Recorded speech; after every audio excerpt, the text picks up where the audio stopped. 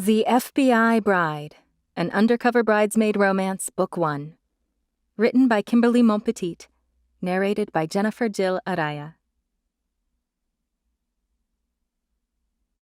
Chapter 1. Chloe Romano placed the airline tray table back into its upright and locked position, and then checked her seatbelt. Butterflies rose into her throat when she sat back to read, for probably the 100th time, the acceptance letter from the Federal Bureau of Investigation, while the aircraft began its final descent into Washington, D.C. The paper was so creased it was practically falling apart. There might have even been a stain on the envelope from her tears of joy when it arrived in her mailbox with its official lettering and the seal of an eagle. Chloe's best friend, Jenna Fielding, nudged her elbow and gave her a grin. "I thought you were going to frame your letter." "I will just have to frame it in its overly loved and worn-out state," Chloe said, laughing at herself. The two young women had received the same letter on the very same day 3 months earlier. That night, their two families splurged on a big celebration dinner, replete with champagne and Godiva chocolate. "To think we'll be in Quantico in just another couple of hours," Jenna said, shaking her head in disbelief. "Remember the pact we made when we were 12? Chloe's brown eyes met Jenna's dark gray ones. "We've worked hard for a really long time, and it paid off." They had even shaken hands on their solemn pact while playing games of spies and reconnaissance in the sprawling backyard of Jenna's house. The rest of their teen years were spent learning the art of rifles and weaponry from Jenna's dad, who was the police chief for a Charleston suburb, or competing on the high school track team and pushing each other to physical exhaustion, including studying like maniacs to get the best grades in their high school and university classes. "I told you we'd both make it," Jenna said, leaning in close. One of your premonitions? Don't they usually come true?" Jenna gave a secret smile. "You have to trust me." "You have to admit," Chloe said, "that it seemed impossible for both of us to get accepted to the FBI training program and end up in the very same class." "Maybe they know that we'll make a great team." Chloe looked at Jenna sideways. "Are you sure your dad didn't pull any strings, bribe someone?" The muscles in Jenna's face twitched. "My lips are sealed." The airplane from Charleston landed with a bump on the wet runway. A steady downpour pounded against the aircraft while low, gray clouds loomed far across the horizon through the small aircraft window. Chloe finally released her grip on the seat's armrests. Landing always gave her a moment of tension, ever since that long-ago winter when she was 14 and her family flew to Montana for Christmas to visit her mother's sister's family. Despite the pristine snow creating a wonderland, the Montana runway was iced over, which caused the plane to skid ever so slightly. After a week of skiing and pumpkin pie, Chloe was glad to spend the rest of Christmas vacation at Myrtle Beach with Jenna, basking in the lovely sound of crashing waves and happy to have made it back home alive, a fact that Jenna still liked to tease her about. "After we become FBI agents, we could be flying all over the world. You might be taking planes 2 or 3 times a week to Alaska or Russia." "Bite your tongue. Maybe I just need to take a larger dose of Dramamine and sleep through the entire flight. But then I'd miss out on all the extra reading time." "While you were engrossed in your Kindle, I watched 2 movies." "There are only so many times I can watch all the incarnations of the Avengers, despite gorgeous Chris Hemsworth as Thor, with his Australian accent and sexy hammer." "Hemsworth isn't the only Chris I like to drool over," Jenna drawled, adding, "Hey, we're up," when the family in front of them slid out of their seats to disembark. Grabbing her carry-on from the overhead bin, she said under her breath, "We're actually here, Quantico. How lucky are we to end up in the same class and roommates to boot?" "I'll feel better when I can get out of this cramped plane and breathe real air," Chloe said while they made their way through the jetway tunnel. "Just wait until some 200-pound guy throws you down on the mat during training. You'll think flying is a piece of cake." "Don't mention cake. I'm starving." "Let's grab some lunch in the airport before we get our shuttle. I think we have an hour's drive to FBI headquarters, and who knows if there'll be food until dinner time. First, our luggage, Chloe said, swerving toward the signs for baggage claim. Oh, right, Jenna said with a self-deprecating laugh. Or they'll kick us out of Quantico before we even get there.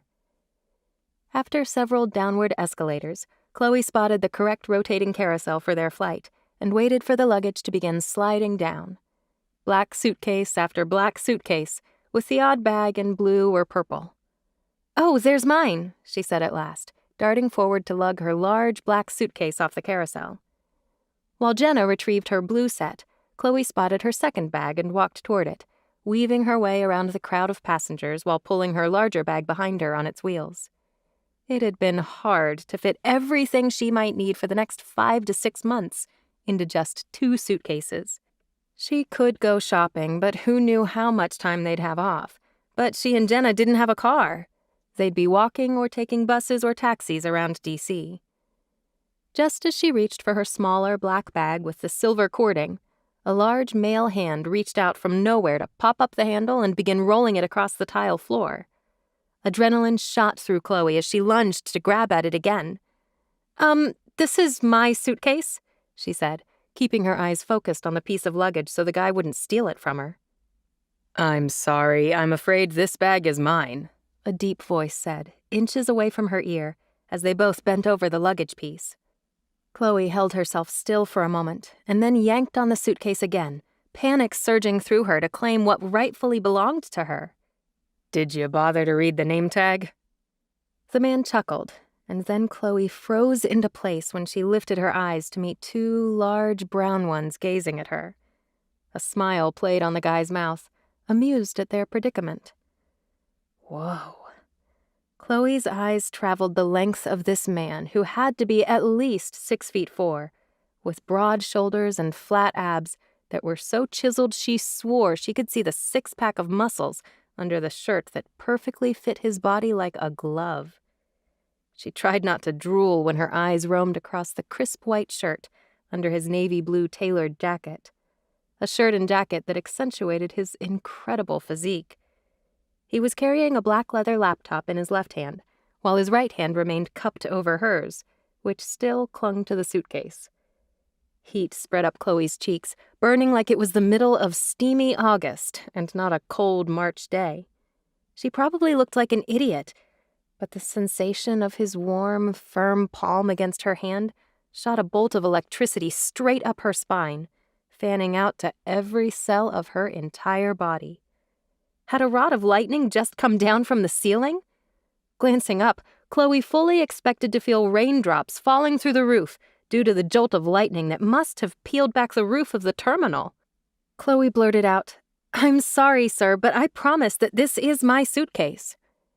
She gave it a sudden yank to get him to release his grip, but when he didn't, she nearly fell backward. He caught her arm so she didn't crash to the slick tile floor, and Chloe's stomach flew into her throat at the touch of his hand along her skin. "You could say I'm a detail guy," he said with a self-deprecating laugh. "I know my own suitcase." Was he OCD? Chloe wondered. But she knew it was her luggage. Why didn't the man just let go, for crying out loud? After a few more seconds of a silly tug of war, the man finally released the suitcase and held up both arms in surrender. "If you'd like a bag full of slacks and jockey shorts, be my guest, miss. But why don't we compare luggage claim tickets first?" "Oh, right," Chloe said, running a tongue along her dry lips. Her stomach gave a flip when she realized that he was watching her. To cover her nervousness, she added, "I'll bet you don't have purple-colored name tags on the back of the case." Turning the bag over, she immediately blushed. Oh gosh, this was even worse. There were no purple name tags. Like, anywhere. Unless someone had removed them, she was wrong. This was not her bag. Her face burned all over again, thinking about how much she had argued with him over a piece of luggage. "You're right, no purple here." He lifted the name tag to the light, a square of gold metal engraved with lettering that read, L. Esposito. Not Chloe Romano. "Just plain old name tags, see?" Chloe's eyes zeroed in on his name. dying of curiosity to know what kind of a name this man who looked like a fashion model possessed. L. Esposito. It was a strong, masculine, and sexy name. And Italian, just like her own surname. No wonder he was ornery and full of himself. Or had she just described herself? And what did the L stand for? Leroy? Larry? Luther? She hoped not. Wishing she could disappear into the floor, Chloe scanned the crowd, searching for Jenna, who had disappeared momentarily, while travelers headed out the turnstiles toward the exit doors that led to taxis and buses. I'm really embarrassed, El Esposito, she added, trying to make a joke. Here, the suitcase is yours, jockey shorts and all, and you can keep the electric razor and gym socks, too. He laughed, and his voice was deep and almost magical, the way it thudded up through her chest. Good grief, she loved the sound of it. A flicker of amusement crossed his lips. Good one, he said, his eyes hovering on her face. Hey, let me help you find your suitcase. I assume it looks a lot like mine. You're so intuitive, she said with a small laugh. Her own lips quirked into a grin despite trying to remain cool, calm, and collected after wrestling him over a piece of luggage. He'd made her so mad a minute ago, and now Chloe was smiling. Darn it, he smelled so good up close. The nearness of him was driving her a little crazy, as if she'd suddenly lost 20 IQ points. Pulling the suitcase behind him, he beckoned, There's some more luggage from Flight 206 over here. Had he been on her flight? She hadn't noticed him, and El Esposito was the type of man she would notice. Heck, he was the kind of man any woman would have her radar senses tuned to high alert. The carousel had ground to a halt, passengers dragging the last few suitcases off and hurrying away. I need to purchase a set of obnoxious orange luggage next time I'm shopping, Chloe mused under her breath. He must have heard her muttering because he smiled. Orange, huh? You'd blind yourself every time it dropped into the baggage carousel. But the good news is that you'd never lose it, and you wouldn't have to arm wrestle total strangers to wrangle it out of their hands. Oh, is that what I did? Chloe asked, raising her eyebrows. Must be my black belt skills. It just comes out without me realizing it. What was wrong with her? She was flirting outrageously like she was 16 and back in high school. Black belt, huh? Impressive. Which style? Oh, a small school, but I had an amazing teacher. The Kenpo karate schools. I will forever have the saying in my mind that our sensei taught us. We used to stand at attention and repeat it at the beginning of every session. Focus in the eyes, focus in the mind, focus in the body, sir. He nodded thoughtfully. That's good. I like it. Yes, sir, Chloe said, without realizing she was saying it. I mean, she stuttered, old habits die hard. He smiled at her, and then lifted his chin, pointing across the baggage claim area. I believe that's your missing luggage, ma'am. Hey, I'm no ma'am, Chloe chided good-naturedly. I'm not my mother yet. I just flew in from Charleston, so I got back into the habit of yes, ma'am, and no, ma'am. That must mean you're a Southern boy, Chloe said, her interest perking up even more. And here I was assuming you were a Yankee. I hail from rural Alabama, so I guess we're neighbors, so to speak. If I were to guess, you're from Charleston proper. What gave it away?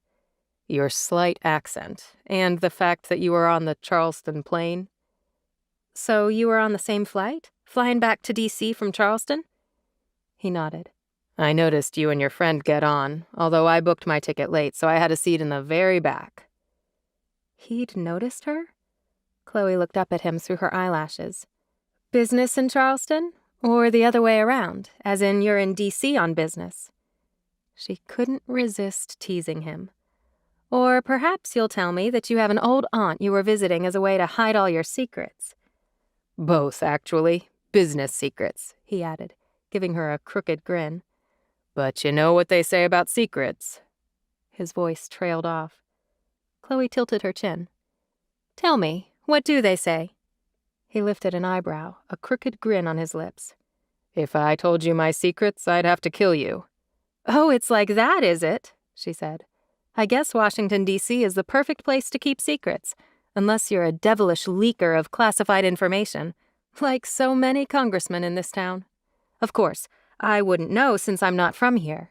The tranquil South has no politics, just alligators and pecan pie." Of course, he didn't know that Chloe was the daughter of South Carolina's governor, Albert Romano.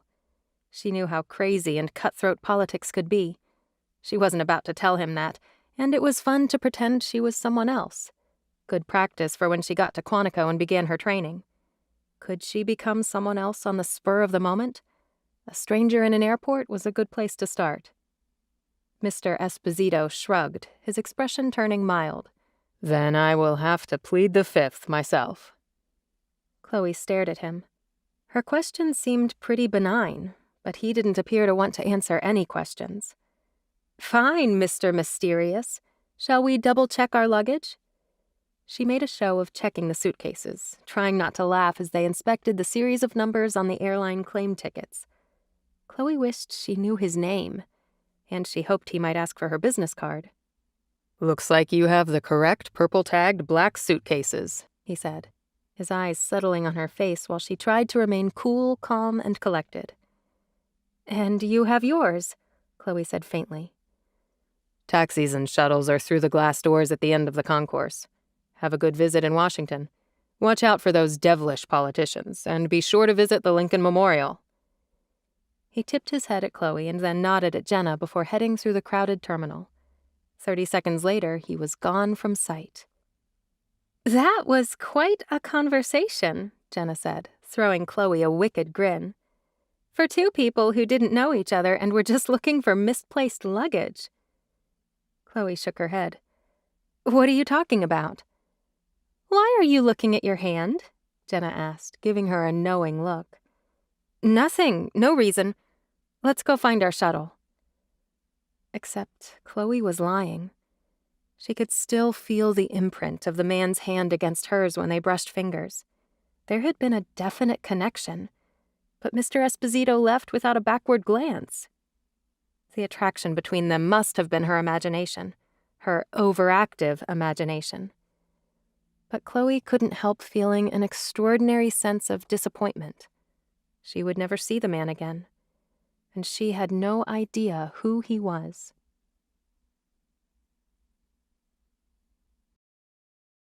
Chapter 2. Except Chloe did know his name from the luggage tags. Sort of. L. Esposito. A distinctive name she wouldn't forget very easily. "I'm shocked he didn't ask for your phone number," Jenna said. "The way you two were flirting and carrying on over a silly suitcase." "We weren't flirting," Chloe protested, widening her eyes. "We weren't."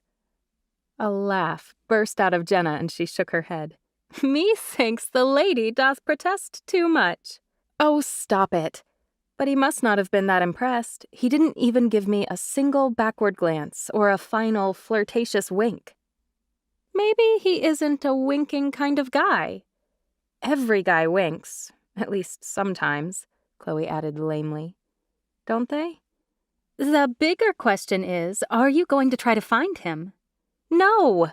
Am I supposed to look him up on Google and then when he answers pretend I got a wrong number?"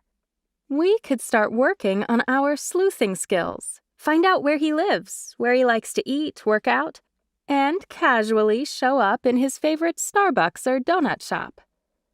"I doubt the man eats Krispy Kremes. He's rock solid." A laugh burst from Jenna's mouth. "I knew you were checking him out." Chloe gave Jenna a glare, trying to suppress her own laughter. "Let's go find our shuttle. If we miss it, we'll be kicked out of Quantico on the very first day." "Unfortunately, there are lots of ways to get kicked out of Quantico," Jenna said. "Failing tests, sneaking off campus before we hit the halfway point, fraternizing with the other recruits." "That would be a hard one, since we're probably outnumbered 3 guys to 1 girl, maybe 5 to 1. "Ooh la la," Jenna said, wiggling her shoulders. "Seriously, no looking at the other recruits, even if they're total studs. Let's make a pact." Jenna brought her suitcases to a stop on the curb where taxis and shuttles were loading passengers. "The other guys at Quantico are new agent trainees too, just like we are. And just because they're of the male species doesn't mean they can shoot or take exams any better than we can." "Agreed," Chloe said. "We won't look, heads down, total focus. If you see my eyes wandering, just kick me, or take me down on the karate mat." "That part will be easy," Jenna flung over her shoulder. "Hey, we're gonna make it all the way to graduation day with flying colors. I would love to be assigned to a terrorist task force." "You're such a daredevil. I should have known you'd want to take down a few terrorists. But," Chloe added, "you have it easy when it comes to rooms full of gorgeous men, Agent Fielding." "How so?" Jenna asked innocently. "You're the one who doesn't have to worry about fraternizing since Frank put that big diamond rock on your finger last week." "Nope, I'm gonna have it the hardest. I already miss Frank like crazy. Being apart for 4 months will be like having my arm cut off, and it'll delay our wedding date, too." "We can spend our free time planning your wedding after graduation," Chloe assured her as they bumped their suitcases over the curb. "Googling wedding dresses and 3-tiered cakes will keep us from stressing during our Quantico training, right?" "You do have a point," Jenna admitted. "Otherwise, I'll obsess over my test scores and marksmanship. Hey, I think that's the shuttle to Quantico over there." The shuttle was filled with other new recruits, and they were the last to board. While Jenna pulled out her phone, Chloe noticed her absent-mindedly twisting the diamond on her left hand. Frank had popped the question 3 days before their letters of acceptance had arrived in the mail. The Federal Bureau of Investigation actually wanted them after so many years of hard work and applications and interviews, but the timing wasn't the best, and Chloe knew she'd have to keep Jenna distracted over the next 20 weeks of training. Watching the Potomac River through the car window, Chloe's mind wandered back to the man at the airport. Fighting over his luggage, could she have looked any more stupid and silly? Mr. Esposito possessed the suave, dark looks of an Italian model. Dang, the first man she'd been attracted to in years, and she'd never see him again. Despite the sizzle between them and the flirty conversation, he'd walked away without a moment's curiosity about who she was or to ask for her number. Maybe the attraction was all one-sided. Women probably gawked at the guy so often he didn't even notice anymore. She had to quit thinking about him. She was going to be an hour away from the airport, and the man might live in Maryland or Virginia, or be catching a connection to California. But he had flown in from Charleston, and he was originally from Alabama, right? Although Chloe wouldn't be back home for months, maybe years if she got assigned to a field office across the country. If Chloe were a sneaky sort of person, she could have her father, the governor of South Carolina, help her track him down. Then again, she didn't need her father. She was about to have access to the best databases at Quantico, NSA computers. Over the next few months, she was going to be trained in tracking down criminals, scouring data, and all the best methods of surveillance using cell phones and computers. Then again, a simple call to the phone company would net her any information on all the L. Espositos out there in the world. How many could there be? Not ones that looked like the guy at the airport, that was for sure. "Just get through training without getting kicked out," she murmured to the window glass. There would be time for men down the road. "What are you muttering about?" Jenna asked, glancing up from texting with Frank. "Oh, look, did you see that heron flying over the trees?" Jenna let out a laugh. "Really, Chloe? You're bird watching?" "Hey, I need to distract myself with something, Miss Engaged Woman with the most adorable fiancé." "Aw, Chloe," Jenna said softly, linking her arm through Chloe's and letting her cell phone drop into her lap. "You're so sweet. The bestest friend ever," she added, repeating the words they had often said to one another over the years since first meeting in Mrs. Hampton's first-grade class while creating their own movie out of paper, glue, and shoeboxes, and lots of script writing. A script where they were secret spies and could kick anyone's butt. Maybe the dream had been embedded into their genes from the very beginning. "You know how happy I am for you and Frank," Chloe told her. "And I can't wait to help you choose your wedding dress. And pick out bridesmaids' gowns and choose colors and flowers and everything. How you're going to do all that and graduate with flying colors from the academy is a feat only you can achieve. You're gonna knock everyone's socks off, woman. I just hope I can keep up." Butterflies fluttered in Chloe's stomach when the shuttle pulled up in front of the main building of Quantico a few minutes later. Rows of windows reflected the rays of sunshine finally peeking through the clouds. "We're here," she gulped. Chapter 3. 2 hours later, Chloe and Jenna had gone through the check-in process and were assigned their room. Orientation was scheduled after dinner, so Chloe performed a quick unpacking job. The living quarters were very similar to living in a college dorm hall.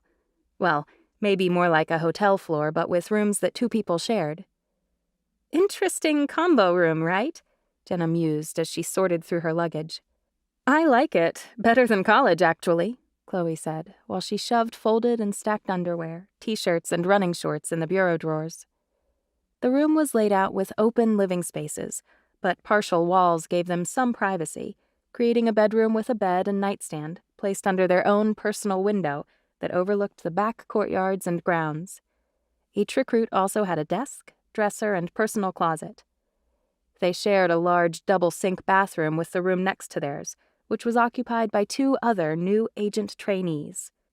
Chloe claimed 2 drawers for her toiletries and shampoo, including her beloved straightener when the summer humidity made halos of long, wavy curls around her head that turned unruly by July. Not that it was summer yet, but it would be by the time their training ended and they graduated. "Not too shabby, eh?" she called out to Jenna through the doorway. Jenna agreed. "The room is better than I thought it might be, and it's been updated recently. Modern fixtures and carpet, instead of that horrendous shag rug from our college dorm that was probably 40 years old. Think it's ever been replaced?" Jenna rolled her eyes. "Gosh, I hope so. The strange multicolored threads looked exactly like someone had gotten sick on it." Chloe covered her ears. "No more talk of puke. I'm starving. I hope the meals are decent." "You ready?" Jenna asked as the sound of doors slamming shut sounded in the outer hall. "I think the rest of our new class is hungry too." After locking their room door, Chloe entered the crowd of new agent trainees, headed out of the dorm area as she and Jenna made their way to the dining room. The smells of baked chicken and mashed potatoes wafted through the air before they took a final set of stairs into the lower bowels of the building. 2 other new female recruits joined them, introducing themselves as Lindsay and Marla. "How many women are there in our class?" Lindsay asked, quickly reaching out to shake hands while they jostled down the hallway. "Hard to say," Chloe answered. "The dorms were a madhouse with everyone arriving at the same time and trying to find their assigned rooms. Maybe 30% of the new class?" "Should be 50%, Marla interjected, a serious woman with close-cropped dark hair and an athletic build, although she was much shorter than the other 3 women. "I feel super lucky to get in at all," Jenna said with her usual cheerful smile. "We all should," Lindsay agreed. "This was my 3rd attempt." "Second attempt for us," Chloe told her. "I keep pinching myself that we're actually here." "Anyone homesick yet?" A man of about 30 with bleached blonde hair interjected, coming up behind them. He looked like a California beach bum, but Chloe tried not to stereotype him. "Speak for yourself, Nat," Jenna shot over her shoulder. Chloe stifled a laugh. "Hey, you're wearing a wedding ring," the guy said, lifting Jenna's hand to show off her diamond ring. "Engagement ring," Jenna corrected, looking suddenly grumpy. Marla gasped. "What are you doing being engaged as a wet-behind-the-ears Nat, girl?" she drawled in a southern accent. "My boyfriend proposed last week," Jenna replied. "How romantic," Lindsay sighed. "Is he afraid you won't go back to him after training?" "Of course not," Jenna began, then realized that Lindsay was teasing her. "Where are you from, Marla?" Chloe asked, With that accent, I detect a woman who will be wanting grits at breakfast. Jenna and I are Charleston girls." "Macon, Georgia," Marla replied. "Pleased to meet y'all." "You came to the right place, ladies," Jenna said. "Back home in Charleston, women outnumber men 2-to-1. Here at Quantico, we have 3 men to every woman. Enjoy the next 4 months." "You're joking," Lindsay said, skepticism on her face. "True South Carolina stats, unfortunately," Chloe told her. "They say that if you're not married before you leave your 20s, you'll have to settle for a scumbag in your 30s, or get known as a crazy cat lady spinster by the time you're 40. "Here I was thinking I might check out Charleston for single men," Marla said. "Remind me not to come visit you, or ask to be assigned the field office in the South. Guess I'll have to settle for my man back home." While they followed the rest of the class of about 50 new recruits all chatting together and comparing hometowns and acceptance stories, Chloe's eyes darted everywhere, taking it all in. Early evening light streamed through the high windows, but all she could see were mostly newly leafing trees showing off the early spring season.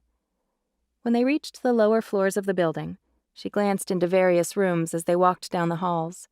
Game and TV rooms, a weight room, a library, and a couple of restaurants, when the new agent trainees got sick of cafeteria food. "Oh, good! Look at all those rows of snack machines," Jenna said. "I can get my daily chocolate hit." When they entered the dining room, the tables were filling up with the new recruits as well as the rising volume of conversation. Chloe grabbed a tray and got in line behind Jenna and the other 2 women. There was a second serving zone that looked like a salad bar, and a third filled with desserts, but she couldn't eat too many of those if she wanted to maintain the core strength she'd been working on the past year. The upcoming physical fitness test had her a little worried, despite all the weight training and hundreds of miles she had run over the last 12 months. At least South Carolina didn't have too much snow, so she could hit the trails daily, unlike the new agent trainees who had arrived from Montana or Idaho or Alaska. "Food's not too bad," Jenna said, forking baked chicken and mashed potatoes into her mouth while texting Frank. Chloe agreed, hungrier than she thought she was. Of course, breakfast had been way too many hours ago, and lunch had consisted of snack food out of a vending machine to make it to Quantico on time.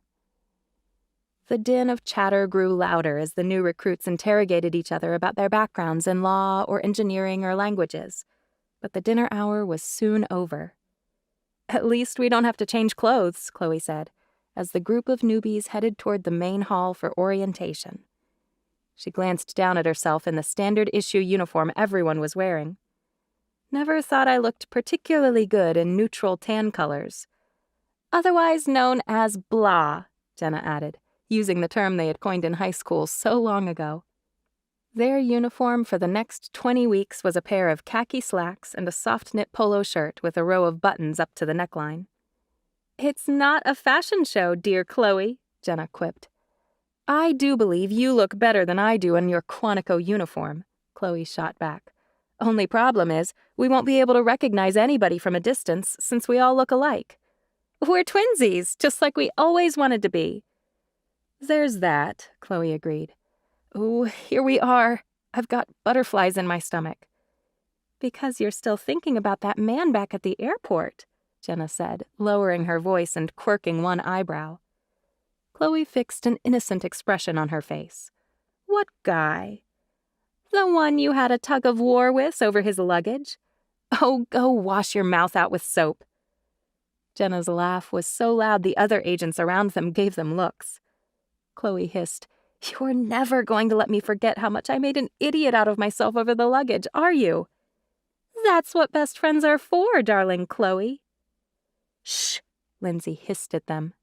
She had a severe look on her face as the group took seats in the auditorium, the new agent trainees shuffling into seats, while the solemnity of their first meeting overcame the group. Obviously, she was a woman who liked to obey the letter of every rule and law. Chloe's phone buzzed 10 seconds later. "Just admit that I'm right," Jenna had texted. Chloe tapped at her phone. "Wrong, wrong, wrong, Miss Know-It-All." As much as Chloe was pretending to deny it, Jenna was absolutely right. She couldn't stop thinking about the man. and the memory of his warm hand against her fingers when they reached out to grip the suitcase handle at the very same moment. What a way to start her Quantico experience, mooning like an idiot over a man she'd never see again. "You can always put your agent skills to work and hunt him down," Jenna texted next. "Not." Chloe set her phone down when the double doors on the far end of the room opened. A man and a woman in their late 40s entered and briskly crossed the floor toward the lectern in the center of the room. "Hello, new agent trainees," the woman said into the microphone, speaking with a crisp voice. "Welcome to Quantico. I'm Agent Emma Wells, and I'll be one of your trainers over the next 20 weeks. Next to me is Agent Paul Fedorko, my partner in training and crime. Excuse the pun." The new agents tittered with nervous but relieved laughter. Maybe FBI agents had a sense of humor and weren't always as stern and unsmiling as they usually appeared in public or on television. "Before we do introductions," Agent Fedorko said, "please rise and raise your right hand for the oath. We do it at the beginning of your training period to convey the solemn and serious nature of what you are about to enter into, and then again when we graduate you. If you graduate," he added, his eyes moving slowly around the room. "Not everybody does." Chloe always knew that there was a possibility of not graduating with a certificate and a badge, but didn't want to entertain the idea. How devastating to go through the rigorous application process and training here at Quantico, and then not graduate because of a few points on a test. When she rose to her feet and held up her right hand, a sense of thrill and emotion filled her throat. Just then, the wall in front of them turned into a high-resolution projector screen, lighting up with the words of the oath for the new recruits to repeat. "I, Chloe Romano, do solemnly swear that I will support and defend the Constitution of the United States against all enemies, foreign and domestic, that I will bear true faith and allegiance to the same, that I take this obligation freely, without any mental reservation or purpose of evasion, and that I will well and faithfully discharge the duties of the office on which I am about to enter. So help me God." There was a brief pause, and then Agent Wells leaned into the microphone, her blonde hair pulled into a tight bun at the nape of her neck, while her eyes seemed to take in the entire group of 50 all at the same time. "Congratulations, new agent trainees. Welcome to the Academy." A short burst of clapping erupted as the new class of trainees cheered, pent-up excitement spilling over. Agent Fedorko motioned for them to sit again. "Congratulations, Nats," he said in his even-toned voice. "You were each chosen to be a part of the Federal Bureau of Investigation because of your college scores and experience, as well as work training and the scores you received on the various application tests. You're the cream of the crop, but we expect that same diligence, expertise, and intelligence to be on display every single day.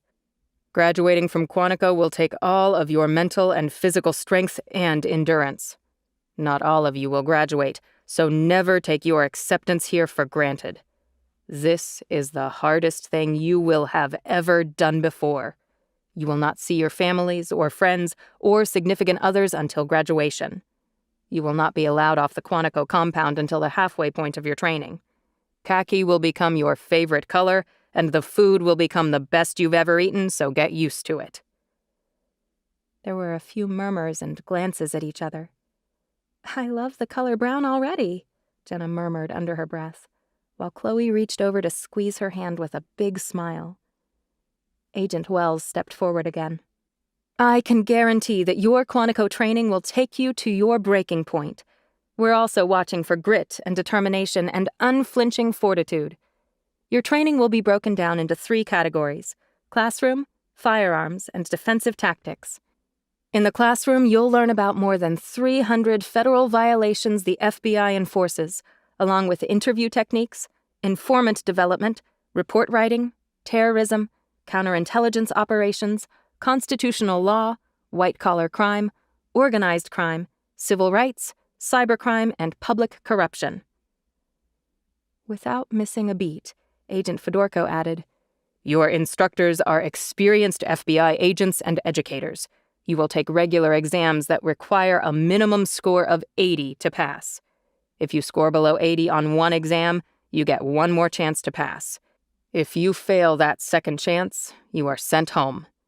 For example, it's not unusual for new agents to fail the Legal 2 exam, which covers advanced criminal procedure and constitutional law. I even know of Nats who are attorneys who failed that exam. Usually, half your day is spent in a classroom, and the other half is spent either on the firearms range with a semi-automatic pistol, a shotgun, and an M4 machine gun, or in defensive tactics, in the gym or outside, including learning how to arrest someone without getting killed. Chloe's fingers were typing so fast on her phone, taking notes, she hadn't noticed that the door to the auditorium had opened. She felt, rather than heard, Jenna give a low gasp beside her, and Chloe snapped her head around to stare at her friend, wondering what had elicited the sudden intake of breath. Agent Fedorko spoke a little louder. And now I will introduce someone who will be guiding this class through some of the physical and defensive training. Let me introduce Special Agent Liam Esposito to you.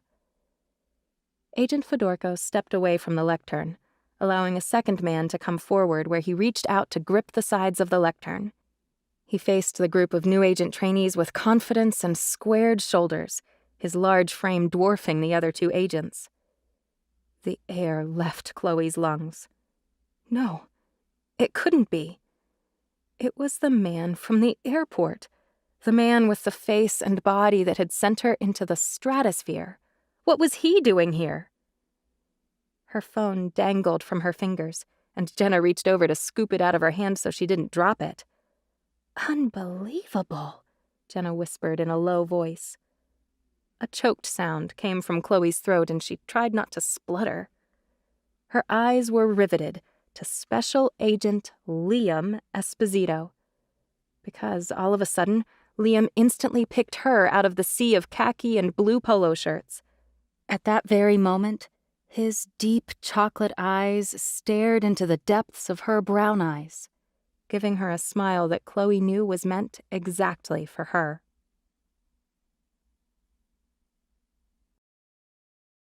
Chapter 4. 1 minute, Chloe was typing notes about the orientation, and the next, L. Esposito was standing at the microphone with his towering stature, broad chest, and those bulging biceps straining at his navy blue suit coat. If she had been doubting herself before, the fact was now indisputably right in front of her. Agent Esposito was the best male specimen Chloe had ever seen, in every single way. His gorgeous looks, his sexy voice, his incredible physique, and that wickedly charming smile. He looked even more devastatingly gorgeous than at the airport, and now the man had turned into a freaking FBI agent, no less. All at once, the flippant words he'd spoken at the airport before disappearing in the crowd floated through her brain. If I told you my secrets, I'd have to kill you. Well, he got that one right. He was a man of many, many secrets. Waves of attraction and exasperation bubbled through Chloe's chest. She should have known that a guy with that kind of body and looks and killer secret smile within 50 miles from Quantico had a good chance of being an FBI agent. Her intuition must be sorely lacking. Why hadn't she figured him out at the luggage carousel? Mr. Esposito did look like Secret Service or undercover agent. His incredible build, the dark sunglasses dangling from his coat pocket, and the knowledge of enigmatic things in his eyes. When Chloe's eyes flickered up to his face again, and those deep chocolate eyes latched onto hers, her heart shook like cold fizzy Coke against her ribs. Agent Esposito spoke into the microphone, his manner easy and personable. A few things to expect here at the Academy. There will be rigorous class lectures. Be prepared to study at least 6 hours a day, more when tests are scheduled. In addition to daily classroom work, there will be regular training in boxing, wrestling, running, tackling, and obstacle courses. Next to Chloe, Jenna perked up at that. The two of them had created their own obstacle course in the private gardens of the governor's mansion, and Jenna beat Chloe's time regularly. The girl loved crawling through water and mud. The memory made her smile. But Liam was still talking, and he had the kind of voice that demanded her undivided attention. Several times a week you'll be at the gun range. You must always score at least an 80 on the pistol qualifications course in order to graduate on time with your class.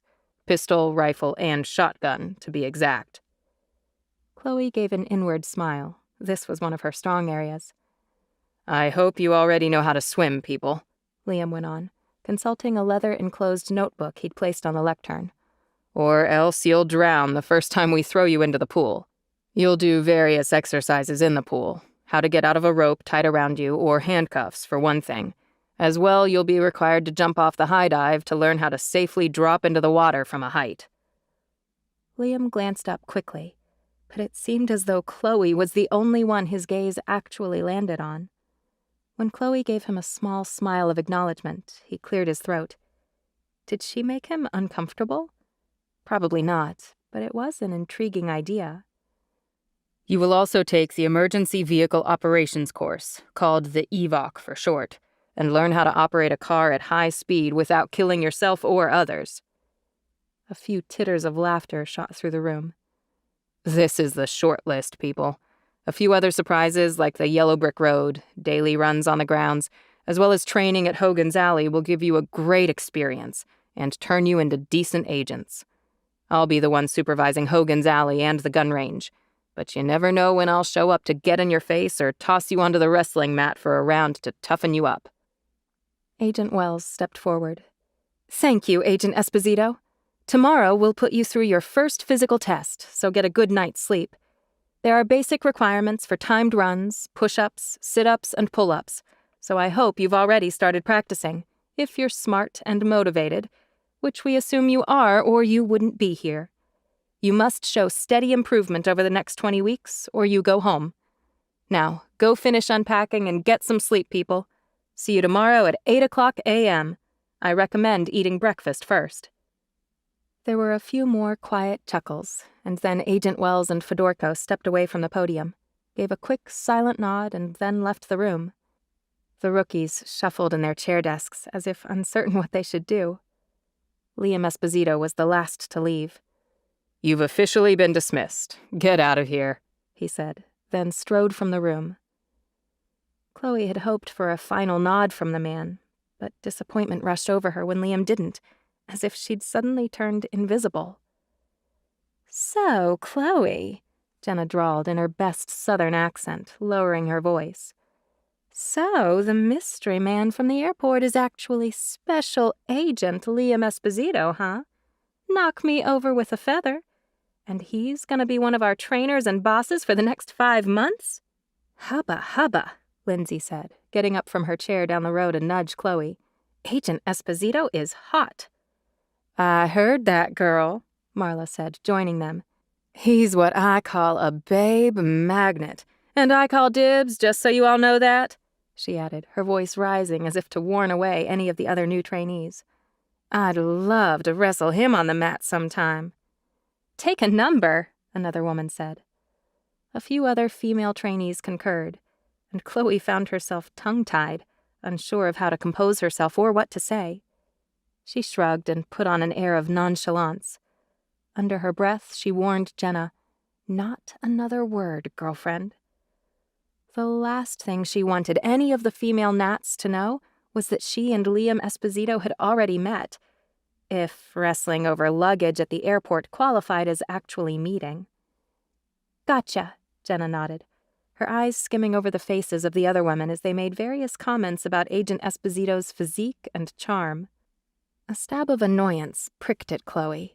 It bothered her to hear the other women talking about him like he was a piece of meat. It might have been silly, but she had seen him first, and they had flirted while their fingers sizzled on his black suitcase. Excusing herself, Chloe said goodnight and headed toward the stairs to return to the living quarters. Behind her, one of the women said in a low voice, "What's her problem? She's some goody two-shoes who can't talk about the best-looking man I've seen since Brad Pitt first came on the Hollywood scene? before his 2 wives got their claws into him. I don't know, Lindsay said wistfully. Chris Evans and his shield make my heart pound. Captain America? Marla interjected. So very all-American and apple pie, she added with a laugh. Must be why you want to be an FBI agent. I like my men more dangerous, older, and much, much richer. Like Tony Stark. You okay? Jenna asked Chloe on the way back to their room. They're ridiculous, Chloe retorted, shaking her long, dark hair. Except Robert Downey Jr. was brilliant in the movie Only You, a must-see film from the 90s. Only because you're an old movie buff, Jenna said with an indulgent smile. It's not that old, Chloe sighed.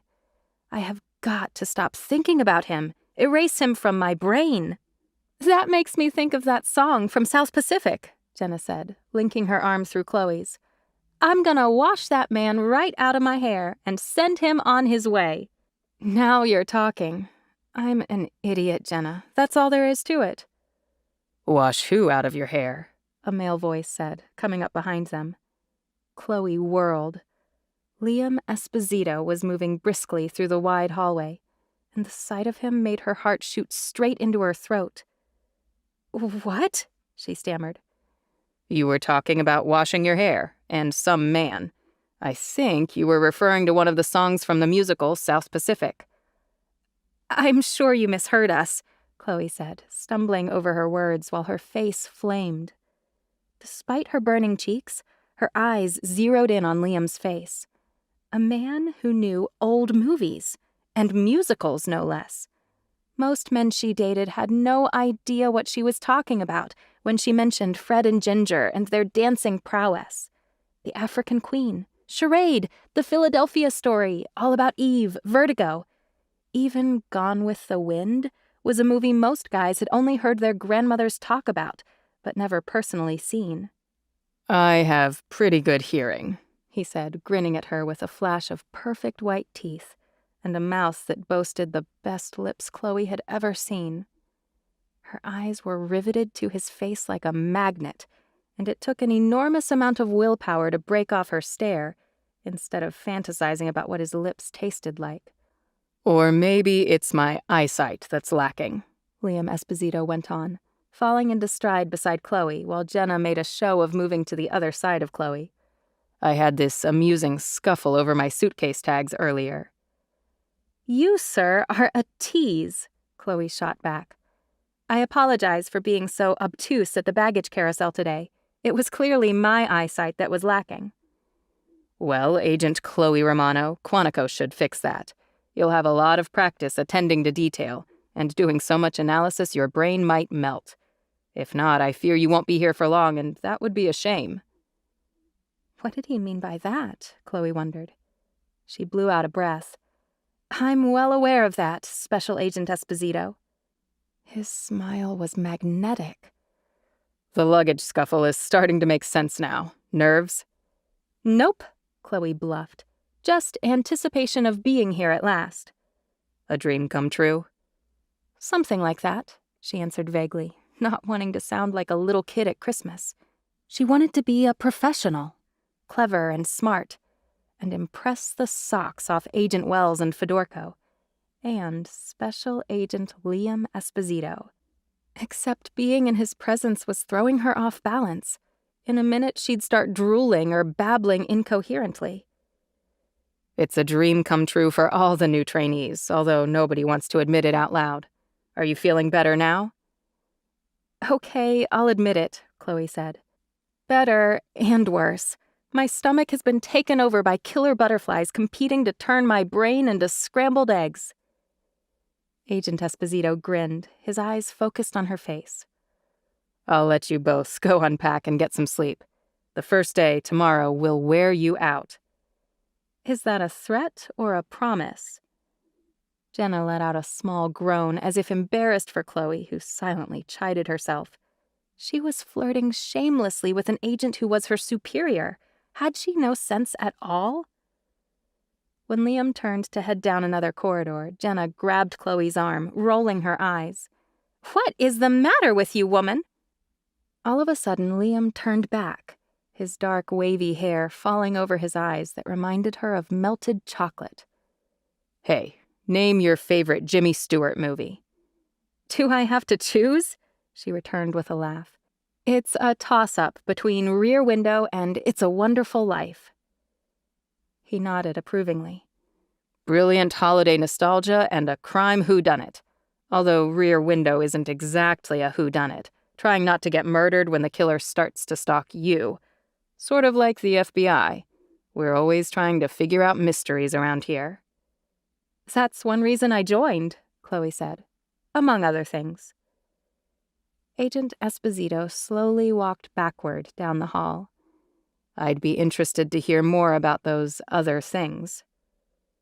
Chloe tried to give him a mysterious smile and hoped it didn't come across as a stupid grimace.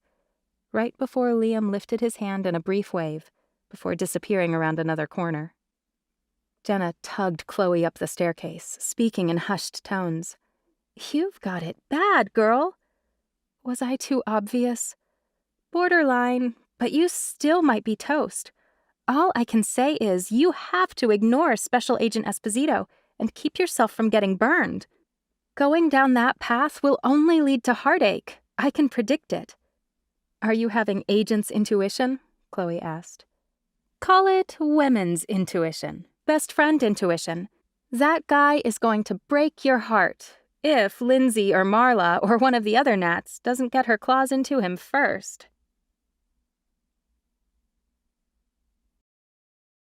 Chapter 5. I'm not going to get burned, Chloe said later, when she was brushing her teeth while Jenna rubbed cleansing cream into her skin. It's way too obvious how attracted you are to the guy. He's our superior officer, for crying out loud. Chloe spit out the last of the toothpaste and rinsed. Is it obvious to everyone else? I don't want to get kicked out of Quantico. You won't get kicked out. You're too good at everything. But you might have competition, and I don't mean competition on the gun range. Yeah, I heard those other female classmates. Everybody is gaga over Liam Esposito. Burns me up. I saw him first. Holding her stomach, Jenna almost choked with laughter. Do you hear yourself? What? Chloe exited the bathroom to flounce across her bed and pull the sheets up over her bare legs. It was still early spring, so she reached for an extra blanket and settled against the stack of pillows. Jenna perched on the edge of the mattress. You sound like you're 16 again. It doesn't matter that you saw him first. Liam is a bit of a sensation with all of them, every female with raging hormones. They'll eat you alive for a stolen moment or a wrestling match with Liam on the mats. But it's against the rules to fraternize with any other agent. If they didn't make it a rule, half of each new rookie class would be thrown out and sent packing. It's the ethical thing to stay away from each other, to build trust and not let personal relationships cloud our judgment. I'm afraid it's too late for that. That's what I'm afraid of, Miss Chloe Romano. I say this as your lifelong friend. I want us to study our butts off and graduate with high marks. Me too, Jenna. I won't do anything to jeopardize your dream. It's not me I'm worried about. Then Jenna let out a happy sigh.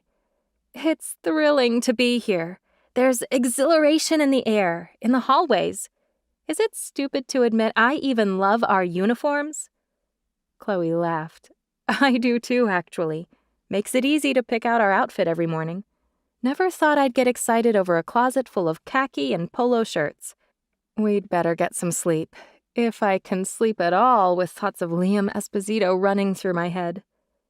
Jenna threw a pillow at Chloe's head. You're hopeless. Just trying to drive you crazy, as usual, Chloe admitted. Rooming with you feels like a slumber party, except we can't eat junk food or stay up late. Speaking of that, I'm going to text my parents and let them know we're here. Glad you reminded me to call my mom. She always wants to know every detail of my life. While Jenna curled up on her own bed and whipped out her cell phone to call home, Chloe rolled over and texted her mother, picturing Diana Romano at the governor's mansion perusing paperwork for her upcoming charity fundraiser in her elegant silk robes in the master suite. When she was young and single, her mother had done some magazine modeling, and Chloe had been fortunate to inherit her tall and slender figure. But her mother could make her crazy with the demanding events she always managed to finagle Chloe into helping with, despite her own full-time job as a computer analyst. Since she had copied them both into the text, messages came back from both of her parents. "Thank you for the note, darling," her mother had written. "Don't stress. You're going to be a fantastic FBI agent." Her father wrote, I'm so proud of you, sweet pea. Knock 'em dead. Stay focused and you can do anything. Just let us know you're alive once in a while. I know the next 5 months will be grueling. Good night. "Good night, Daddy," Chloe whispered as she snapped off the bedside lamp. When she bunched the pillow under her neck, the comments from the other female rookies after the auditorium meeting ran through her head with a dose of envy that Chloe tried to banish. Despite the connection between her and Liam, her mother would say she was smitten. Nobody could know her feelings, except for Jenna. She vowed not to be like the other women swooning in the hall tonight. She had to hide it, from them and Liam both. But was Liam going to play the attraction? Ignore it, treat her differently, or make her life harder to cover up his own feelings? He had been pretty nonchalant as he'd waved goodbye while striding down the corridor. Perhaps he felt nothing at all, and all the meaningful looks and gazes were all in her head. Maybe Liam Esposito was a flirt with every woman who crossed his path. If so, she was a bigger fool than she wanted to admit. She had to stop thinking about him and ignore the jumpy feeling in her stomach when she saw him, and get a good night's sleep so she could kick Marla's and Lindsay's butts in the physical test tomorrow morning. Chapter 6. Chloe was up and running by 6 the next morning in blue leggings and a red tank top.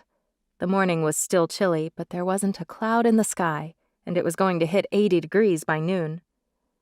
Quantico Training Headquarters sat on a Marine Corps base of 547 acres, nestled in a secluded area with beautiful trees and flowering foliage. There were at least a dozen gorgeous trails for the trainees to use, and Chloe figured she could take a different route every day of the week.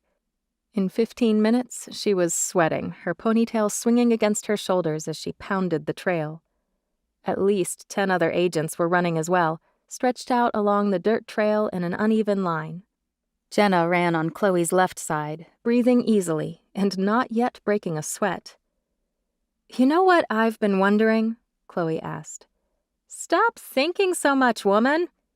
Chloe made a scoffing noise in her throat. "If Agent Esposito works here at Quantico, what was he doing in Charleston this past week? Think it was FBI business? A case he's working?" "Your guess is as good as mine. Maybe he had some vacation time to burn up before the new class of agents arrived." "True, but he didn't mention visiting Fort Sumter or surfing at Myrtle Beach. Oh gosh, what if he has a girlfriend down south?" Jenna's laughter rang out. "I almost hope he does, because you are not going to graduate if you keep acting like this." "Okay, I'll stop talking about him, I promise. Girl Scouts honor." Talking about who? A deep male voice spoke, coming up on Chloe's right side. Startled, she choked out a gasp when her toe hit a large root sticking up out of the earth. Next thing she knew, she was falling flat on her face, hitting the ground hard. Rolling over quickly, Chloe jumped back up, but her cheeks burned with embarrassment. You hurt? Liam asked, touching her shoulder. "Nope," Chloe said, shaking off the stinging sensation of her scraped knees. "Just trying to amaze my superiors on my first day." You have an interesting method. "See, I can fall, jump back up, and keep running without missing a single beat, or getting run over by the rest of the pack." I'll give you that, Agent Romano. But when you get back to the dorms, be sure you clean the wounds and use antiseptic on any gashes. "Yep," Chloe said with a heaving breath, tears of pain biting at her eyes. Liam glanced down at Chloe's torn-up leggings, empathy flickering in his eyes. Gotta run, ladies. Literally. Have a meeting with the teaching team before testing begins this morning. With that, Agent Esposito sprinted around a copse of trees, leaving the gnats in the dust. "Ouch," Chloe moaned a moment later. That really hurt. Huh? Jenna said, confusion crossing her face. Oh, you mean your scraped up knees. You didn't have to hide it or fib about it. Of course I did. I can't be wounded on the first day. You ready to head back? Because I think I'm seriously bleeding now. Oh, Chloe, Jenna said. I'm sorry. 2 hours later, after a shower, antiseptic, and 3 Band-Aids across her 2 shins, and eggs and bacon, the rookie trainees were on the field ready for testing. Reminds me of field day races in junior high, Jenna mused. Chloe was in a pair of shorts now, and her bandages were blaring white across both shins. It was only the 2nd day, and she was already a mess. Anticipation rose in her stomach at the upcoming physical tests. She'd been practicing for months and was determined to kill it on her scores. For a girl who ran track in high school and won state champion in the 800 meters, Chloe chided herself, I couldn't even stay upright when Liam came breathing down my neck on the trail. I never expected him to be running with all of us newbies. Jenna's laughter bubbled up before speaking in surreptitious tones. I'm telling you, Agent Romano, you gotta wash that man right out of your hair. Huh, you have Frank, so Liam has no power over you, Chloe retorted when they headed to their first assigned station. Agents Wells and Fedorko, as well as Agent Esposito, were holding clipboards and stopwatches while organizing the various stations as the new agent trainees warmed up with deep stretches. While they made the rounds of tests, Chloe and Jenna cheered each other on, as did all the other trainees who had paired up or formed small groups. 10 seconds left, Jenna said, holding Chloe's feet and watching the timer on her cell phone, which was lying on the grass. Go, go, go! Chloe gritted her teeth and made a final burst of sit-ups on the cool, prickly grass. Time, Agent Esposito called to the paired-up gnats. At ease, he added, suppressing a smile as if he was trying to remain stern and sober. Chloe collapsed backward, staring at the blue sky while she gasped for air, chest heaving. How many did I do? 41, Jenna replied. You get 3 points, Agent Esposito said, marking his clipboard. No more than 5 minutes between events, so get in position on the track for the 300-meter sprint. Aye, aye, Captain, Chloe said, giving him a mocking salute. Trouble, Liam muttered, looking at her from under the tousled bangs falling over his eyes. That's what you are, Miss Romano. Trouble. That'll be agent to you, sir. When you earn it, Romano. He spoke sternly, but his lips twitched as if he found her amusing. And just so you know, Romano, I'm Special Agent Esposito. How could I forget? But aren't all agents special ones these days? He took a step closer. Maybe I'll just call you Special for short. Chloe tossed her ponytail and batted her lashes. Suits me just fine, Special Agent, sir.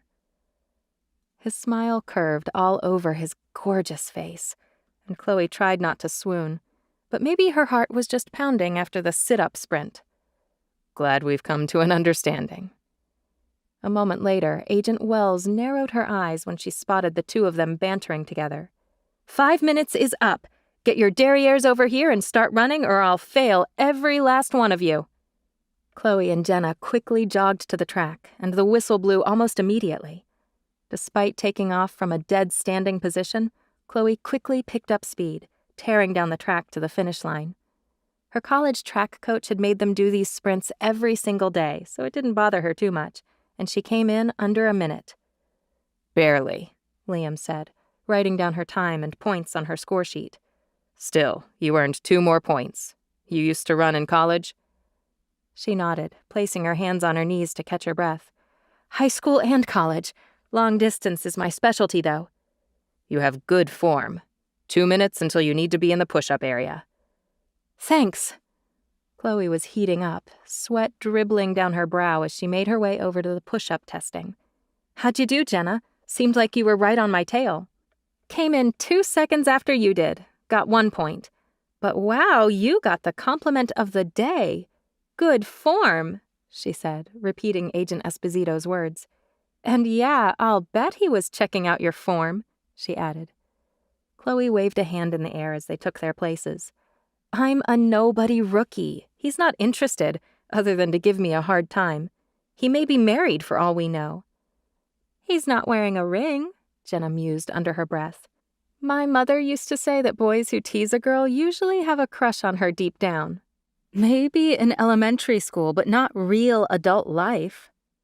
After the round of push-ups, they headed to the 1.5-mile run, and Chloe tried to slow her racing heart, but 5 minutes wasn't nearly long enough to recover from 3 rounds of physical exertion. When the starting gun went off, Chloe jumped, not quite ready. But adrenaline was still rushing, and she forced herself to focus to get into her normal long-distance stride for the 1.5-mile run. The track at Quantico was 1/4 of a mile long, which meant 6 laps. Kicking her running brain into gear, Chloe settled into a jog, knowing that she'd save her best speed for the final lap.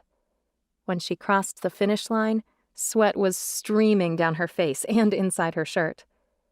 Agent Fedorko called out, "Just under 12 minutes, Romano." "Definitely not my best time," Chloe muttered when Jenna slowed and jogged over. "I only got 4 points. I shouldn't have run this morning. Used up too much energy. My stupid fall might have something to do with it, too." Jenna shook her head, breathing hard and wiping at her face with the hem of her shirt. "Probably more likely due to the fact that we already did a speed round of sit-ups, push-ups, and the 300-meter sprint. And now we have to finish up with pull-ups, the absolute worst." Chloe spent the next 5 minutes, that felt like 2, shaking out her arms and getting her brain in gear. Pull-ups always hurt her palms, too. She needed to toughen up her hands and fingers. When they completed the 1-minute round, she had only done 2 decently formed pull-ups, and her body was shaking when she let go of the bar and landed on the balls of her feet. Total score for the day was only 13. She'd passed, but was under where she had wanted to be. "Next time, I'm going to kill it, even if it kills me," she said, flopping backward on the cool grass, chest heaving.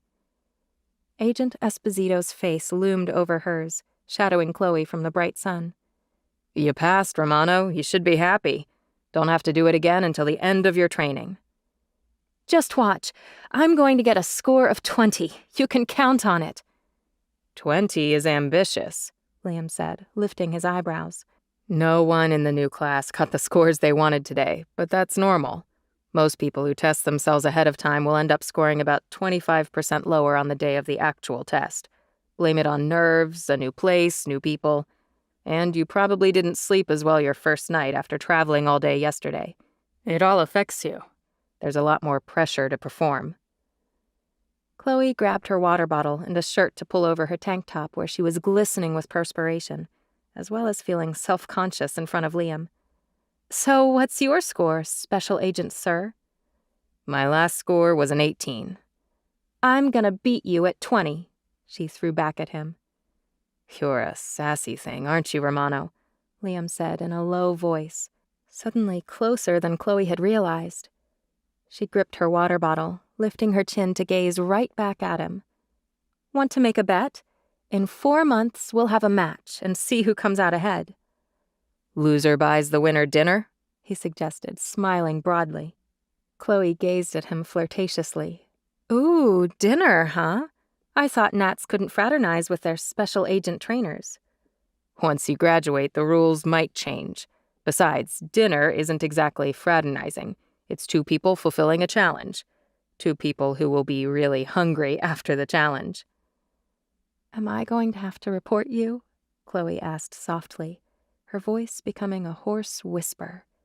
He was so close she was getting dizzy.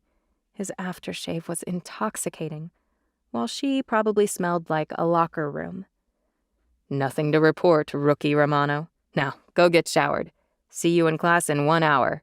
We take off points if you're late." Chloe was outraged. "You wouldn't dare! I worked my butt off to get a 13. "I'm kidding, Chloe," Liam said, smiling at her, his white teeth dazzling the entire world around him. They stood there for a moment without speaking, activity and conversations all around them, but it felt like it was just the 2 of them alone on the field. He'd called her Chloe. Her name had spilled out of his lips so easily, and in that amazing voice of his that was like music to her ears. Inwardly, she rolled her eyes. Good grief, she was such a sap. Her mind and heart battled out 100 warring thoughts and emotions. She had to forget about Liam Esposito. He was so out of her league. She'd make herself crazy if she didn't stop this flirty bantering right now. Shuffling his clipboards, Liam finally broke the spell. He lifted a hand to the other agents who were leaving the fields to head back to the main building and their dorm rooms. "Good job today," he called out. "See you in the classroom." Chloe let out a breath and stepped back, too. Rubbing her shirt along her damp forehead, she said, "Later, Special Agent Sir."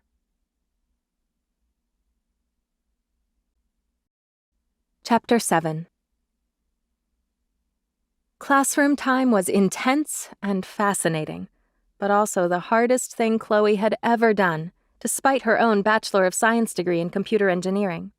At least 60% of their time was spent with various agents who taught them about the 300 laws they needed to learn, interview techniques, informant development, report writing, terrorism, operation procedures, constitutional law, and that was only the tip of the iceberg. "My head feels like it's about to explode," Chloe said when she was studying later that night. Jenna glanced up from her desk. "Such good stuff! I'm loving it." "I just need a computer in my brain to compartmentalize everything." "Agent Wells says the first couple of weeks are the most overwhelming. We'll get into a groove." The next morning, when they arrived in class, each desk was covered with pieces of a gun. They had been broken down, although not completely, Chloe noted. "As you'll note," Agent Esposito said, "your task this morning is to assemble your field-stripped weapons."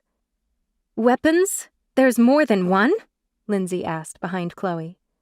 Chloe twisted around in her seat. "There are 2 pistols here, Agent Jones." "Agent Romano is correct," Liam said, his eyes slowly moving off hers to survey the room. "You have 2. After you've figured out which pieces belong to which gun, we'll time you to see who's the fastest at assembling each weapon. After that, we head to the range for a few hours. You'll get a chance to use the 3 types of guns we'll be issuing you: pistols, rifles, etc." "What kind of sidearm will we get issued at the end of training?" someone across the room asked. "A couple years ago, we gave the contract to Glock," Liam told him. "You'll receive a 9mm Glock pistol. Great, reliable weapon." Chloe sat up straighter. She loved firearm challenges. She and Jenna had been shooting since they were kids and got their first .22 rifles at 10 years old. That old gun was still in its case in her closet back home. Energy surged through her. She'd love to win the contest and show off for Liam, her much too handsome superior, and the man she could never get to know better, in spite of the feelings he evoked in her each time they were in the same room. Glancing at the other trainees, Chloe knew she didn't have quite the experience a few others had come with. There were several men who had previously been in law enforcement as police officers, sheriff deputies, or members of the military. It was good that the FBI also needed experts in computers and accounting and languages, the only way she and Jenna had been considered. One of the women had lived overseas while her father had been a contractor in the Middle East, and she knew Arabic and Russian, as well as a smattering of Turkish and German. When Chloe's eyes rested on Liam as he moved around the tables to double-check the display of firearm pieces, his eyes caught hers. The vibes between them were strong, especially when their eyes latched onto each other. When he gave her a small smile, a rush of attraction shot straight through her chest. Liam's presence was commanding. The way the man moved practically made her faint. But Agent Esposito also had a sense of humor. He was kind and fair, despite the soberness that crossed his face at times, almost as if he forced himself to look stern since he was teaching unruly rookies at Quantico. Like a schoolteacher during the first week of a new year, who had to be extra strict so the kids didn't get out of control and run riot in the classroom. Chloe had already organized the pieces of her .22 and 9mm when Liam gave the signal to start. The sound of barrels, grips, slides, and gun magazines clicking together in a frenzy of metal on metal echoed through the room. Chloe worked fast, focused and competitive. Done. Done.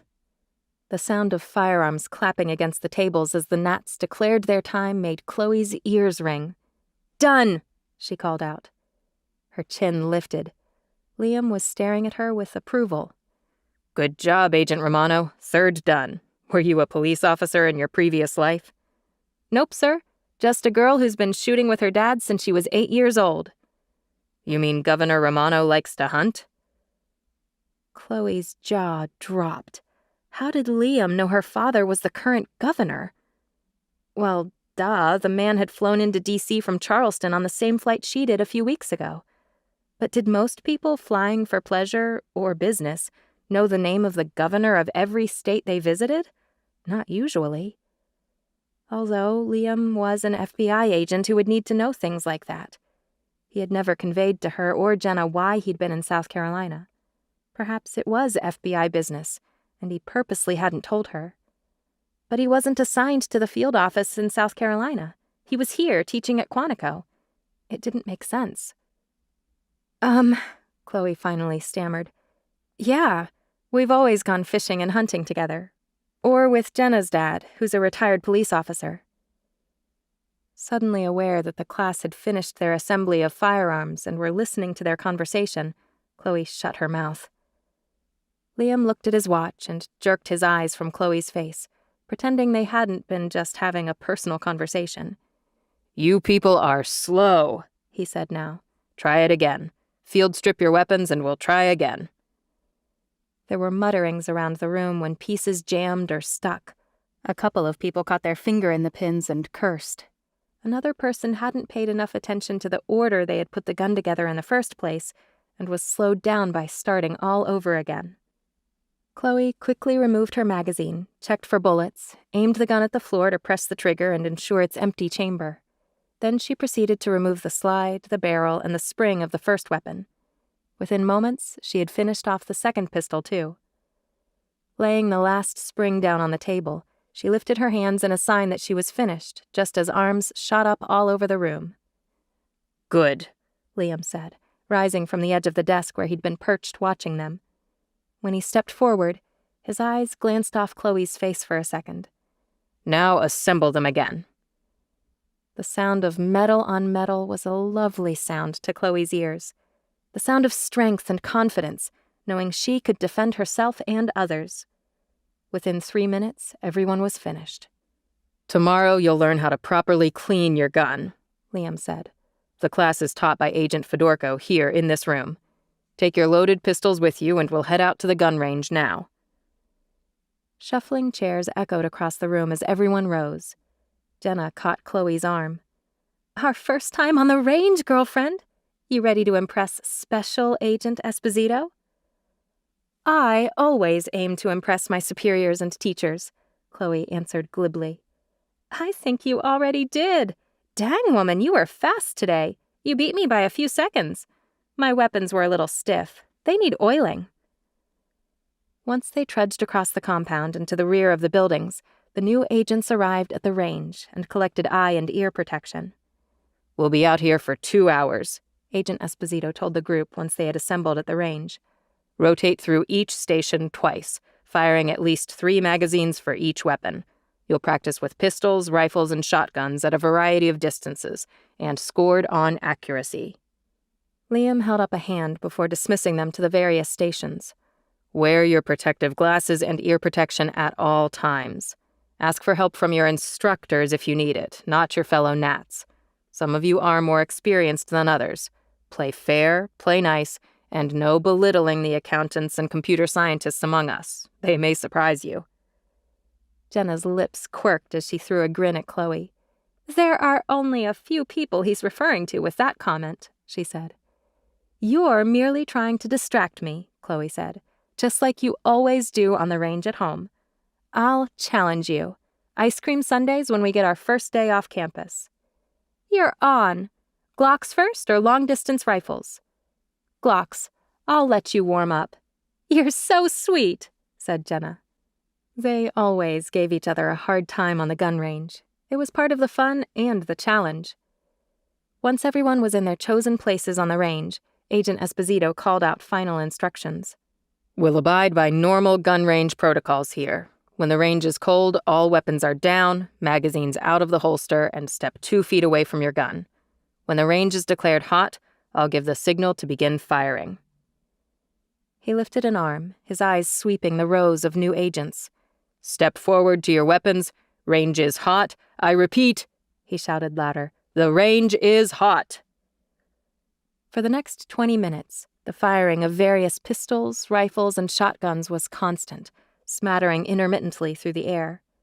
Despite wearing ear protection, the sound could still be heard like the popping of firecrackers.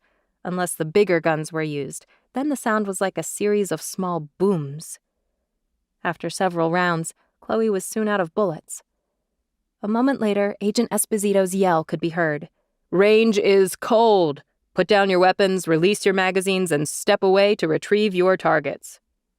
The agents hurried forward to take down their paper targets, eager to look at their hits and scores. Chloe rolled up her target sheets and headed to the last station of the day, sharpshooting. Long-range firing was something she hadn't ever done, actually. Shooting long distances like a trained sniper needed a lot of wide open and controlled space to practice, including expensive guns that had the capability to project long distances, as well as high-quality scopes to see through. Chloe had always admired SWAT and military snipers who were so good at it. The good ones made it look easy, but it took hundreds of hours of practice. Lying on the mats that had been placed on a mix of patchy grass and dirt, Chloe checked out the rifle, the scope, the chamber, and finally the bullets they'd be using. "First 5 bullets are just practice," she said to Jenna. "They don't count." "Wimp," Jenna called back. After placing the long, single bullet into the barrel, Chloe took her time looking through the scope and getting it into the best, most comfortable position, the rifle firmly pressed into her shoulder. Finally, she squeezed the trigger slowly and carefully. The bullet made a soft whistling sound. She was pretty sure it hit the target 200 yards away, but she wouldn't be certain until she looked at it up close. Long-range shots were always hard to master.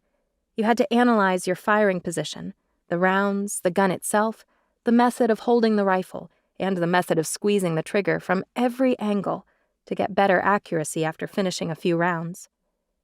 After 2 more shots, Chloe glanced at Jenna about 10 feet away. "Ready to get slaughtered?" "Nope, you're gonna owe me ice cream." "Ha! Always trying to psych me out," Chloe muttered with a laugh. 2 seconds later, Agent Esposito was behind her, his broad, masculine shadow filling the late morning sunshine. "Ignore me," he instructed Chloe. "Yeah, right," she whispered. How could she ignore him when his presence rattled her and made her pulse pound like she'd just run 10 miles? Sliding a bullet into the chamber, she tried to block the sight of him out of her peripheral vision. Calculating her position and the target through the scope, Chloe finally pulled the trigger. The same soft whizzing sound filled the air, then disappeared just as fast. A tiny puff of smoke far in the distance rose from the ground in front of the target. "Dang, I missed," she hissed. Jenna gave a happy cry next to her. "Pretty sure that was my best one," she crowed. "It'll be your last, Agent Fielding," Chloe said, popping another bullet into the chamber. "Count on it." Except that it ended up being her last one. Chloe's rifle jammed for some unknown reason. Sliding the chamber, she tried again, and then again. The trigger wasn't working properly. Finally, she unloaded the rifle to take a closer look, aware that Liam was only 2 feet away from her watching. A dribble of perspiration beaded on her forehead. The man sure made her heat up in more ways than one. "Mind if I take a look, Chloe?" Liam finally asked. She glanced up, shielding her eyes from the sudden bright sunshine. He'd called her by her first name again. "I'm not exactly pining to be a sharpshooter," she told him, "but the gun isn't responding like it was a few minutes ago." "Think you can disassemble it?" She bit her lips. "Never done a field strip on a long-distance rifle." "I'll help you," Liam offered, kneeling down beside her. This particular gun has always been a little sticky for students. Might have to retire it. That's not very comforting. Hey. His hand came around the barrel, his fingers suddenly covering hers. We wouldn't hand out guns that aren't safe. It might just need to be cleaned. I think this is the last round of the day, so it's been shot a lot. Chloe nodded, unsure of what to do. His fingers were warm and strong and oh, so heavenly against her own. Words were stuck in her throat, her body frozen in place. She felt his eyes studying her and finally glanced up. When their eyes met, it was like an internal explosion rocked her body. She saw warmth and depth and intelligence in his rich brown eyes. Chloe was sure she could stare at him all day if it was allowed. Was there interest in his eyes for her, too? She thought so, but he continued to play their interactions warm but always professional, so it was hard to know. Maybe he was just a bit of a flirt. The other women certainly talked about him every night in the dorms.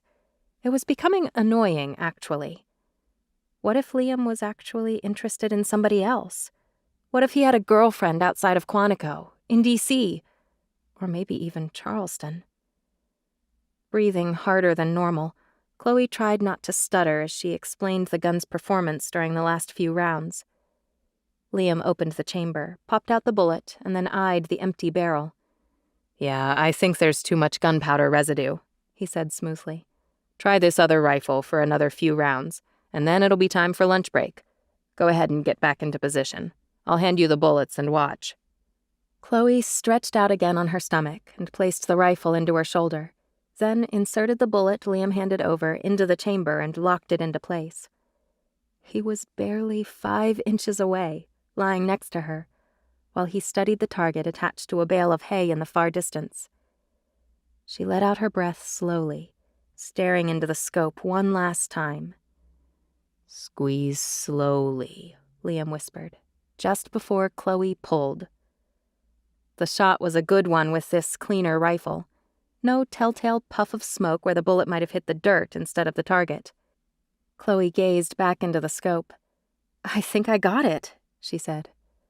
I think you did better than that, Liam said, turning his head to look her square in the face. They were still lying on the mats on the patchy lawn, and a warm feeling swept through Chloe at the closeness of him. She could smell his musky, intoxicating aftershave, and tried to remain coherent. Can I go see? He gave a low chuckle, his eyes grazing her face. You're like a kid in a candy store out here. Never expected that, he added. All of a sudden I can see you out in the wilds, hunting and fishing. I've done some time out in the wilds, she drawled, as if she was a small-town hick. But maybe I'm just a girly girl in real life, and I've infiltrated Quantico for my own secret agenda. An amused smile tugged at his mouth. Darn him, he was devastatingly charming and just plain adorable. If that's true, I'll find out your secret agenda, Chloe Romano. She lifted an eyebrow, giving him a hard time in return. Really? You're that good of an agent? He nodded and pursed his lips, teasing her outrageously. The best. So watch out, Agent Romano. Jenna walked over to Chloe after handing her rifle over. I'm ready to eat, so let's get a move on, people, she said. Liam gave Chloe a quick wink without letting Jenna see it, and then rose to his feet. He cupped his hands around his mouth and called out to the other shooters. Hold your fire! As of now, the range is cold. Most of the other stations were already done and wrapping up. The agents gathered their targets and talked amongst themselves, comparing weapons and scores. Let's take a walk across the field, shall we? Liam suggested, leading the way across the meadow to the bales of hay where targets had been affixed. When they reached her own target, Chloe studied the holes her bullets had made in the paper, which was a black silhouette of a man, against a white background where circles of rings created smaller targets. She said. I shot at least 20 rounds, but there are only about 8 holes where I actually hit the target. Guess I need practice. Everybody needs practice, Liam said. But 8 hits to the actual target are incredibly good, considering you've never done long-distance shooting before. Shows you came with some good skills. You have experience with guns. Warmth spread through Chloe at his praise. I enjoyed it more than I thought I would. I'm one of those gun freaks who likes to shoot at least 1 or 2 magazines as fast as possible, especially with my 9mm. After I've aimed well, I shoot repeatedly and go through my clip in about 10 seconds. Like a Tom Cruise character? Nope, like Natasha Romanoff. A frown wrinkled Liam's brow. Who? Avengers, the Black Widow played by Scarlett Johansson, Chloe told him. Right, Liam said, feigning nonchalance. I knew that, but I thought you were an old movie buff. A girl has to keep up with pop culture. He studied her for a moment. I think you could give Natasha Romanoff a run for her money. Gosh, thanks, Chloe said, tilting her chin to grin at him. But I haven't perfected Natasha's amazing skill of wrapping her legs around a bad guy's neck to choke him to death. I was hoping to learn that at Quantico. Liam gazed at her, his own smile widening. That comes during week 21. It's going to be so hard to wait. Patience, Grasshopper. Chloe laughed. Wow, that's an oldie but goodie TV show. I'm impressed. I have much older brothers, and they like to watch old reruns on YouTube. We were all into karate growing up. So, I'm curious. Is that what you think of me, Special Agent Esposito? Just a student grasshopper and you're the old wise one? He shook his head, chuckling. Only one of many things I think about when it comes to you. Chloe held her breath, wondering what he was implying, if anything. Oh, look, she said, covering up the moment of silence while they continued to stare at each other. Here are my other bullets, all scattered on the ground.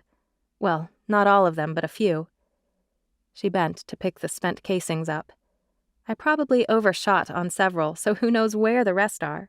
Somewhere out there. She pointed beyond the bales of hay to a row of targets another 100 yards beyond them, and then another 50 yards beyond that. Glancing behind her, she spotted Jenna watching them, one hand on her hip. Then her friend pointed at her wrist to indicate the lateness of the time. I think it's lunchtime, Liam said softly. You hungry, Agent Romano? Starving. Aren't Italians always hungry? She asked, referencing their Italian surnames. I think you're a big tease. I believe the accusation is mutual, Special Agent. You don't have to call me that all the time. Special Agent? But it fits the moment. He glanced over his shoulder at the groups of agents walking toward the main building to lunch. Well, hopefully there's a moment here or there where I can be just Liam. You can call me just Chloe, then, too. A deep laugh burst out of his chest. I do believe you're going to keep me on my toes, Miss Romano. Ooh, I got a Miss Romano, Chloe teased. You're getting closer.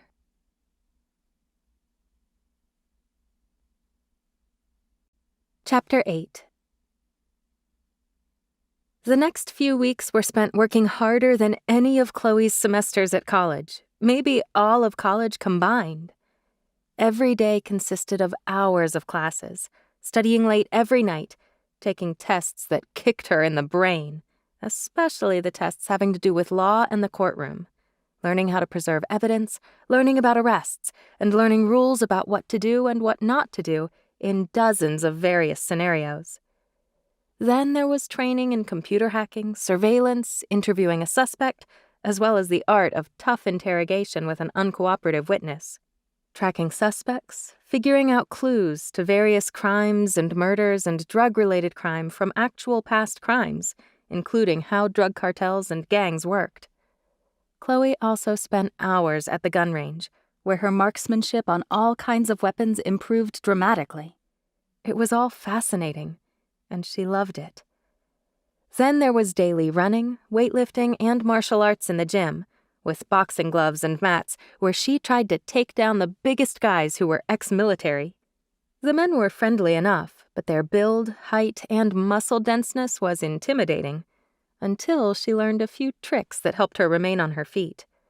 Thankfully, she was more experienced in fighting maneuvers than most of the other women, and it helped that she had earned her black belt in high school, although that had been close to 10 years ago. But she had taken a self-defense course during college and knew some specialized moves that members of her class didn't know, so she often got a chance to best them. She and Jenna were pretty equally matched. It all depended on who was more ingenious and who was faster during a particular round. Every night she fell asleep listening to Jenna's soft voice talking to her fiancé, Frank, before going to sleep. Chloe took to wearing earplugs to drown out the whispers and giggles. Frank and Jenna planned to marry 3 months after graduation in late August. It would be an early December wedding, with snowflakes and garland and deep red colors for decorations at the reception. They were both eager for their 2 months break to go off of Quantico campus and shop for a wedding dress, although Jenna had been doing dress research on her laptop while talking to Frank. She knew what she wanted and where to purchase it in the D.C. area. It was only a matter of getting time to do it. During their upcoming halfway point break, Chloe was also looking forward to eating at a restaurant instead of institutional food. On the weekends, she and Jenna talked about where they would go to eat first. A real steak and seafood restaurant was top of the list, followed by the biggest, sloppiest, juiciest hamburgers. "Listen up, trainees," Agent Wells said in a loud voice one Monday afternoon right after lunch. "Agents Fedorko and Esposito and I all agree that you're ready to try your first tactical maneuvers in full riot gear, as if you were SWAT." There were murmurs and small gasps of excitement at the chance to be real FBI agents, even if it was just a simulation drill. Agent Fedorko lifted his hand for silence. "We'll be watching each of you on closed-circuit TV and analyzing what you do, not only for grading but also for further teaching. We'll be watching for weaknesses, strengths, and areas of improvement." Liam moved to the podium. "Remember, you are a team. You are not a lone FBI agent. You work together. You talk to each other with headsets. Discuss together your strategies, which must be in agreement, unless the situation warrants making decisions on your own because you are on your own." "New agent trainees," Agent Wells announced with a smile, "you get to go to Hogan's Alley today." Small cheers went up around the room. If you haven't read up on what to expect at Hogan's Alley already, and if you haven't, then I'm not sure why you're here or how you got into the NAT program. She paused while she lifted her eyebrows.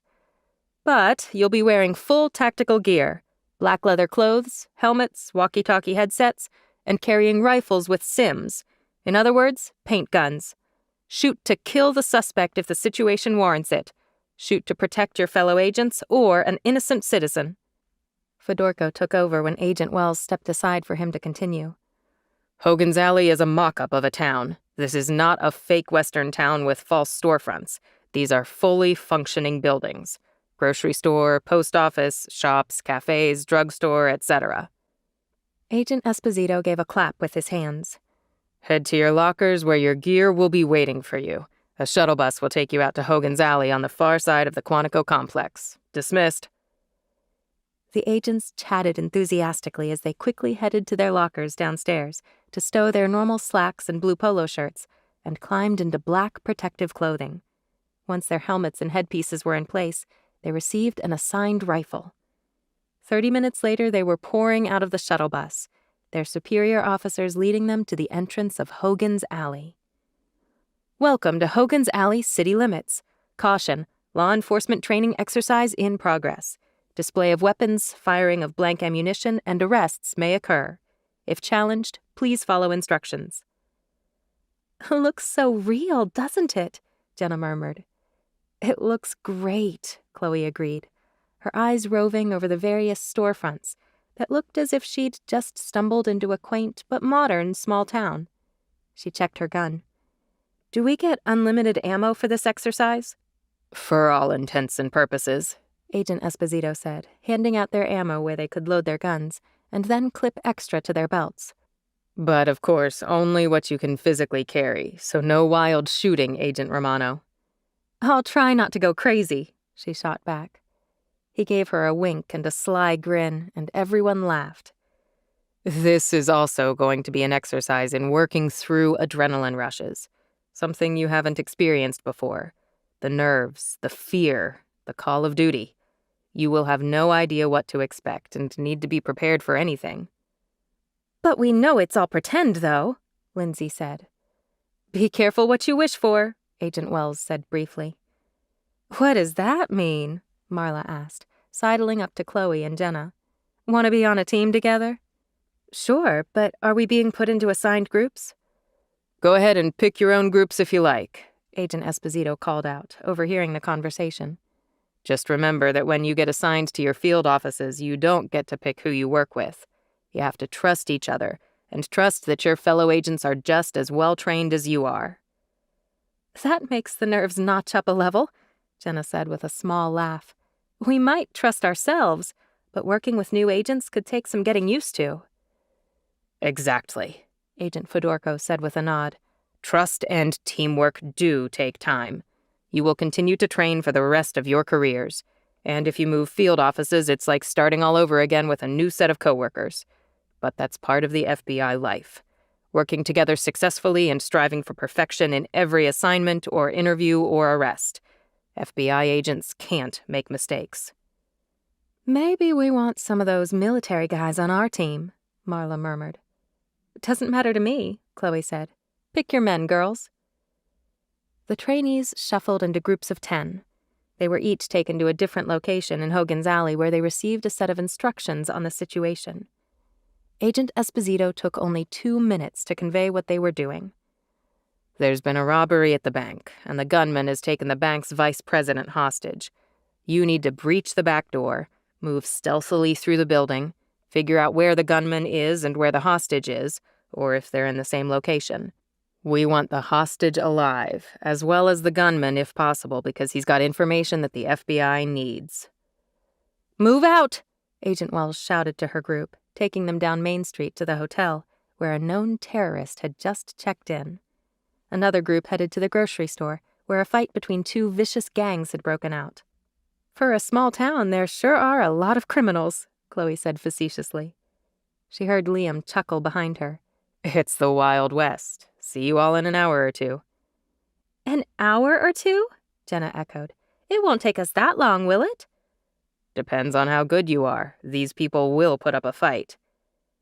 But they're just actors, right? Lindsay asked.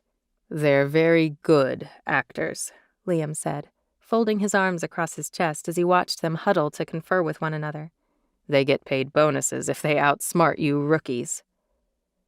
Before heading to her group, Chloe gave Liam a look, widening her eyes. Rookies indeed, she said. He just laughed and returned to the van where they had closed-circuit televisions to watch them play out their live-action scenario. Okay, troops, Chloe said, putting her helmet shield down. Let's hunker down in the corner of the building and put together a game plan. They were evenly divided, 5 men and 5 women. The other female besides Chloe, Jenna, Marla, and Lindsay was a gal named Avery. A guy named Wade, with impossibly wide shoulders, began taking charge. I say we storm the place, 3 per floor, and find the dude. Take him out, rescue the hostage, and go home and get pizza. Everybody laughed. If only, another man named Christian put in. That will get us all killed. I don't want any paintballs splattering on my brand-new shiny outfit, Lindsay said, posing like a model for a second, before they all headed toward the bank building. Before they even reached the walls, shots came out of an upstairs window. Chloe ducked, just as Marla got hit. A burst of red bloomed on her chest. Dang, a direct hit, Jenna cursed, throwing herself toward the wall to avoid another potential shot. What floor did that come from? Chloe followed her, flattening herself to the brick wall. Adrenaline hit her in the gut, just like they'd been warned back in the classroom. I don't know, she said, cursing her stupidity for not paying enough attention. They all should have been watching the windows better. 2nd or 3rd floors, not street level. Marla fell to the sidewalk pavement, stunned. That hurt, she yelled. What the heck? We didn't even get into position yet. Is this radio working? Wade said, barking into his headset. It's working. Quit yelling, Christian told him. Man down! Man down! Chloe shouted over them, annoyed that they were arguing instead of taking the enactment seriously. Remember our protocol, you idiots! Treat this as the real deal, or we'll all be dead. I'm calling for emergency services. After radioing for an ambulance for Marla, everyone was finally flat against the brick walls of the bank. A breeze rustled the trees on the quiet street, just as another shot fired through the same window and red splashed against the bank's walkway. That was close, Lindsay said, her face turning suddenly white. What if this was real? Marla would be dead. That's the point, Chloe snapped, goosebumps breaking out along her skin. Jenna spoke up. We need to go in fast and fan out. She began dividing them into groups, pointing with her finger. 3 on the ground floor, 3 on second, 3 on third. They were down 1 now, unfortunately. Should we go back and get Marla to safety? Lindsay asked. Chloe shook her head. I say we don't, not when there's a sniper upstairs. He could take us all out in 5 minutes flat. It's too risky. And are we even sure there's only 1 suspect? Good point, another agent named Ralph said. We don't have that much information, only that a robbery has occurred and a hostage taken. He could have an accomplice. I agree, Christian said. We have to assume worst-case scenario. First group, go, Chloe said, speaking into her headset.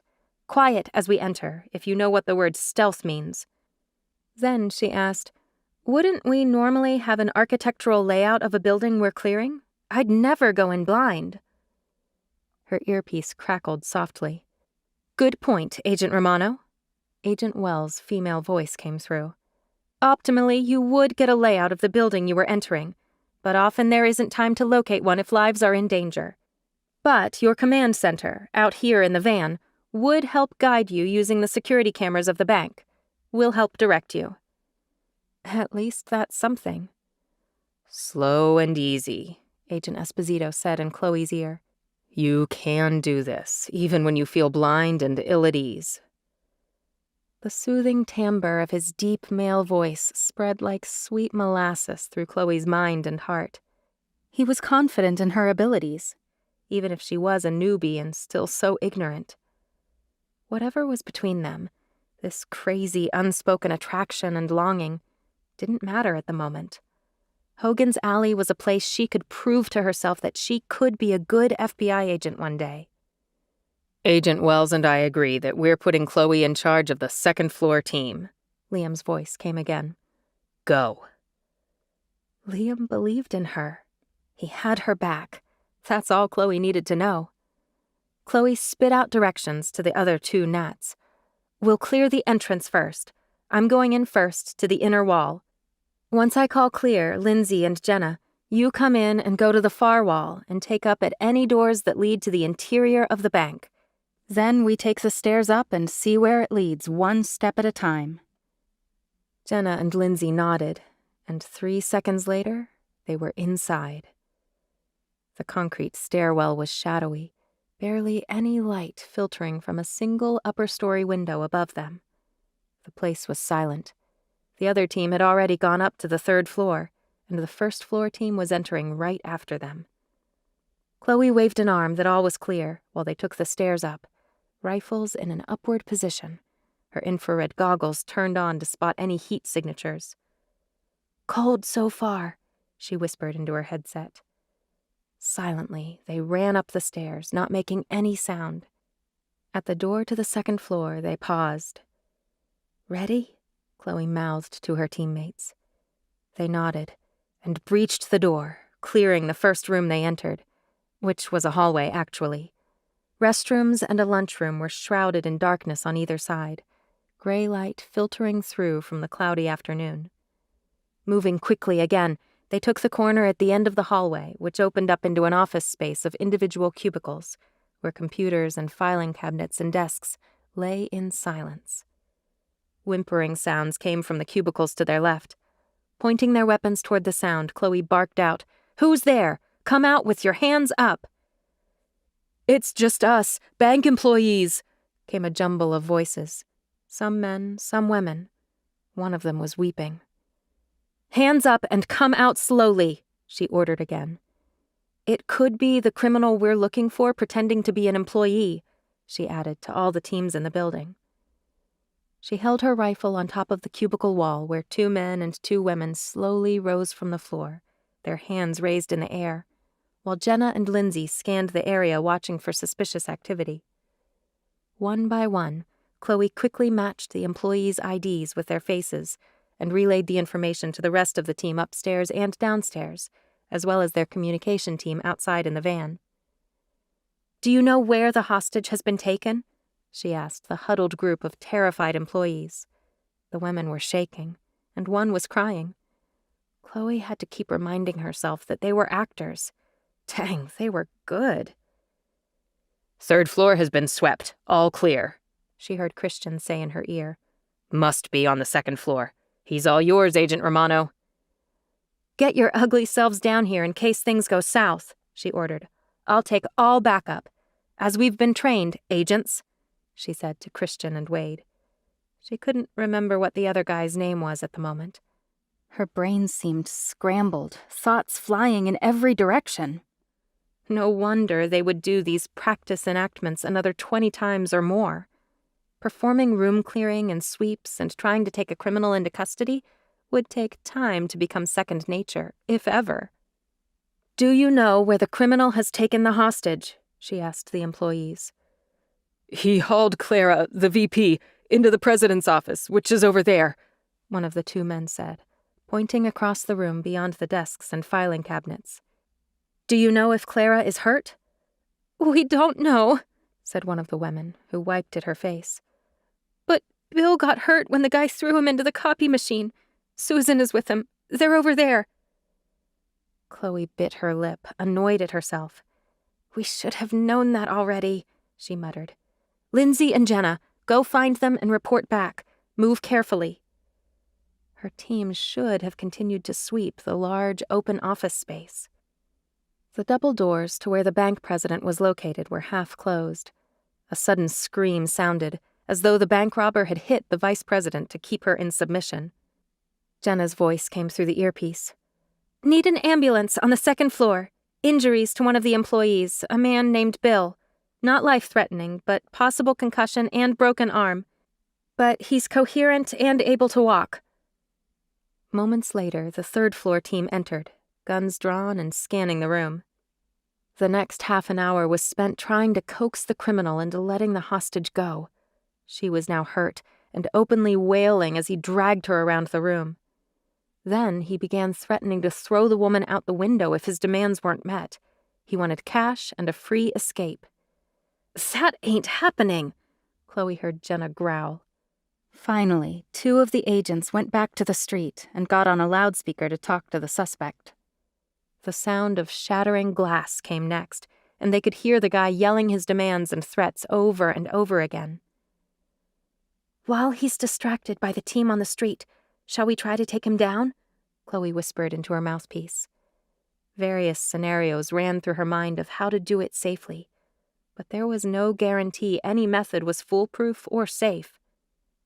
"Probably the best time to do it," Lindsay said. "He sounds on the verge of a breakdown. He's lost control." "He's no longer paying much attention to us here in the outer office," Jenna agreed. The 3 of them moved toward the double doors, and without making a sound, swung the door a bit wider to take in the scene, and then quickly took cover behind a filing cabinet. The beautifully appointed office of the bank president was a disaster. The desk had been overturned where it was obvious the gunman had been holding the VP hostage and firing his weapon from the upper windows. 2 windows were smashed, and broken glass lay everywhere. Clara, the hostage, suddenly saw the team of agents in their black leather clothes and helmets and rifles breaching the room, taking up positions to move in on the gunman. She gasped in surprise and relief, crying out to them before Chloe could signal for her silence, so as not to alert the criminal. But it was too late. The gunman whirled, unloading his weapon and splattering red all over the walls and the desks. The boom of the gun was deafening as he aimed for Chloe's team. It made her blood run cold to see a crazy man aiming his gun straight for her. But the second Clara cried out, Chloe and her team slid under the overturned furniture to avoid a direct hit from the spraying bullets. "You're clear to give return fire when fired upon," Agent Wells said in an even voice in Chloe's ear. "That's exactly what I was thinking," Chloe said. "If we stay here much longer with bullets spraying all over the place, we're all dead." Sucking in a gulp of air, Chloe stuck the end of her rifle through an opening between a plush office chair that had been thrown upside down and a broken end table. She had a clear shot to the gunman, and immediately pulled the trigger 3 times. Instantly, the gunman jerked backward, red stains spreading like wildfire across his body. He staggered backward from the impact of the bullets, toward the open window, but didn't make it more than 2 steps before falling with a heavy thud to the floor. Dead silence reigned. Chloe couldn't breathe for a moment. She whispered in a ragged voice. I killed him." She was relieved that Clara hadn't been tossed 20 feet down to the sidewalk, and that none of her team was hurt, but she was completely shocked that she had pulled the trigger without a moment's hesitation. "What did I just do?" "Chloe." Liam's steady voice came into her ear. "Listen to me. Your instincts were dead on. You did a double tap on him. 2 to the chest, 1 to the head. It was either him or your team. 2 more seconds and he might have gotten you or Jenna, or both." "I can't breathe," Chloe choked out. Her heart sprinted inside her ribcage like a runaway train. "My chest hurts. I think I'm having a heart attack." "Normal reaction, Agent. You did good. You did more than good. I'm impressed." I'm not sure." "We'll talk, and I'll help you decompress, okay?" he said soothingly. "Your first hit is the worst, and thankfully these situations don't happen very often. Are you on your feet yet?" In an instant, Jenna was at her side, pulling Chloe to her feet.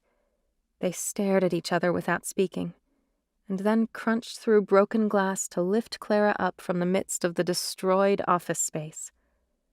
Lindsay put an arm around the crying woman and escorted her downstairs, away from the bloody scene.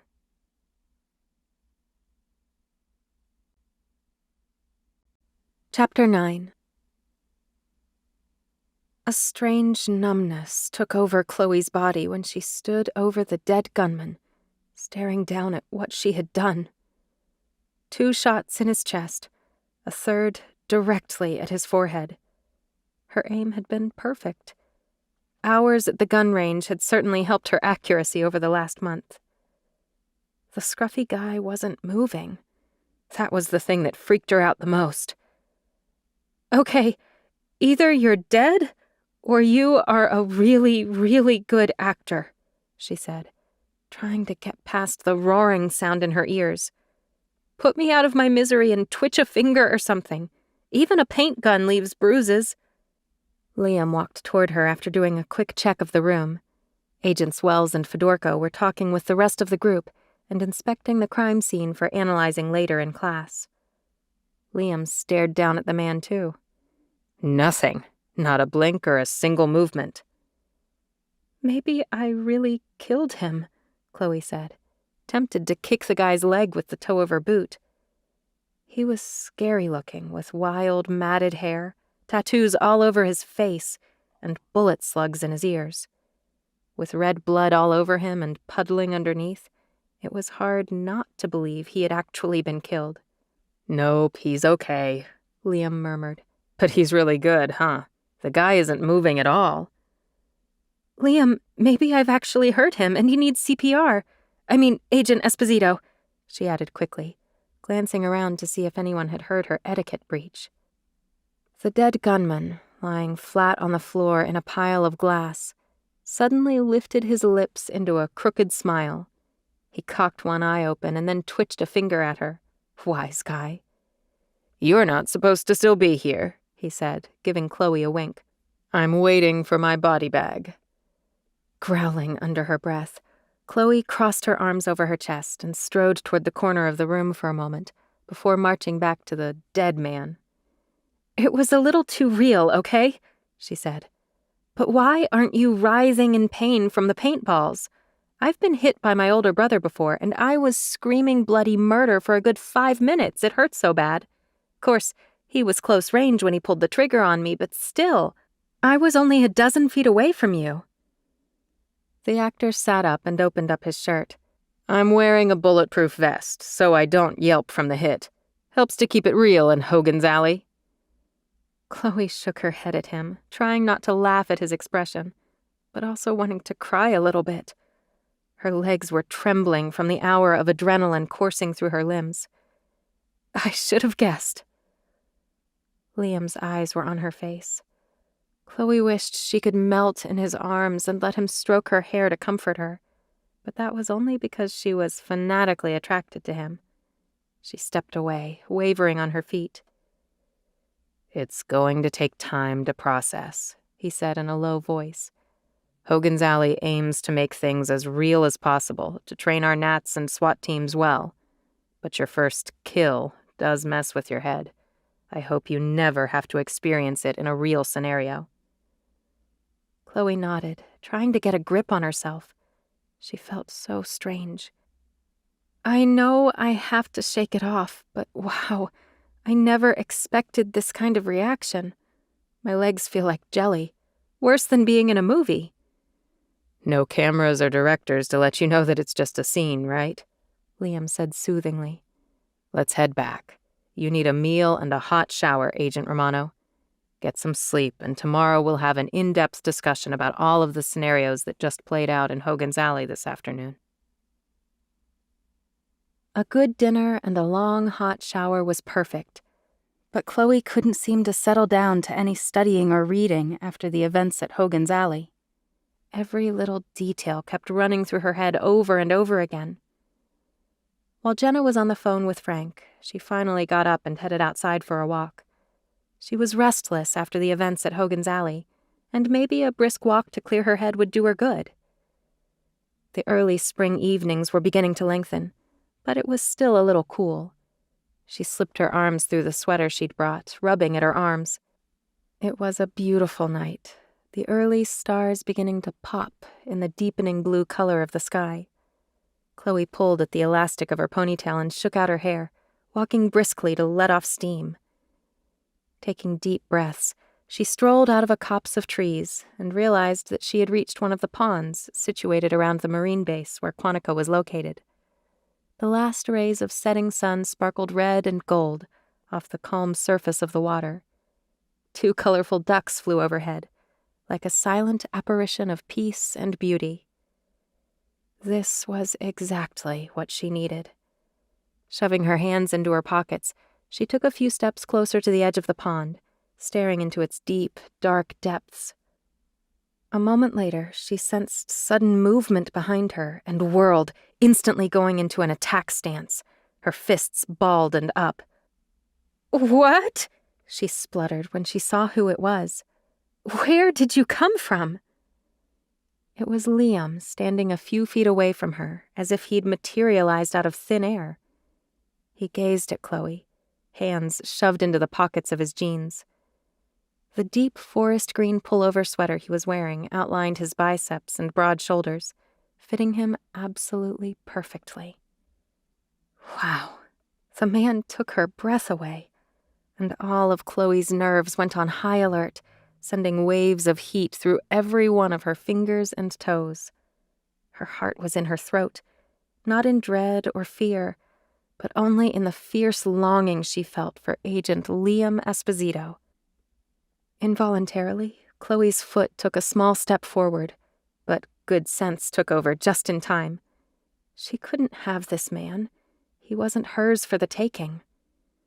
"Hey," he said, a soft smile on his face as he watched her, moving slowly closer. "Hey," Chloe whispered in return. Before she knew it, Liam Esposito was standing in front of her, his flat chest a stunning creation. If only she had the nerve to reach out and touch him.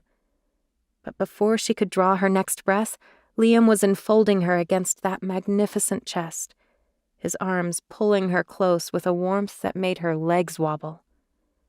One of his strong, warm hands went into her tangled, windswept curls, and he placed his palm against the back of her head, holding her closer still as his breath tickled her ear. Chloe breathed him in, every single nerve in her body on fire, while Liam murmured, "I've been wanting to do this ever since you wouldn't let go of my suitcase at the airport." "Do what?" Chloe whispered hoarsely. "Put your arms around me, Agent Romano," he ordered gruffly. Chloe obeyed, slipping her arms around his waist, making their embrace even tighter. While his hand cradled her head, Liam gently ran his fingers through her hair, bending his face to her neck to breathe her in with a long, deep sigh. "How are you doing after today?" he asked, his voice low and deep. She shrugged, hardly able to catch her breath at his closeness. "Better now," she added with a small laugh. It was true. Liam's presence melted all the fear and stress from Hogan's Alley away. It was his voice that had immediately come on the headset after she shot the gunman in the bank. His words that kept her emotions together. He pulled back slightly, gazing deeply into her face. "You are the most beautiful creature I've ever seen, Chloe. I can't stop thinking about you." "You must have read my mind," she whispered. "Or maybe your suitcase actually was mine, and you bewitched it to put a spell on me." "The spell is all you, gorgeous woman." "I wasn't sure you even liked me. You never even asked me for my number." "That's because I knew who you were already." "What?" Chloe reared back to look him square in the eye. "How?" "I'm one of the FBI recruiters. I saw every application and everyone's bio pictures. I recognized you on the plane with Jenna Fielding, your roommate." "I should have guessed. You look like an FBI agent." Liam laughed at that. "When you were offered the spot here at Quantico, I hoped you'd accept. Of course, all the recruiters hope the applicants will accept the offer when it comes. I just never expected to have a tug of war over the luggage carousel with the woman I hoped to meet up close and personal." Chloe sucked in a breath at his words. "I'm confused. Did you go to Charleston on purpose then? Because Jenna and I were there?" "No, that was strictly coincidence. I was there to visit with the governor of South Carolina." Her jaw dropped. "You were at the governor's mansion? With my dad? What about?" "If I told you that, I'd have to kill you." "Ah, I get it now. Those silly, cryptic words. I thought you were just being coy." He grinned at her.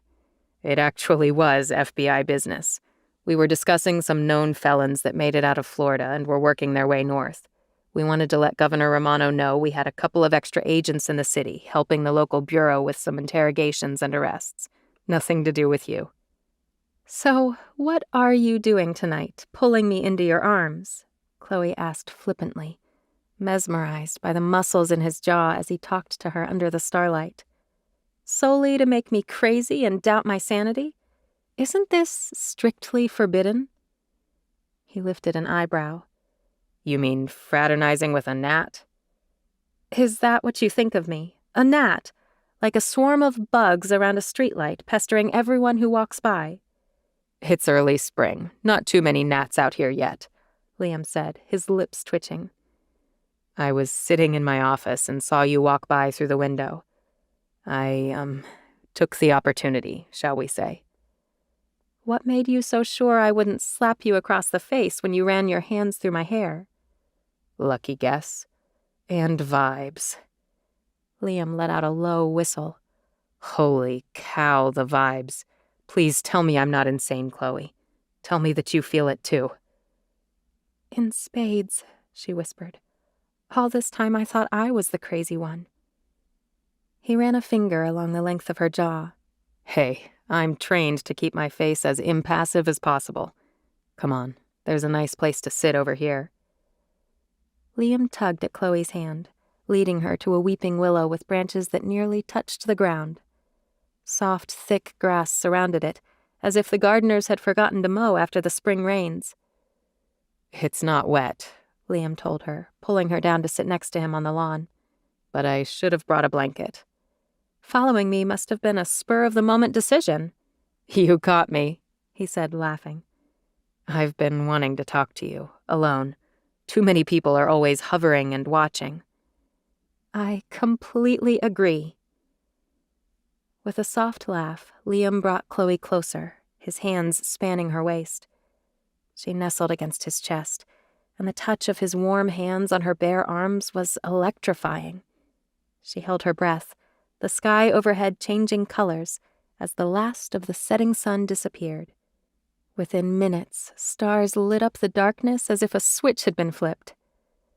"It's a gorgeous night," Liam said softly, leaning back against the grass and pulling Chloe down with him. Her cheek pressed against his soft sweater, and she figured she had just died and gone to heaven. "Do you know your constellations?" she asked a moment later, poking a finger into his solid chest. "Huh? Did you pay attention in science class?" "I didn't have to. When I was a kid, my dad built a telescope, and we took it out on summer nights or during an eclipse. I had posters all over my walls of the constellations, plus airplanes, F-16s, World War II bombers. I used to read books about them by the hour. If I hadn't joined the FBI, I was contemplating pilot school." "You could have gotten free flights forevermore." "And probably made a higher salary, too," he added. "But detective work is pretty addicting." Chloe gazed at his profile, watching his throat move as he spoke. "Oh, there's Orion's belt," she said suddenly, sitting up. "Hey, you can look at it down here," Liam said, pulling her back down. She placed a palm against his chest while his own hand smoothed along the skin of her arm in a soothing gesture. "I see it," he agreed, pointing his free hand upward. "And there's Ursa Major over there." The Big Dipper.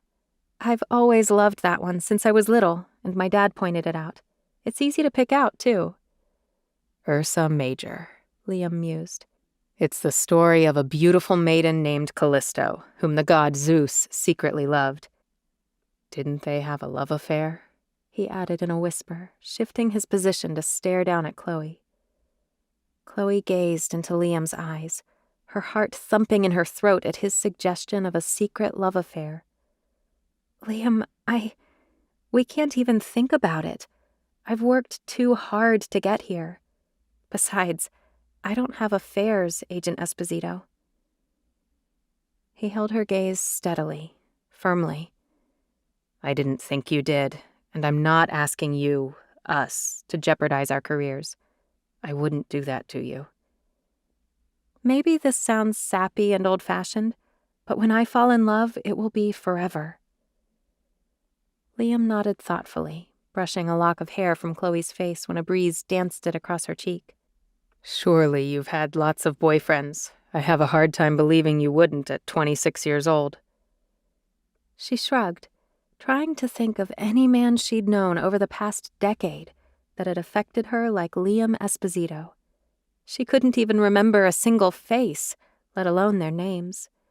They were wiped out, gone from memory. "Of course, I date occasionally. I have lots of male friends. Sometimes it lasts for a few months, but nobody serious. I was too busy reaching my goal of Quantico." A grin crossed Liam's face. Maybe they were too intimidated by a woman who could bring them to their knees on the mat. "Perhaps you're right," Chloe said, giving a flirtatious shrug of her shoulders. "That's why you hit me like a brick between the eyes, Agent Romano.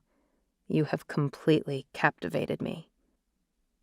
But is this thing we're feeling just a crush, a flirtatious break from the stress of training? A small breeze rustled the fronds of the willow tree they were lying under. Liam studied Chloe, running his fingers lightly through her long, dark hair that was spread across the grass. He'd gone quiet, his eyes searching her face. When Liam's fingertips lightly touched her lips, Chloe's heart went into high gear. Was he going to kiss her? If he did, she wasn't sure she could stop him.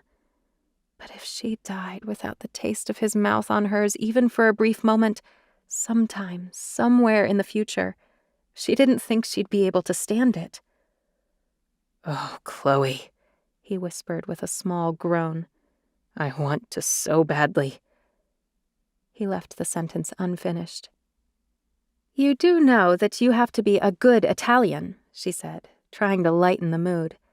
"My Granny Zeta always told me to find a good Italian boy.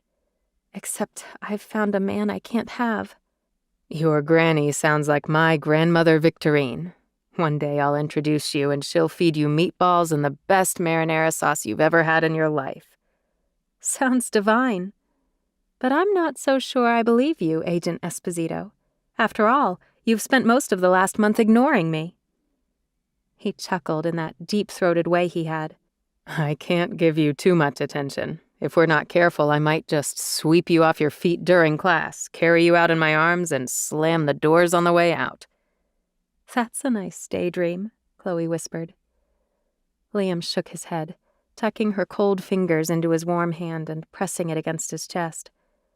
"I need to get you back to your room before they lock the doors on us. Will you tell Jenna about our little unplanned meeting?"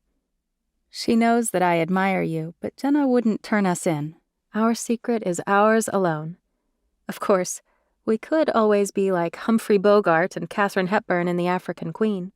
We'll pretend to hate each other until—" "Hey, I know the African Queen film, Miss Old Movie Buff, so just say it," Liam dared her, a wicked smile on his lips. Chloe glanced at the still water of the pond, a war raging inside her head. "You already know what," she said flippantly. "Charlie Allnut and Rose pretended to hate each other until they fell impossibly in love." "I like the way that sounds. Maybe we're already impossibly in love and we just can't admit it yet." "Don't tease me, Liam. I couldn't take it." "Okay, no teasing. Even if I promise that I'm not teasing. Let's talk about something else. When is Jenna's wedding? She's got to be missing her fiancé while she's here." Chloe released her breath, knowing he was changing the subject, but she wanted him, wanted everything about him. Unfortunately, Liam was her superior officer and one of her trainers.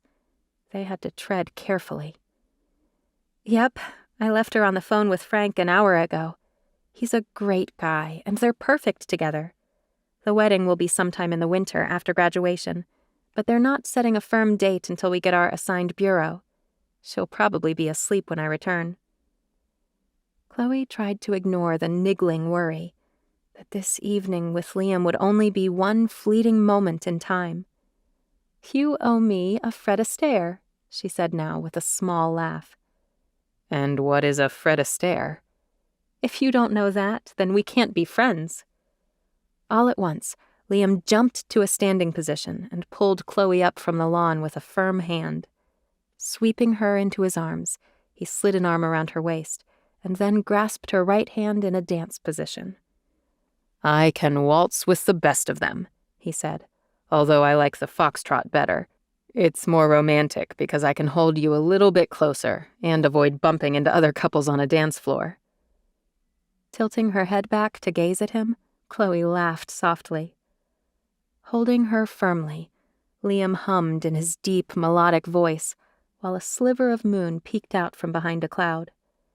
Chloe slid her left arm up along his biceps, and then across Liam's back. He pulled her tightly to him, and then swept her in slow steps along the banks of the lake. Their bodies melded together in a magical, silent melody. Chloe put her face against Liam's cheek and closed her eyes, drinking in the tantalizing feel of his body, warm and close to hers. After several long minutes, Liam finally slowed and came to a stop, taking both of her hands in his. Bowing in a chivalrous motion, Liam kissed the tops of Chloe's fingers. "Thanks for the dance, Ginger." "Any time, Mr. Astaire," she flirted in return. They gazed at each other under the moonlight, grinning like teenagers. Finally, Chloe sobered as reality sunk in. "I guess," she said, her voice catching, After tonight, we have to stay away from each other. Only until you graduate, Liam said. What happens when I'm assigned to a bureau far across the country?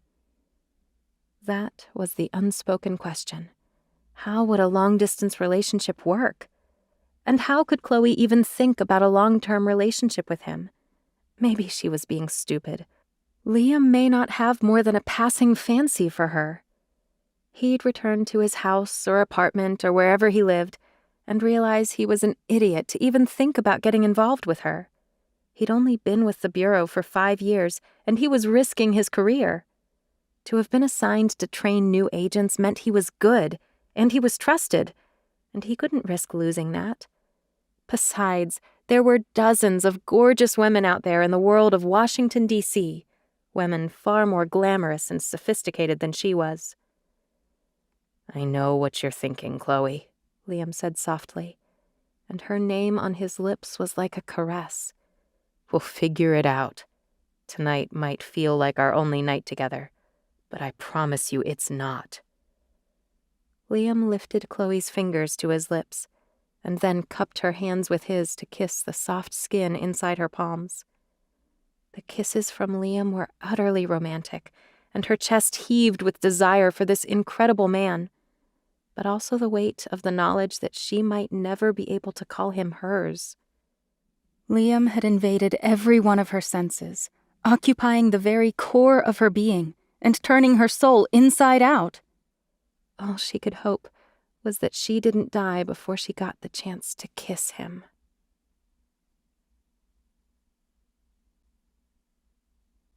Chapter 10. When Chloe walked through the dusky hallway back to her room, it was almost midnight. Euphoria made her light as a cloud, as if she might float up through the rooftop and fly to the moon and back. Liam was in love with her. It was true. It was unbelievable. That knowledge would make it harder to stay away from him, harder to keep it a secret. There couldn't be any gossip, not a scintilla of rumors. But for the rest of tonight, Chloe planned to bask in the memories of Liam's touch, his whispers, and the way he held her when they danced under the willow tree by the pond, and especially when he kissed her palms and told her how beautiful she was.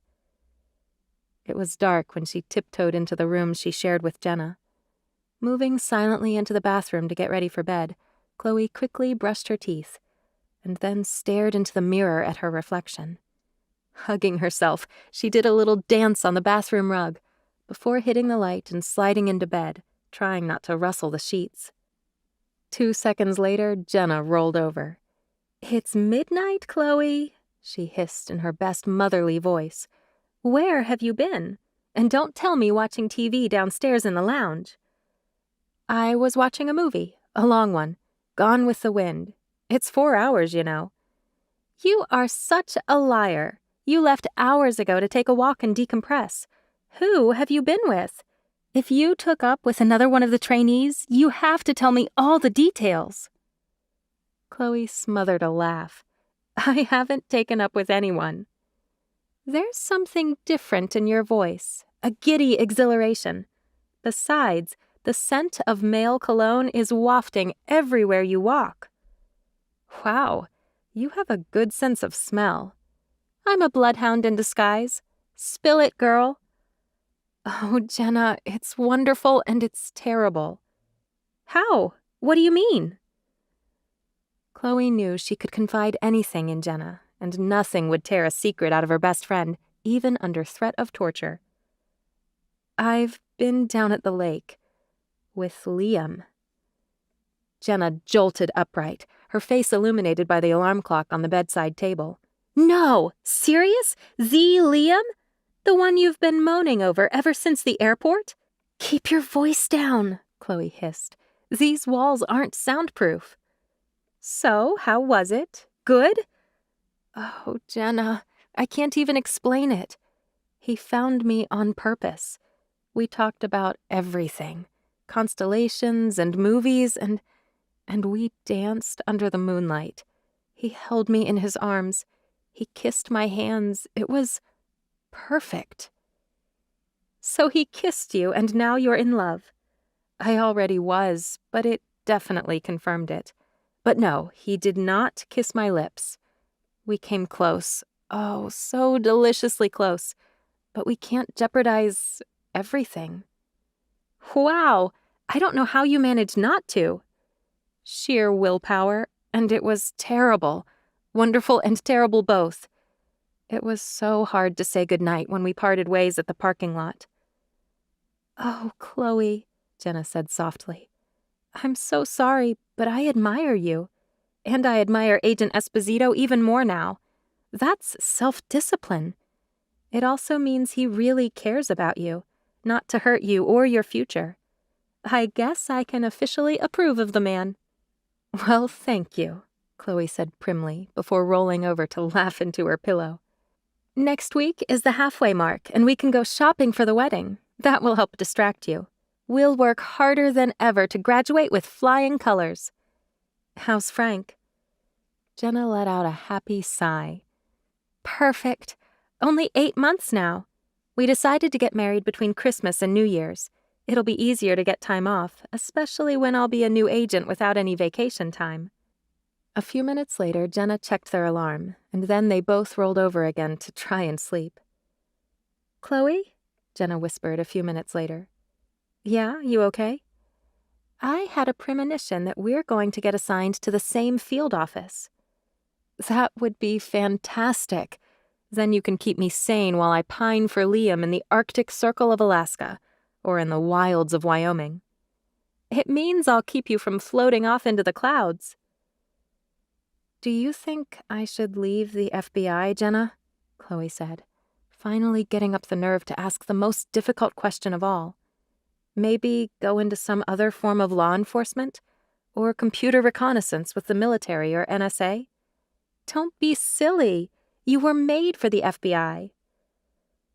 With a small sigh, Chloe pulled the blankets up tighter around her shoulders. Was Jenna correct? Was Chloe made for the FBI? Hogan's Alley had freaked her out a little, despite it being a routine enactment. She couldn't stop reliving the sound of her gun popping off those 3 shots to take out the bank robber. The sight of him hitting the floor, a red puddle of blood, and that black mark that looked like a bullet hole in the middle of his forehead for the final kill hit. She had to keep reminding herself that it was all stunt actors and really good makeup and props. On Friday, the weather was freezing, and the gnats were rousted out of bed earlier than usual. What's going on? Chloe groaned, pulling on her sweats in slow motion, her limbs stiff. Temps are a balmy 45 degrees, wind chill 20. Layer up, Agent, Jenna ordered groggily. Chloe quickly brushed her teeth, ran a comb through her hair, then snapped a hairband around her knot of thick hair. Finally, she threw her gray sweatshirt hoodie over her head to stay semi-warm. Hustle, people! Agent Wells yelled from the end of the hall while doors slammed up and down the hallway. You've had 7 minutes to get dressed. You should only need 5 when we do a drill. Preferably 3 if it's an emergency. Pretend this is an emergency. Chloe's stomach rumbled. She hadn't eaten much for dinner last night, and she usually had a granola bar or a banana before her morning run. But they weren't being given time to do anything but grab a bottle of water and go, go, go. Where we headed? She asked the rest of her Hogan's Alley team, which had fallen into a group as they hustled toward the Academy field house. I heard it's some sort of training exercise, Marla said, muttering in a very grumpy mood. Hey, how's your leg after the paintball attack? Bruised, but okay. I was mad that I didn't get to help inside the bank, but I blame myself for being such an easy target for the gunman.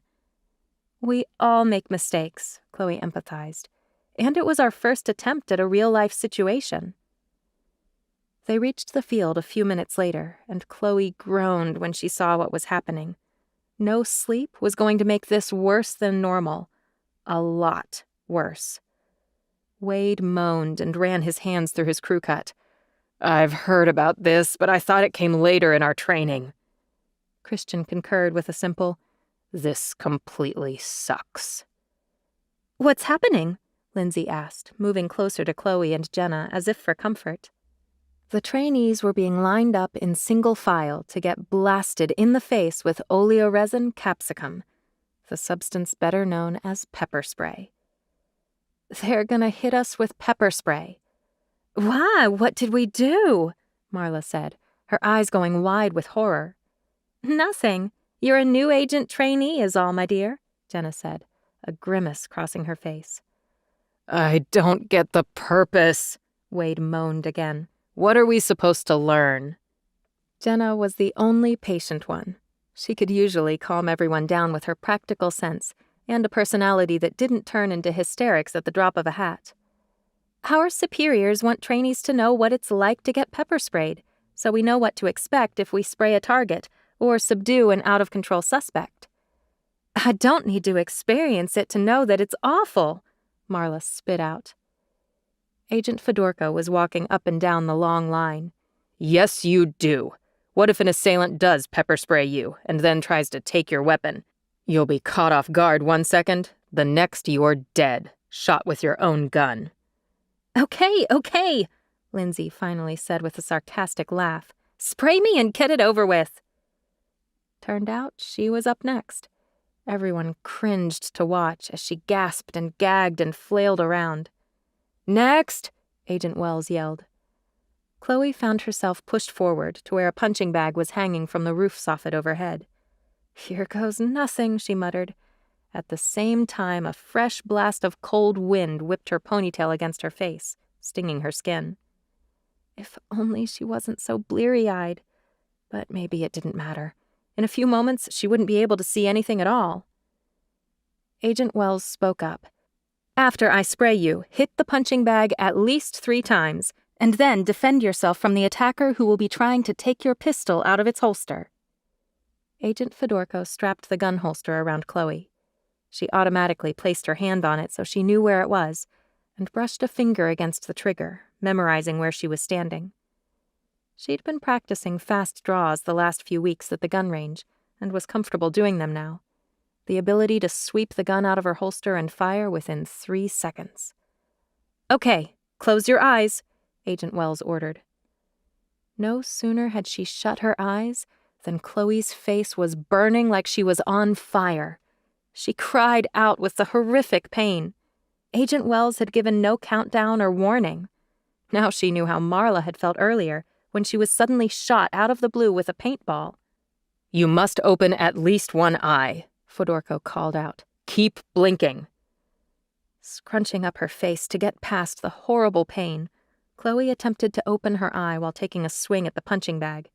She missed, but that just made her mad. She'd pass this test if it killed her. Coughing and convulsing from the pepper spray floating in the air all around her, she forced her left eye open. Once she spotted the blurry outline of the bag, she gave it the hardest thwack she could. Then she held it close to her body with her left arm while she hit it with her right fist over and over again. "Go, Chloe!" she heard Jenna shout behind her. But just as she lifted her arm for a final punch, someone was suddenly breathing down her neck and wrestling her for her gun. Her hand instantly gripped her pistol, but suddenly Chloe was down on the ground and wrestling with the attacker to keep him from taking her gun. She was virtually blind, and it was an awful, panicky feeling. The adrenaline rush was so strong, even more so than at Hogan's Alley, because she was more vulnerable without protective clothing, 2 guns on her, a helmet, and infrared. In this incapacitated scenario, she was fighting for her life. Kicking and landing a few punches to the man's gut, Chloe finally managed to subdue whoever was attacking her by sitting on them. She had figured out quickly that whoever she was fighting was a large male, but at last she had him in a chokehold, her gun still intact in its holster. "Done!" Agent Wells called out. "Up on your feet!" The entire test was probably over in no more than a couple of minutes. "Romano passed," Fedorko added, handing Chloe a cold, wet washcloth for her face. She held the washcloth against her face and stood still to ease the burning that made her want to scream like a baby. Lifting a corner of the washcloth, she glanced back as Jenna was sprayed. She was curious to know who she had been fighting. Agent Esposito stood to the side watching her. His arms were folded against his chest, windbreaker flapping in the cold breeze, and a ball cap with the FBI logo pulled low over his eyes. An agent she didn't recognize attempted to take Jenna's gun away, as her friend struggled to open her eyes. "You're a good fighter, Agent Romano," Liam said, smiling mildly at her. "Almost choked the life out of me. I'd hate to be apprehended by you if I were a criminal." "You're a stinker," she said under her breath, trying not to laugh at the same time. Before she could pass, Liam bent over to look at her burning face and red eyes. "Let me double-check you." "Another cold compress and I'll be perfect," she lied. "Did you volunteer to fight me?" "Of course," he replied softly, smoothing a lock of her hair off her eyes as he inspected the damage of the pepper spray. "It was the only way to get close to you again." "Better not talk too loud," she warned, giving him a casual finger wave as she headed off to give her face a good washing. That pepper spray was incredibly potent. With a surreptitious glance over her shoulder, she caught sight of Liam getting ready to tackle one of the male agents who was up next. Last night's memories rushed at her like a deluge of warmth, except for the excruciating goodbye. He gave Chloe a thumbs up, placing the palm of his hand briefly on his chest. The sight of him always took her breath away, but Chloe tried to continue walking casually to take her place next to the others who had already finished the exercise. Once everyone was finished, Agent Wells walked up to the group. "It's about to rain, so I'll keep this short and sweet. This is probably the hardest test you have to undergo here at the Academy. You all did well. Congratulations. You're dismissed." Yells of joy filled the air, but then Fedorko held up his hand, making them all pause as if waiting for the other shoe to drop. "Just to clarify, you're dismissed means you get the rest of the weekend off. Go back to bed and sleep all day if you want to. Go into town, have a party, but stay clean, stay safe, and stay sober. This fulfills the end of your first 10 weeks at the Academy. You are now allowed to go off campus. Congratulations. See you Monday. 8:00 a.m. sharp." Jenna came up behind Chloe and tugged on her ponytail. "You know what this means, don't you, Romano?" "Hey, I don't need to be told twice, Agent Fielding. We're going wedding shopping."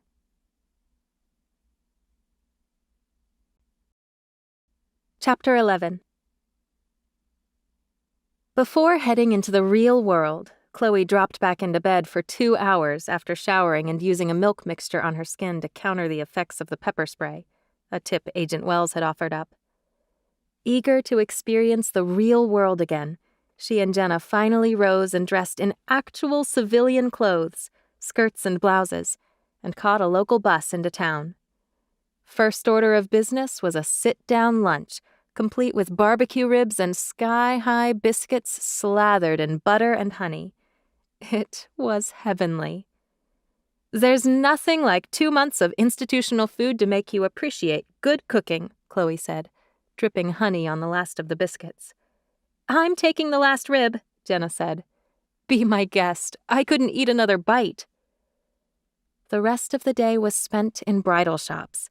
Jenna tried on more than a dozen dresses, from simple, flowing, streamlined gowns to frilly dresses with poofy sleeves, plunging necklines, plunging backs, overdone trains, and dresses with no trains. Then it was time to try veils and smart white hats. "How will you ever decide?" Chloe finally asked, her feet starting to hurt. She wasn't used to wearing heels after so many weeks of black service shoes. Jenna chewed on her lips, running a finger inside her own pumps. "There was a dress at the very first place, Crystal's Bridal Elegance. I saw it on one of the racks but didn't try it on. Do you mind going back? I don't want to think that I might have missed something I'll love." "Let's do it." They took a cab to save their feet, and within 30 minutes, Jenna was slipping the gown up over her shoulders. She turned to show Chloe, who jumped to her feet. "Jenna, my gosh, that is a gorgeous dress, and you have the perfect figure for it." Jenna stepped up on a small platform with a wall of enclosed mirrors. She turned in a slow circle to show off the dress. "Chloe," she said, "I think this is it. The dress." Chloe couldn't take her eyes off her best friend. The dress had a fitted bodice with lace scallops that scooped along the entire décolletage. Beautiful, sensuous, but not overly done at all. The sleeves were all scalloped lace, too, moving up into an open neckline that showed off Jenna's flawless skin. You look absolutely stunning, Jenna. It's the perfect dress for you. Dangling from the delicate capped lace sleeves were rows of jewels in a scalloped pattern that also matched the lace and neckline design. Just below the waist-emphasizing bodice, the skirt was a creation of layers of tulle that fell in a billowy mass all the way to the floor. "This dress is exquisite," Crystal, the owner of the shop, said, a woman of about 50 with coiffed gray hair and wearing designer jeans and a red blouse. "It hardly even needs a veil because the neckline and shoulder design is so perfectly done." Chloe nodded, staring at Jenna. "It's true, although you probably want something that Frank can lift up over your face when the minister tells him he can finally kiss his bride. But something short, just a few inches below your shoulders. Any longer and it will cover up the open circle of lace in the back of the bodice." "With a fancy hairstyle, all it needs is a short necklace and earrings," Crystal said, nodding approvingly. "The gown comes with its own matching jewelry. Unusual, but I think the designer wanted to create a perfect package. Her name is Samantha Moon, one of my favorite designers from the West Coast. Here's the jewelry if you'd like to try it on while you're wearing the dress to get the full potential effect."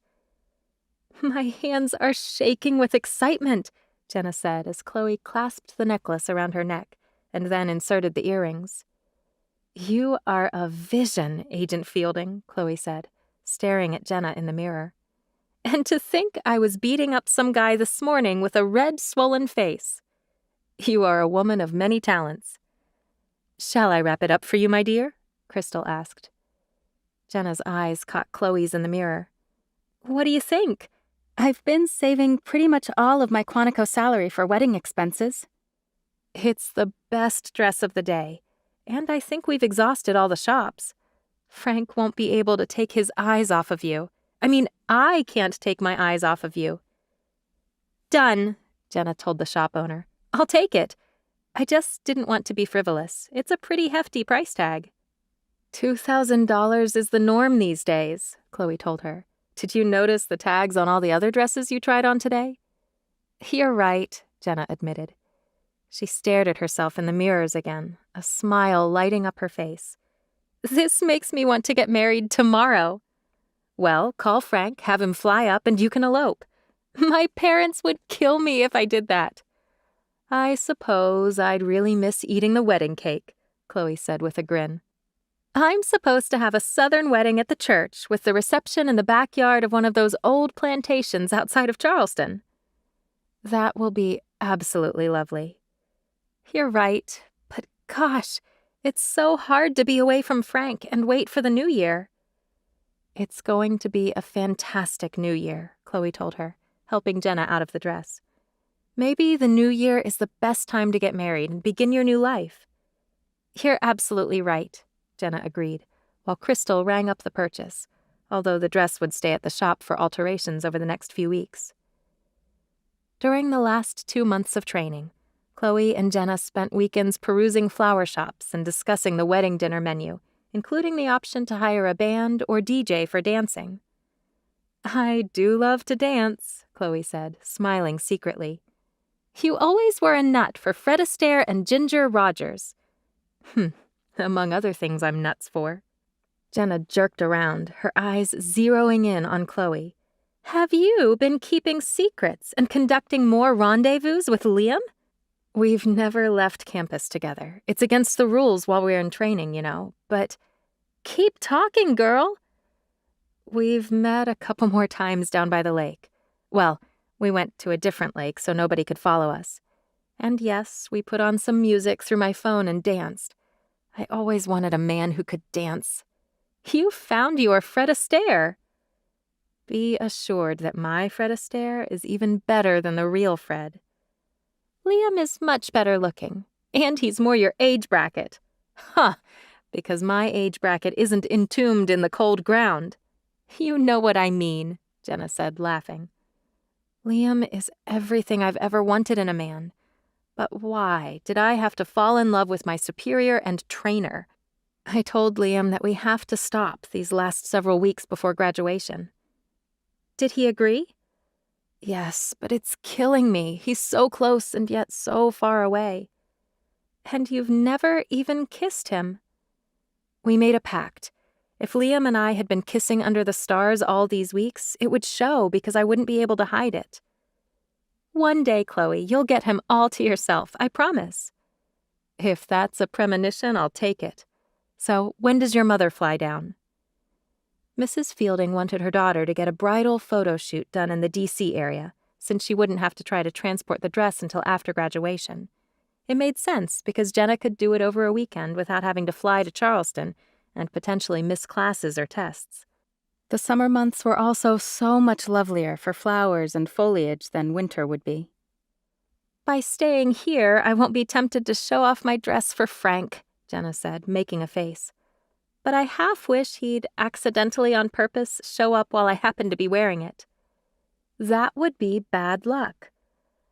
I've been thinking that I'd love to find an old mansion house for the photo shoot. That sounds perfect. Leave it to me. I'll find one and we'll make a day of it with the photographer.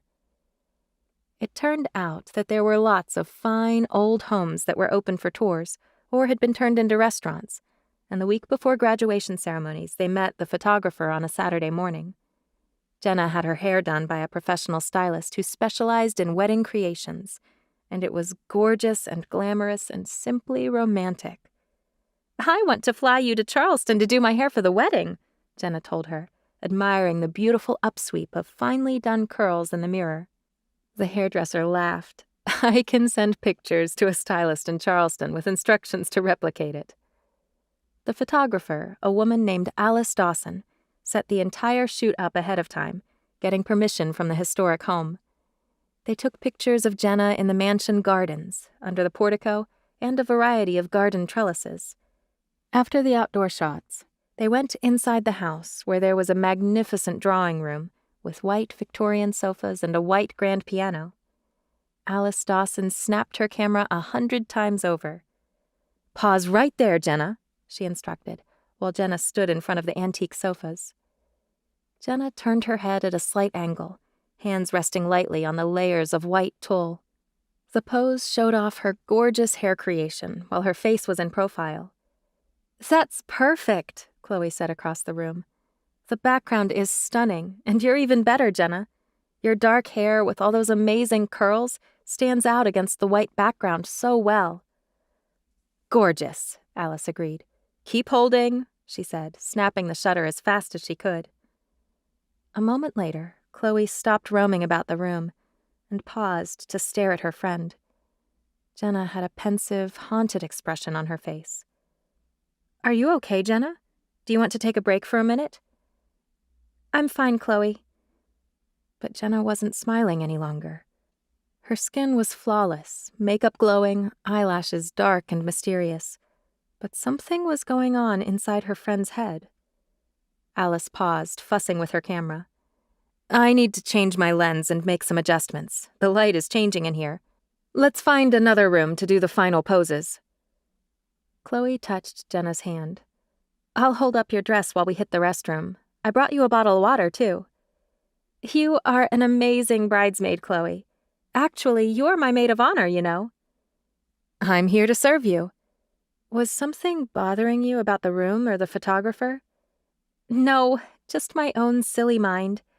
Every time things are going too well, I think I'm actually cursed, that something terrible is just around the corner. It's our superstitious heritage from the Dark Ages, or something like that. Ignore me, I'm just babbling. Jenna shook her shoulders. Maybe you're right, but I had the strangest rush come over me. Maybe it's graduation nerves since we're getting so close. I'm doubting myself and wondered just how good I am at this agent business. Liam says that everyone feels the same, that 20 weeks at Quantico can feel like a long time because it's so intense, but we'll learn so much more when we go out in the field and actually put everything into practice. At the mention of Liam, Jenna smiled. It's nice that we can talk about him openly while we're away from Quantico. Agreed, Chloe added with a happy sigh. Did I tell you that once graduation is over, he asked me for a real date outside of the walls of protocol and restrictions? There is one advantage to our secret rendezvous, though. We talk a lot. I think I know him almost as well as I know you. We've crammed the last 2 decades into 3 months. Relationships get more confusing when there's things like kissing involved. Oh, Jenna, there can never be too much kissing. I just hope I get to partake of Liam's lips one day. Jenna gave her a shoulder bump. Smarty pants. But you're right. You two have had all this time to work together and talk about real-life stuff. Maybe that's a good thing. Oh, there's Alice again. Chloe gave the woman a brief wave as they walked toward the double outer doors. I can't wait to see what the photos look like when you get the proofs. Me too, especially if you say that I was looking kind of weird in those last shots. Maybe there are ghosts in this old house, and your premonitions have been turned on to their full potential. Maybe you're a psychic in disguise, or a teller of the future. Oh, Chloe, you are so funny. Jenna's words were flippant while she swished the skirts of her gown through the hallway to meet Alice by the outdoor fountains. Meanwhile, Chloe had a funny feeling in her chest. Jenna was hiding her true feelings about something.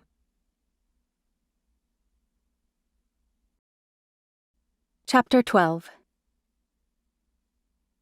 It was a muggy morning in August as hundreds of people filled the auditorium at Quantico Academy. Excitement was thick in the air. The chatter of the friends and family members of Chloe's class made a small roar of noise as everyone found their seats before the ceremony began. Chloe's palms were sweaty and her heart was pounding. She had done it. Passed all the tests that were required of the new agents. The most brutal were the law tests, of course, which meant studying until her eyes blurred and she had ground her teeth into bits.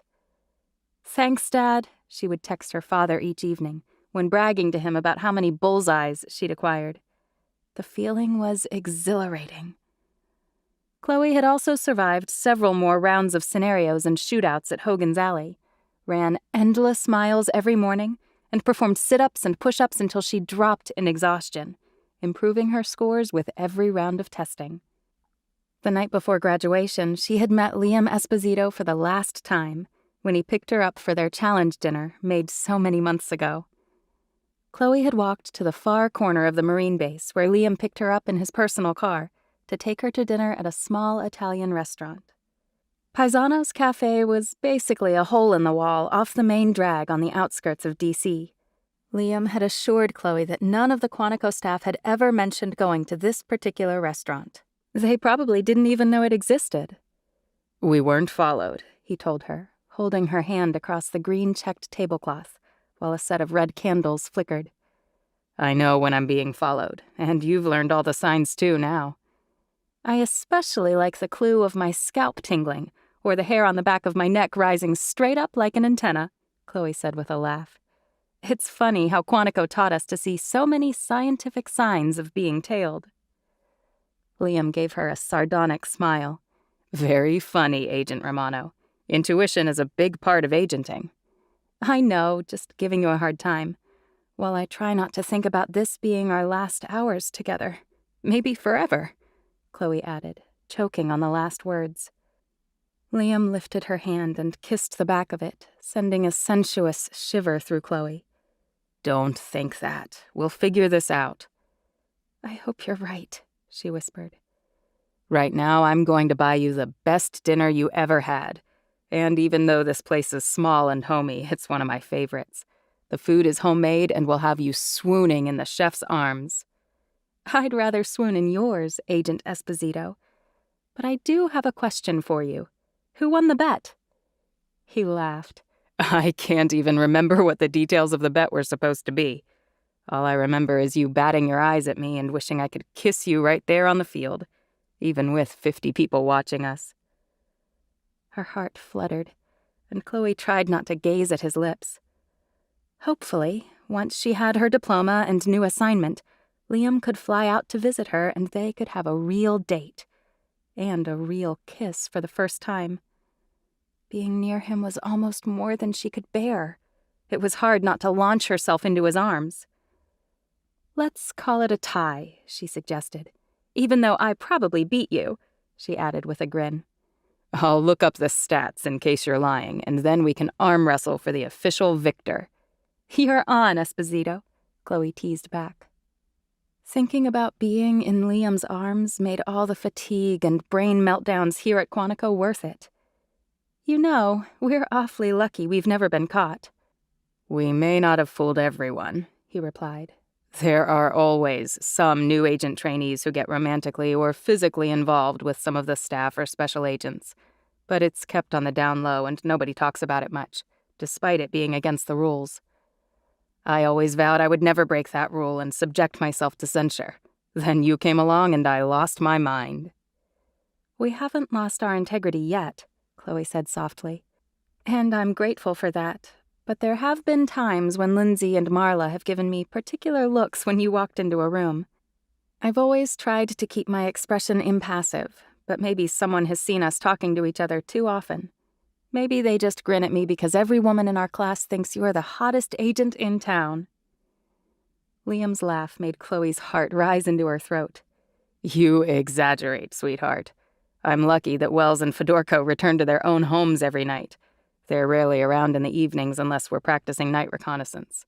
But soon, Chloe," he had added, his voice trailing off. "Soon what?" she had teased. "We won't have to hide our relationship." "We don't even leave campus to have our secret meetings," she protested innocently, "or sit in a dark car. We stand right outside for anyone to see." "Only if you're taking a very late-night stroll around a Marine base and hide under giant willow trees." She smiled at that, wanting to hold onto every single conversation and story between them. Every moment lying on the grass holding hands to gaze at the stars. "We're getting our marching orders tomorrow, right?" Liam nodded. "They'll announce the field assignments when you get your diploma." "Are you receiving a new assignment?" Chloe asked. "Or are you staying here to train the next incoming class, where you'll fall in love with another girl while I'm sent off to Timbuktu?" she added with a sudden choke. "Hey," Liam said softly, pulling Chloe around the small table to sit next to him. She pressed her face against his shirt, inhaling his sexy cologne while his arms tightened. "I've never fallen in love with anyone else before, and I don't intend to start.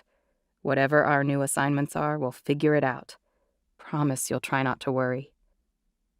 "I promise," she had whispered when he embraced her one last time under the willow tree before heading back to her dorm room.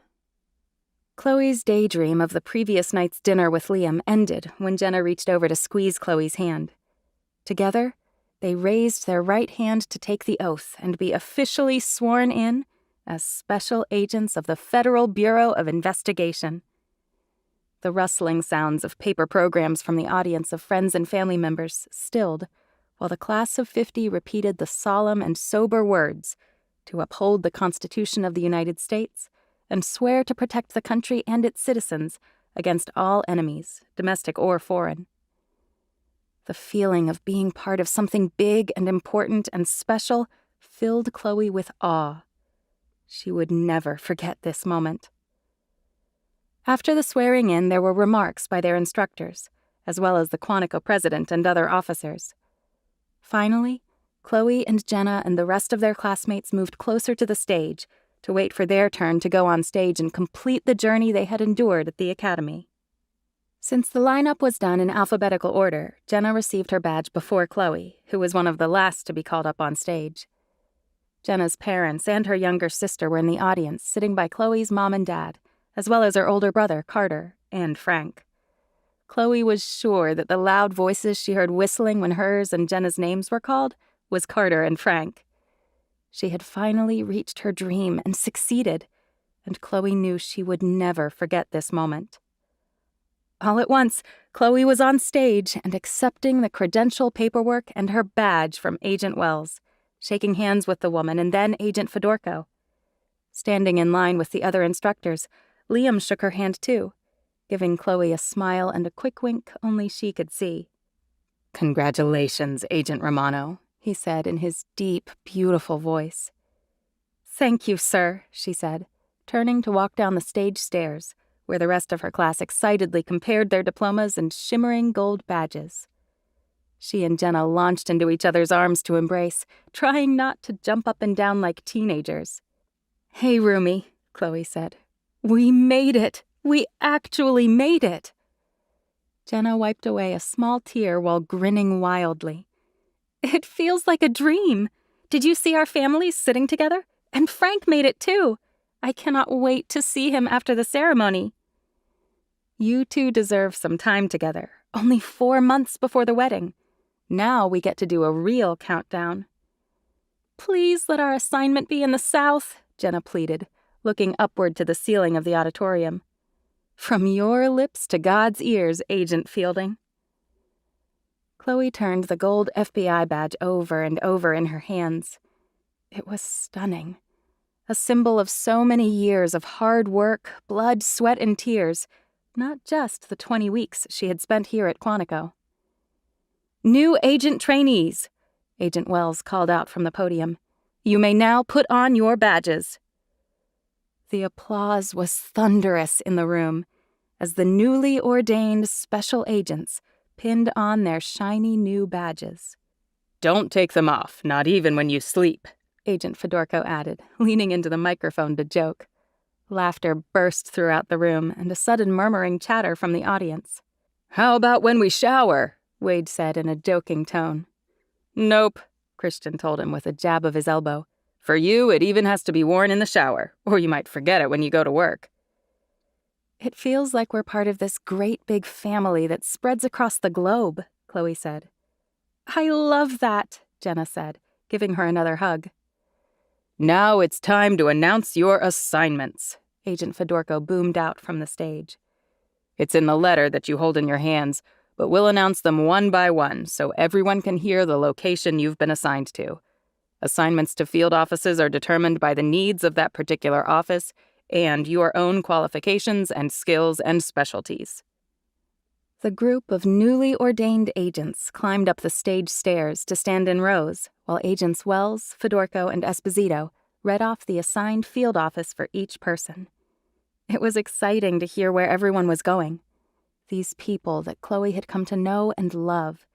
Exceptional people she had lived with, eaten with, trained with, and fought and sweated and sometimes cried with. Christian was going to Southern California, Wade to Seattle, Marla to St. Louis, Missouri, and Lindsay to Atlanta.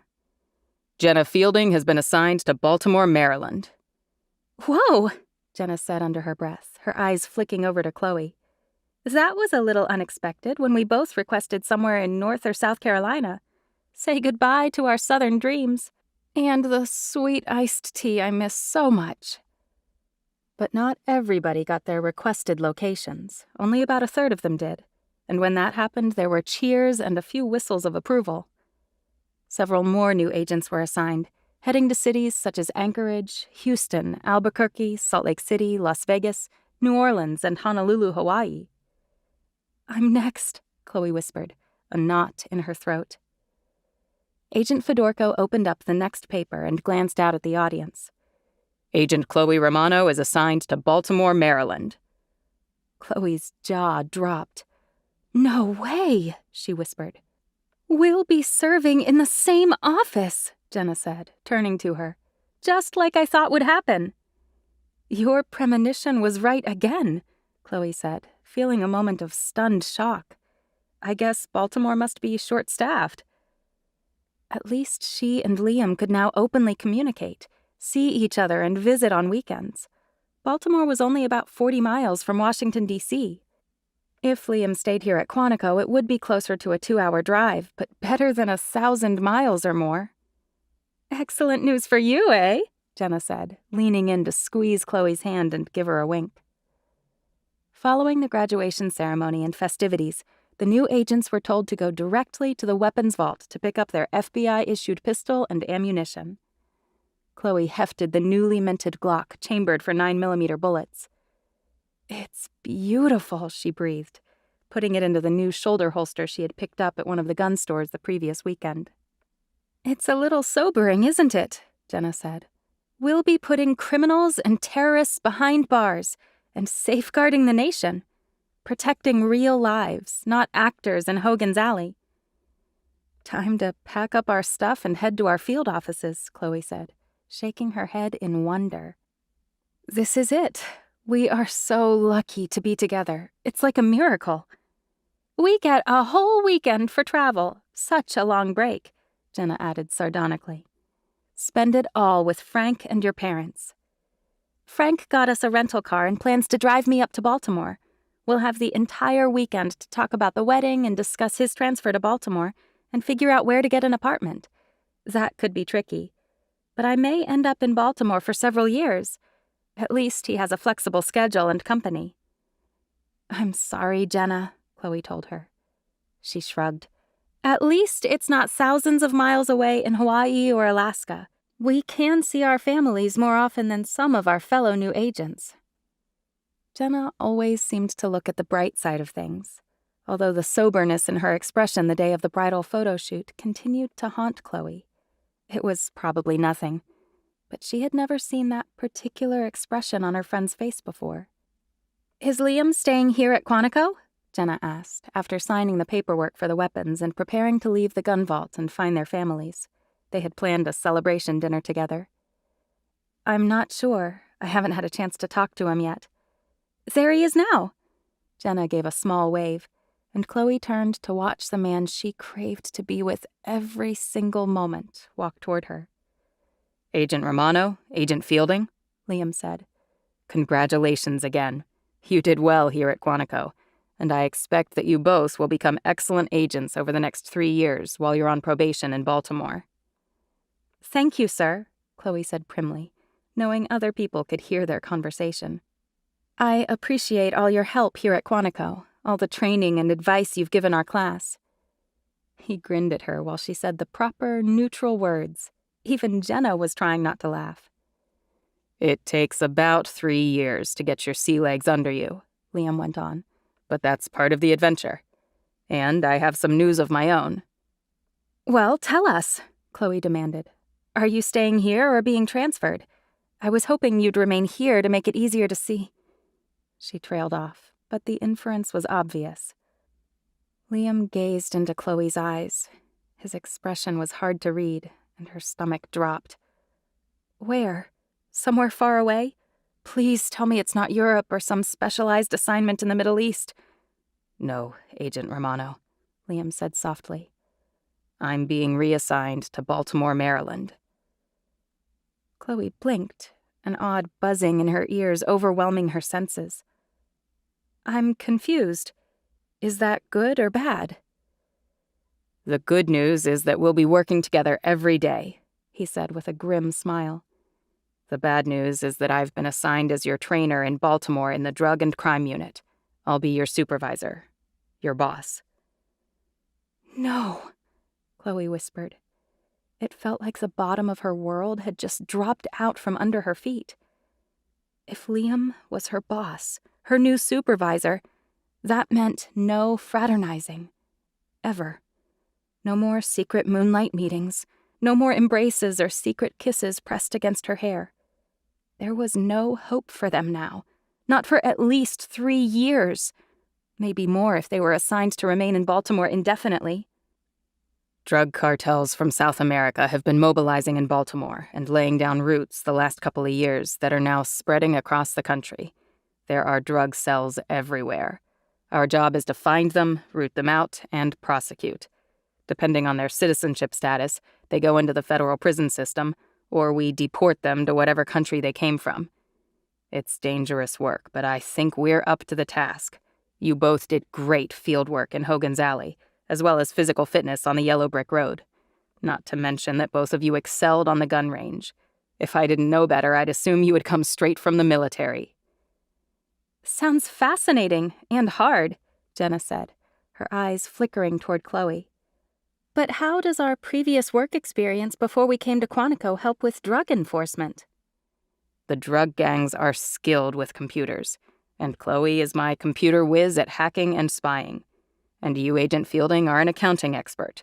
We're trying to break into their computers to get their financial records of deposits and transactions to track them down.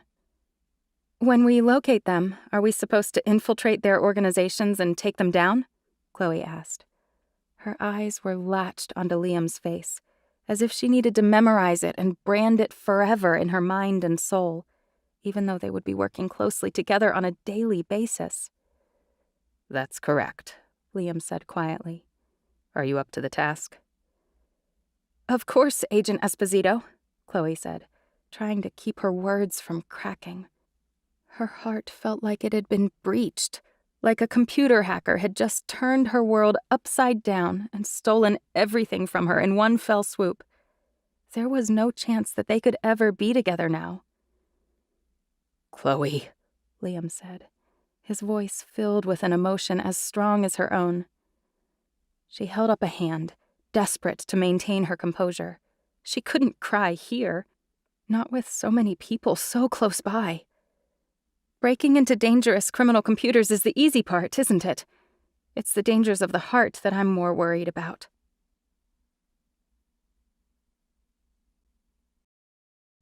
Chapter 13. 3 months later. Barbara Workman, the Baltimore Federal Bureau of Investigation Field Office Secretary, leaned forward to speak into the intercom. Mr. Esposito, I have Agent Romano here to see you. Shall I send her in? Yes, please, Agent Esposito said from his office across the lobby. Thanks, Barbara, Chloe casually told the woman she'd been getting to know the last few months, even though her heart was stuttering inside her chest. When Chloe walked through the door, Liam rose and came around his desk, shutting the door for privacy. Chloe, he said softly, I've missed you. I was thinking you were coming in tomorrow. Biting at her lip, Chloe glanced behind her, but she could see through the glass door that Barbara had moved to the bank of filing cabinets for a manual search in the old files. You must have gotten your dates mixed up, buddy, she said, her lips curving into a smile. Seeing Liam in the flesh, so tall and broad and devastatingly gorgeous, set tingles dancing along Chloe's skin. She could never get enough of him, despite the fact that they could never be alone or touch each other. When Agent Esposito was assigned the position as her supervisor in the Baltimore field office, Chloe had been convinced the painful twist of fate was designed to torture her, the kind that continued to squeeze Chloe's heart or rip it into shreds, both depending on the day. Isn't it the 3rd of December? Liam asked. Nope, it's the 4th, Special Agent. Maybe you're working too hard. When was the last weekend that you didn't work? He quirked an eyebrow, his eyes resting briefly on her lips. Probably the same weekend you didn't come into the office. There was a small pause, and before Chloe could speak again, Liam went on in his deep voice. I've missed you, Chloe. Every day you're out working on the streets or when you're in court. It hasn't taken very long to learn that there's no such thing as a typical day for an agent. Liam laughed, pulling up a chair for Chloe to sit across from him. One day I'm executing a search warrant, another an arrest, while a few days later I'm testifying in court. Lately all I'm doing is catching up on paperwork, but I do have a high-level source coming in for a meeting this afternoon. It keeps the work exciting. Never dull.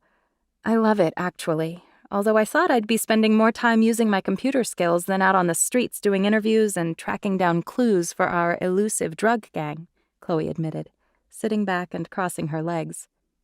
Liam glanced down at her shapely, bare legs for a split second, then lifted his eyes to her face again, letting out a soft whistle before shaking his head to laugh at himself. She grinned at him, but the smile was brief. Oh, Liam, what are we going to do? She asked softly, her voice strained. I've made a decision to ask for a transfer to another field office. Liam blinked, as if he hadn't heard her correctly.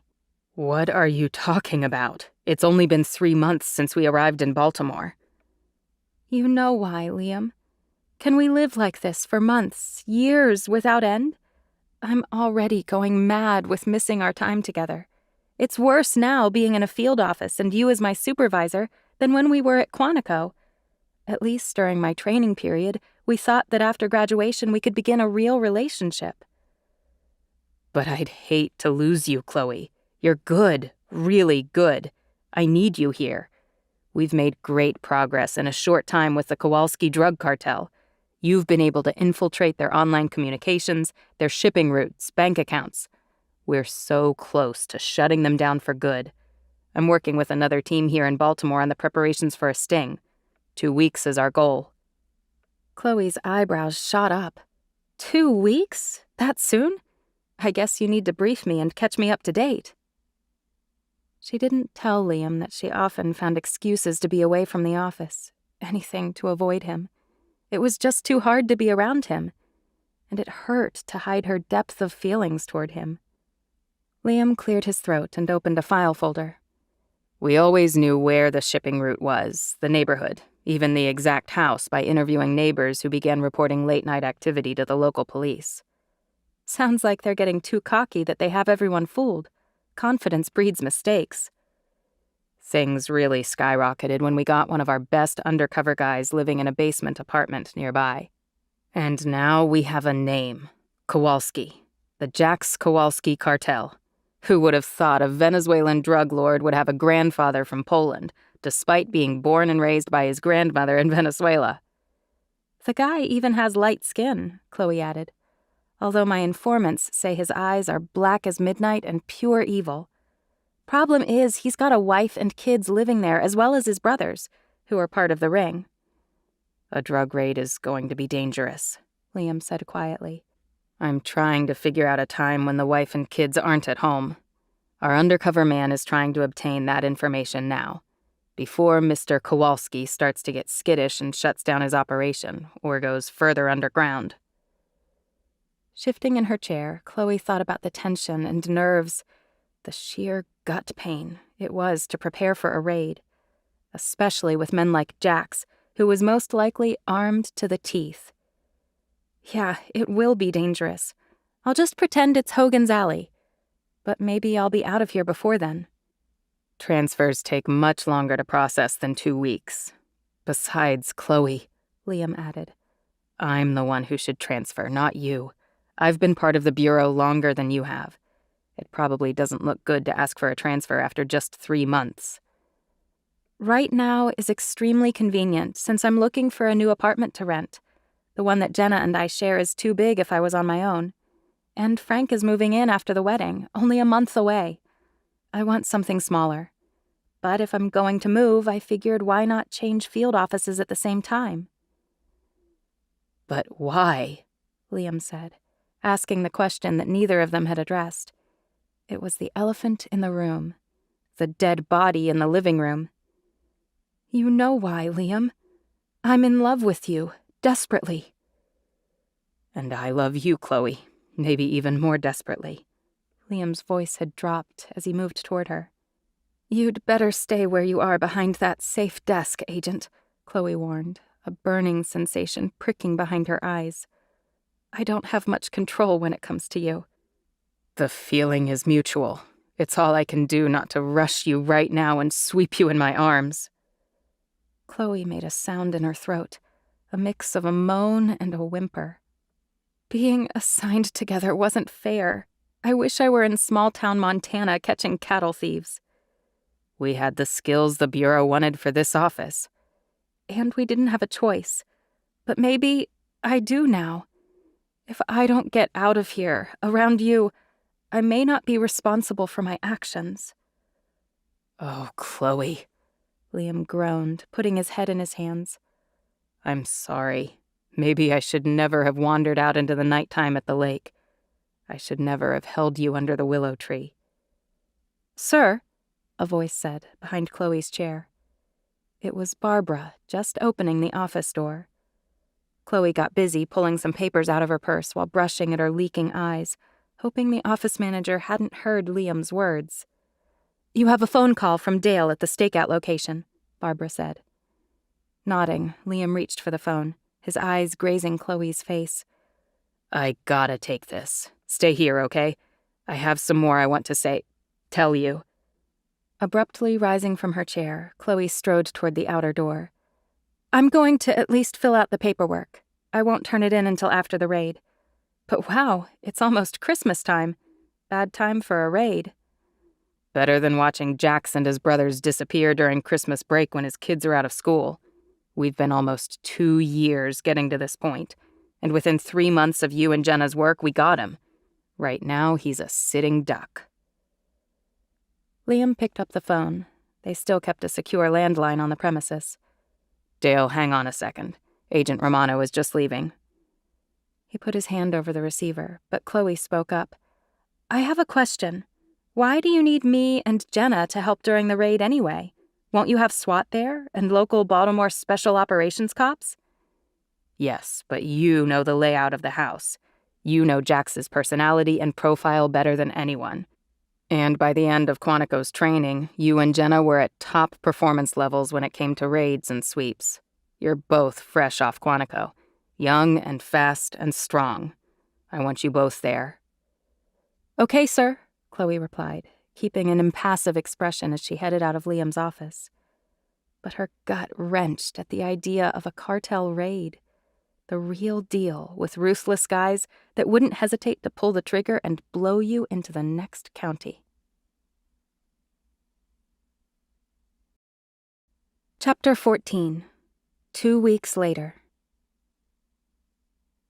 It was a week before Christmas, 2 weeks before Jenna's wedding, and here they were getting dressed in the basement apartment of their undercover agent. Dale Holmes, if that was his real name, was a bear of a man with a bushy beard and eyebrows to match, who looked like he spent all of his time playing Dungeons and Dragons in his parents' basement. In reality, Dale was staked out here, pretending to leave each night for a job unloading Walmart trucks after midnight at the local store, while actually surveilling the neighborhood, specifically Jack Kowalski's house. The entire team had been on pins and needles for days waiting for the call to go in. Dale had phoned in earlier that afternoon. Then Chloe received an encrypted phone call from Liam. No, she whispered, shaking her head. I was hoping you had decided to wait until after the holidays. We learned that he's moving out this weekend. It's gotta be tonight or never. How do you know? Cash drop, Liam said in brief sentences. Unknown guys crawling all over the place. 30 minutes later, the team had arrived, one by one, moving into Dale's apartment under cover of darkness, by front and rear doors, without speaking or making a sound. Snow was falling lightly, which meant nobody was out. The temperatures were supposed to drop that night, so there wouldn't be much activity in the neighborhood. With the early darkness, it also meant people were home by their heaters or fireplaces watching TV, or Christmas shopping for the few who braved the cold. I wish we were Christmas shopping, Chloe said to Jenna as she pulled on her black undergarments and then dark pants and pullover knit shirt over her bulletproof vest. Helmets, night goggles, and headsets went on last. There was a team at the end of the street in a van with blackout curtains, ready to perform reconnaissance when they went into the cartel's house. Did you hear where the family is? Chloe asked Jenna, knowing she had arrived first. Please tell me they're not at home. Liam promised, but this all happened so suddenly. Jenna's expression sobered, although she attempted a smile. Ironically, they're Christmas shopping and then attending a Christmas program at the school. Last day of school is tomorrow, then the holiday break begins. We have 2 hours before they're due home. Poor kids. Coming home to a house riddled with bullet holes, most likely. Chloe paused, dropping her voice. That's probably what we're facing, you know. Jenna smiled optimistically. Don't think the worst. We're taking them by surprise. I'll bet the fighting is kept to a minimum. Maybe a few fists and punches, but no shooting. Besides, gunfire would wake up the neighbors, she added facetiously. Very funny. So, where's Frank tonight? I think he's buying me something special for under the tree. Although he may just be picking up our tickets for our honeymoon in Maui. He rented a condo on our own private beach. A tropical island sounds heavenly when snow is falling outside. I'd invite you to tag along, but, you know, we'll be doing honeymoon stuff. Not sure I'll ever get a honeymoon, Chloe said despondently. Did your transfer request go through? I turned in the paperwork, but who knows? It could be immediately rejected or just sit on someone's desk for the next 6 months. Is it that bad working with Liam? Imagine if it was Frank and you could never touch him, never even hold his hand. It's excruciating, the longing and aching. If I stay, I'll go crazy. But Liam told me that he's filling out transfer papers too. Guess we both may end up on opposite ends of the country. Do FBI agents ever marry? Jenna asked. I think there have been some, right? Doesn't happen very often, especially not a team leader with a subordinate, and not while they're working in the same field office. It's too distracting to the entire team. Plus, conflicts of interest, morale, temptations for special treatment. I understand it. I just don't like being so close to Liam and yet so very, very far. It's as if I'm in complete limbo, and my feelings are tearing me into pieces. Oh, Chloe, Jenna sighed. I've heard you weeping sometimes, you know, and I feel guilty to be so happy with Frank and getting married in 10 days. Hey, you and Frank have been a couple for almost 3 years, and it's about time you got married. I'm happy for you, Jenna, I really am. And you'd better name your first child after me. Jenna laughed, shaking her head. Only if it's a girl. Deal. Chloe sat on the edge of a chair to pull on her black boots. At least if I got sent to Idaho, Liam and I would be able to talk more personally on a regular basis. Remember how guys call up girls they like on the phone? Or Liam could visit me on his vacation time. And we could go on things called dates. Now that's a novel concept. I know exactly what you mean. Jenna gave Chloe a hug. We'll talk about this later. Right now, we have to focus. 30 minutes later, the team of 12 FBI agents and a SWAT team of another 8 had arrived, moving silently and stealthily into the neighborhood. Splitting into smaller groups, each team set up a post at the doors and windows of the Kowalski house. The residence was mostly dark, except for a small light at the back of the house. Chloe was impressed at how quiet and stealthy 20 people could be, moving swiftly around corners, making no sound with their boots, light on their feet. Liam assigned her and Jenna to the side kitchen door, giving Chloe's hand a single, hard squeeze. Keep me informed through your headset, he told her. But we're going to be using hand signals to communicate as much as possible. It's too quiet tonight with the fresh fallen snow to be talking out loud too much. Chloe nodded, watching Liam disappear around a stand of shrubbery. Her ears were buzzing with nerves in the silence of the night. Thigh muscles taut, hands cold and sweating. Standing flat against the siding of the older house, Chloe and Jenna took turns peering into the small, darkened window of a side door. A moment later, Liam was back, whispering in Chloe's ear. Intel says there are only 3 males in the house. We've surrounded the property and have several guys on the roof. We're going in the front door. Count down from 60 and then breach this door and clear the room. Chloe nodded, glanced at Jenna, who confirmed that she had heard the instructions. Then Agent Esposito was gone, just a shadow in the still night. With a nod, Jenna held up both hands to start a countdown, then dropped them to grip her rifle.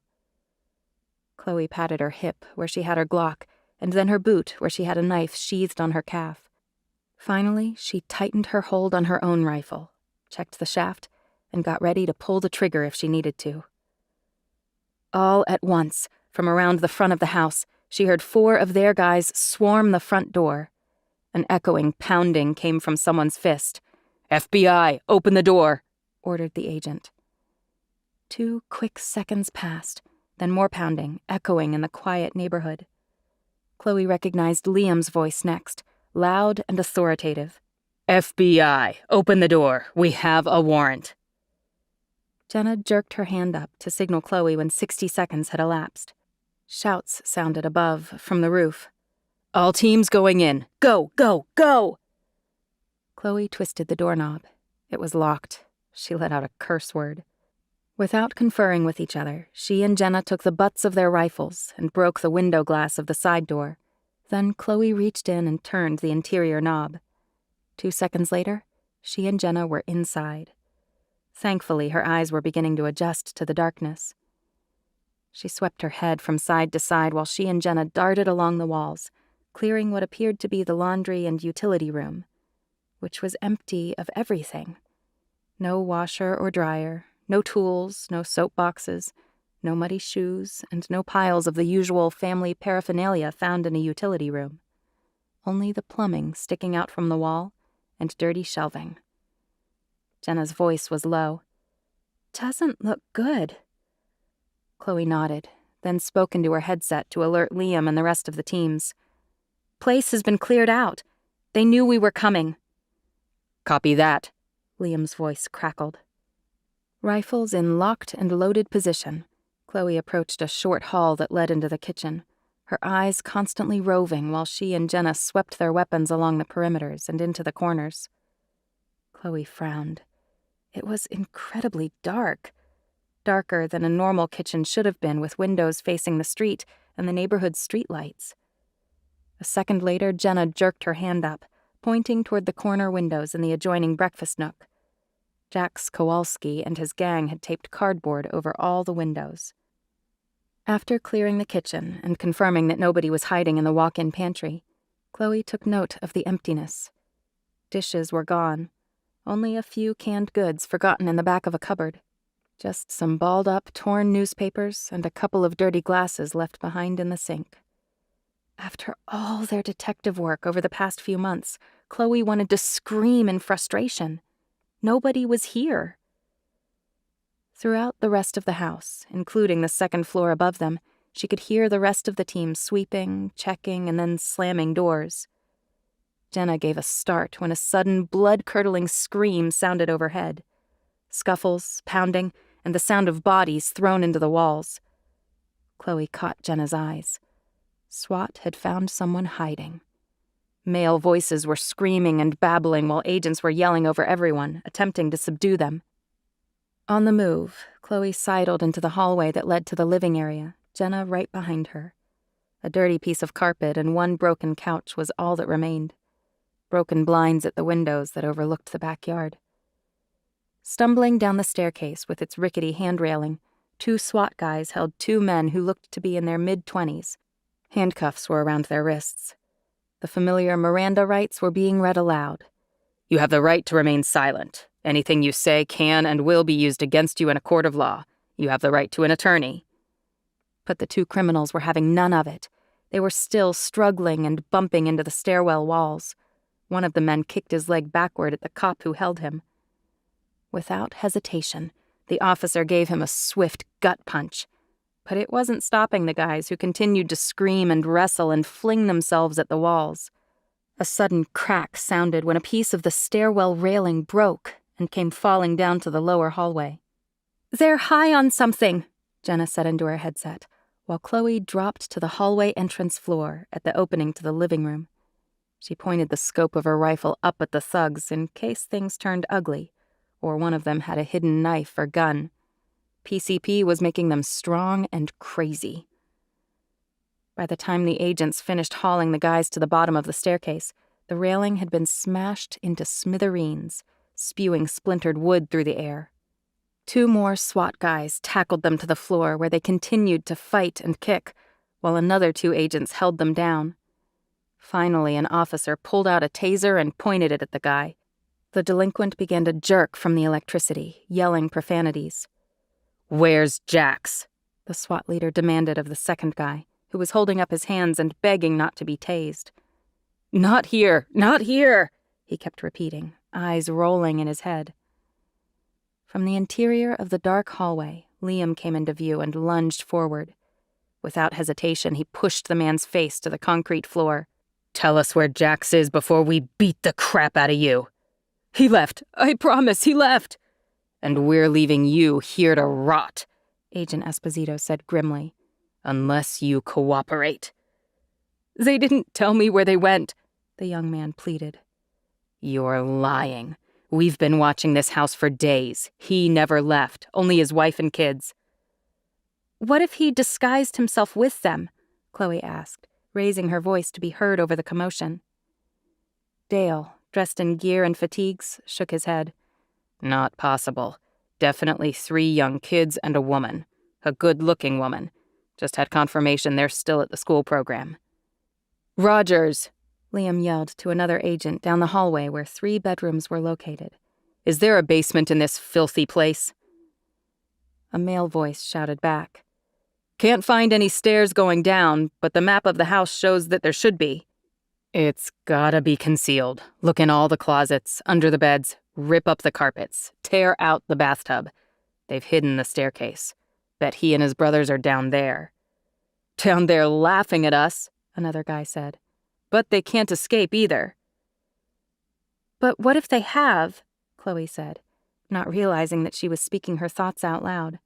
"Before we got here, they were tipped off or got spooked. Didn't you notice that this place has been stripped, except for a couple of boxes of cleaning supplies in the kitchen? Women and children haven't been living here for at least a week." "Yeah, you're right," Liam said, pursing his lips in frustration. There was a brief pause when the Baltimore police showed up at the front door to haul the tasered guy and his buddy away in a patrol car. "I want this place torn apart," Liam shouted. "Find that basement entrance." SWAT and FBI swarmed the interior of the house. Floorboards were being pulled up with crowbars, walls axed into shreds, carpet thrown into the yard. Chloe could hear an upstairs bathtub being hauled out. A burst of yelling and cheers came from the half-bathroom down the bedroom hallway. "Found it!" Chloe breathed a sigh of relief, but she didn't share the optimism of the rest of the team. Jax and his family and drug lords weren't here. She could just feel it. The walls shook and rattled with the weight of several agents scrambling down the secret staircase. Not a minute later, Chloe could hear someone pounding back up the secret stairwell, and Dale bounded back into view. "Esposito!" he barked, his chest heaving. "They were here, probably not more than 30 minutes before we swarmed the place, but no sign of them anywhere. They're long gone. But there are fuses and dynamite and timers everywhere down there. They've set a trap. We gotta get out of here." Chloe had never seen Liam so angry and so terrified in her life. Screaming like a madman, he shouted, "Everybody out of the house! Now! Leave any evidence! Go!" Liam jerked his head to look at Chloe. His eyes narrowed behind his goggles, his rifle cocked and ready. "Romano," he barked. "You said there were boxes in the kitchen?" "Yeah." Then it hit Chloe. Dale had just said there were fuses downstairs, and she'd seen for herself the unidentified boxes of junk in the kitchen. "Did you inspect the boxes?" Liam spit out, his eyes dark and intense behind his goggles. Chloe shook her head. She should have looked more closely. Stupid, stupid! Almost instinctively, she lifted her face gear and sniffed the air. "Liam! Gas! I smell gas! We're sitting inside a bomb! Where'd Jenna go?" "In here!" Jenna shouted from the black interior of the kitchen, but her voice was faint. "I found something!" "Get out!" Liam screamed again, running toward the staircase leading to the second story to warn the rest of his men. "Everybody out, now!" Scrambling, Chloe raced to the short hallway on the far side of the utility room, bypassing the kitchen to get to the outside door where they had broken the window glass to initially get inside the house. "Jenna!" she yelled into her headset. "Are you out? Confirm! Confirm!" That was the last thing Chloe yelled before the boxes of explosives downstairs and inside the kitchen were triggered by their timers and detonated. Almost instantly, the bomb lifted the roof off the house, sending a fireball of fury into the cold night sky.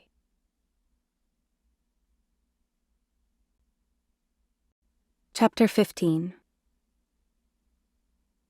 Chloe found herself on her back, lying on the side porch steps, her legs bent underneath her. Unable to see past her hand, She tugged at her goggles, while her eyes leaked hot, stinging tears. Her body didn't seem to be working very well, and Chloe flailed her arms, trying to roll over and stand up. Falling back again, she stared overhead. The sky was black with clouds. Or was that smoke? The acrid smell of burning plastic and metal singed her nose. The world was silent. Had she gone deaf? The explosion had rocked the earth, so big it was as if the entire world had turned on its axis. Moving gingerly, she tried once more to get to her feet, positive she'd been hit by a Mack truck. She'd gone numb, and her head was reeling. Jenna. That's all she could think of. Where are you, Jenna? Staggering to a kneeling position, Chloe pushed her palms against the snow-covered grass and rose to her feet, legs shaking like a newborn colt. Flames were blowing like a torch out the side door of the house, and Chloe swore the heat was melting her skin off. She gave up. It was too hard to stand or walk. Crawling on her hands and knees, she moved up the concrete steps to the hole that used to be the utility room. The door itself was gone, somewhere. The fire consuming the rest of the house was a furnace of heat from the depths of hell. Jenna! She screamed, but her voice was raw and hoarse. Liam! She shouted next. Her ears began to work again, and the sound of chaos was all around her. Shouting, sirens, cracking timbers as the roof collapsed further inside the house. A chaotic jumble of hot, burning timbers blocked the path to the kitchen, if the kitchen even still existed. There was no way she could get to Jenna through this direction. Taking deep breaths to gather her strength, Chloe stumbled to the front of the house, slipping on icy patches of snow. Ambulance and fire engine sirens were growing louder, the sound splitting the air. Hurry, hurry, she wailed. Jenna, I'm coming! A moment later, Chloe spotted movement at the front entrance where the door had been blown off. Stumbling over her own feet, she ran forward as Dale Holmes crawled over burning objects to get out, flames licking at his boots. With strength she didn't know she had, Chloe put her hands underneath the man's armpits and dragged him the rest of the way out of the house, down the steps and onto the front lawn. She bent over him while he moved his lips, trying to speak. You're okay, Dale. I've got you. You're going to be fine. Quickly, she examined him. His clothing and gear had been scorched off in patches, but there didn't seem to be any life-threatening injuries. Thanks, Romano, Dale said wearily, closing his eyes. Do you know where Jenna is? She was in the kitchen when the bomb went off. I'm sorry, Chloe. Chloe tried not to think about what that could mean. Jenna had to be okay. She had to be alive. She was supposed to get married in a week. Where's Liam? I haven't seen him either. Last I saw him, he was crawling out one of the rear windows of the house. Did he have Jenna with him? The undercover agent shook his head, his eyelids fluttering. No, he whispered, just as two paramedics ran up to take over. Chloe staggered to her feet again. She had to find Jenna, but the heat was so intense every time she attempted to breach the front door she had to retreat. Seconds later, the entire street was swarming with more FBI, Baltimore police, SWAT, fire engines, a bomb team, and a dozen ambulances. The whirling emergency lights hurt Chloe's smoke-filled eyes, and the sirens were deafening. Jenna had been left inside, was all she could think of. The words ran on repeat in her crazed mind. Jenna had been left inside. Why didn't Liam go get her? Why didn't he rescue her? He was the closest one to the kitchen. Chloe's entrance into the house was now blocked by firefighters. She had assumed Liam had gotten Jenna out, but there was no sign of either of them. Only the dozen or so SWAT and FBI agents from the raid being treated by emergency personnel and EMTs. This couldn't be happening. Her entire world was crumbling right in front of her eyes. How could everything have gone so horribly wrong? Chloe whispered. She stood at the edge of the sidewalk, watching the roof finish collapsing. Bricks from the chimney crashed onto the front yard. After another 15 minutes, the house had completely burned down to its foundation. When Chloe staggered back to the curb, a paramedic insisted she sit down and be looked at. The entire block was a parking lot of police and emergency vehicles. Several ambulances had already left, with screaming sirens, to take victims to the hospital. Vaguely, Chloe wondered what had happened to the 2 men Liam and the other FBI agents had handcuffed and tasered. "Let me take a look at you, Agent," a woman paramedic said. "Got some pretty good scratches, but nothing serious. You're lucky you were blown out of the house and into a snowdrift." "Lucky? Please, can you tell me if everybody has been rescued out of the house?" The words scorched Chloe's throat as surely as if she had swallowed a burning match. The medic gave her a bottle of water and tended a cut on her jawline, dabbing it with alcohol and then putting a bandage on it. "You should come to the hospital and be checked for smoke inhalation." Chloe shook her head. "If you have any sign of sprains, bruises, or if you're having any breathing trouble over the next few days, get yourself to your doctor or a hospital to be treated." Chloe nodded numbly. Going to the hospital sounded good, if only to see who had been admitted. "I'll go to the hospital right now," she mumbled. "Have to see if my partners are there." The paramedic shook her head. "I suggest you go home, take a shower, tend to your bandages, soak in a hot tub. Take some extra-strength aspirin for pain, and sleep for the next 12 hours. A swarm of fresh FBI agents and Baltimore police were there within minutes of the blast.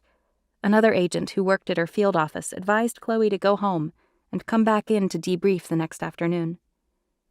Chloe finally obeyed, feeling like a zombie. When she returned home and attempted to enter her apartment without Jenna, the place was like a tomb. She was not staying here tonight. After a hot shower and fresh street clothes, Chloe climbed back into her car and drove to Johns Hopkins Hospital downtown. After a few phone calls, she discovered that's where they had taken Jenna, which meant Jenna was alive. The tears of relief trickled down Chloe's face while she parked and went through the emergency entrance, since it was late and after hours now. When she arrived at the correct room number, Jenna's mother, who had arrived a few days earlier for the final wedding preparations, as well as her fiancé, Frank, were already there. "Chloe!" Mrs. Fielding choked out, rising from the chair at the side of the hospital bed to sweep her up in her arms. They embraced for several long moments, and then Chloe hugged Frank, who staggered to his feet, his face drawn and tight. "Where is she?" Chloe finally asked. "In surgery. She's... Mrs. Fielding tried to speak, but broke down into sobs. Frank took over, his face attempting to remain stoic, but his eyes were red and his voice unsteady. "Jenna is alive, but badly burned. At the moment, the doctors are treating the burns and putting her in full-body bandages until she wakes up and can tolerate further treatments. Later, they hope to do skin grafts, but that's down the road." Chloe closed her eyes, stumbling into a chair. "Will she be okay?" "We don't know," Mrs. Fielding said, openly weeping, while they waited for the doctors to come out of the surgical wing. For the next 3 days, Chloe didn't leave the hospital, sitting vigil with Jenna's mother and Frank, who paced the floors so much he wore the linoleum down. Johns Hopkins was the best place for burn patients, but Jenna was put into an induced coma due to the excruciating pain she was in, due to 60% of her body being burned. Her team of doctors spoke in grave and serious tones, although they said that some patients did survive. Recovery would consist of years of surgeries and skin grafts, with risk of infection every step of the way. It was going to be a long, hard road ahead for Jenna, and all of them. Mrs. Fielding nearly fainted with grief from the overwhelming news. "My daughter's wedding," Mrs. Fielding said, choking on the words while tears streamed down her face as she left the room with the nurse. Frank sat in a corner chair, his face down while he stared at the floor. Chloe sat next to him and gripped his hand in hers. "She'll be okay. We have to hang on to hope. We have to have faith." "I can't lose her. I keep wanting to wake up from this nightmare, but I haven't slept in 2 days, so I can't even blame it on a nightmare." Chloe could only nod, fighting her own tears as she stared out the window from the 5th floor, gazing at the street below with unseeing eyes. Her own life was also turning upside down. She was informed that she was being put on paid leave pending the FBI's investigation of the raid. She hadn't seen Liam at all. Not a word, not a phone call, nothing. Nobody seemed to know where he was, and the other injured agents and SWAT members had been taken to other hospitals around the city. After several days, Dale Holmes telephoned to see how Chloe was doing and to ask about Jenna. After Chloe relayed the grave news, and the long waiting game it would be until Jenna could undergo surgery, she asked Holmes about Liam. "Have you seen him? Have you talked to him? Who got Jenna out that night? Tell me what you know, Dale." "It was one of the SWAT guys that got Jenna out. I haven't seen or talked to Liam either. I assume he's on leave like the rest of us, and in shock like we all are. He, doesn't want to talk to anyone. But I actually heard that from somebody else because the sorry man isn't answering his cell phone." "I'm sorry, Chloe," Agent Holmes finally said, his voice lowering. "You two had a thing for each other if my instincts are correct. And my instincts are usually correct."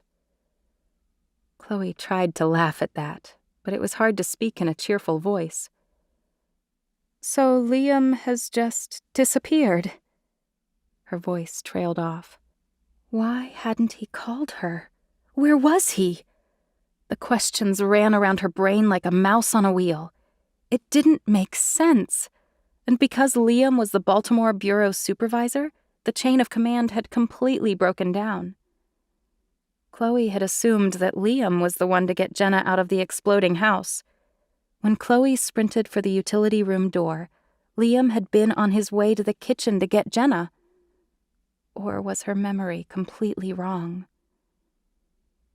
The next several days were spent sitting with Mrs. Fielding, Jenna's sister, Mr. Fielding, and Frank at the hospital, beside Jenna's still form lying in the hospital bed.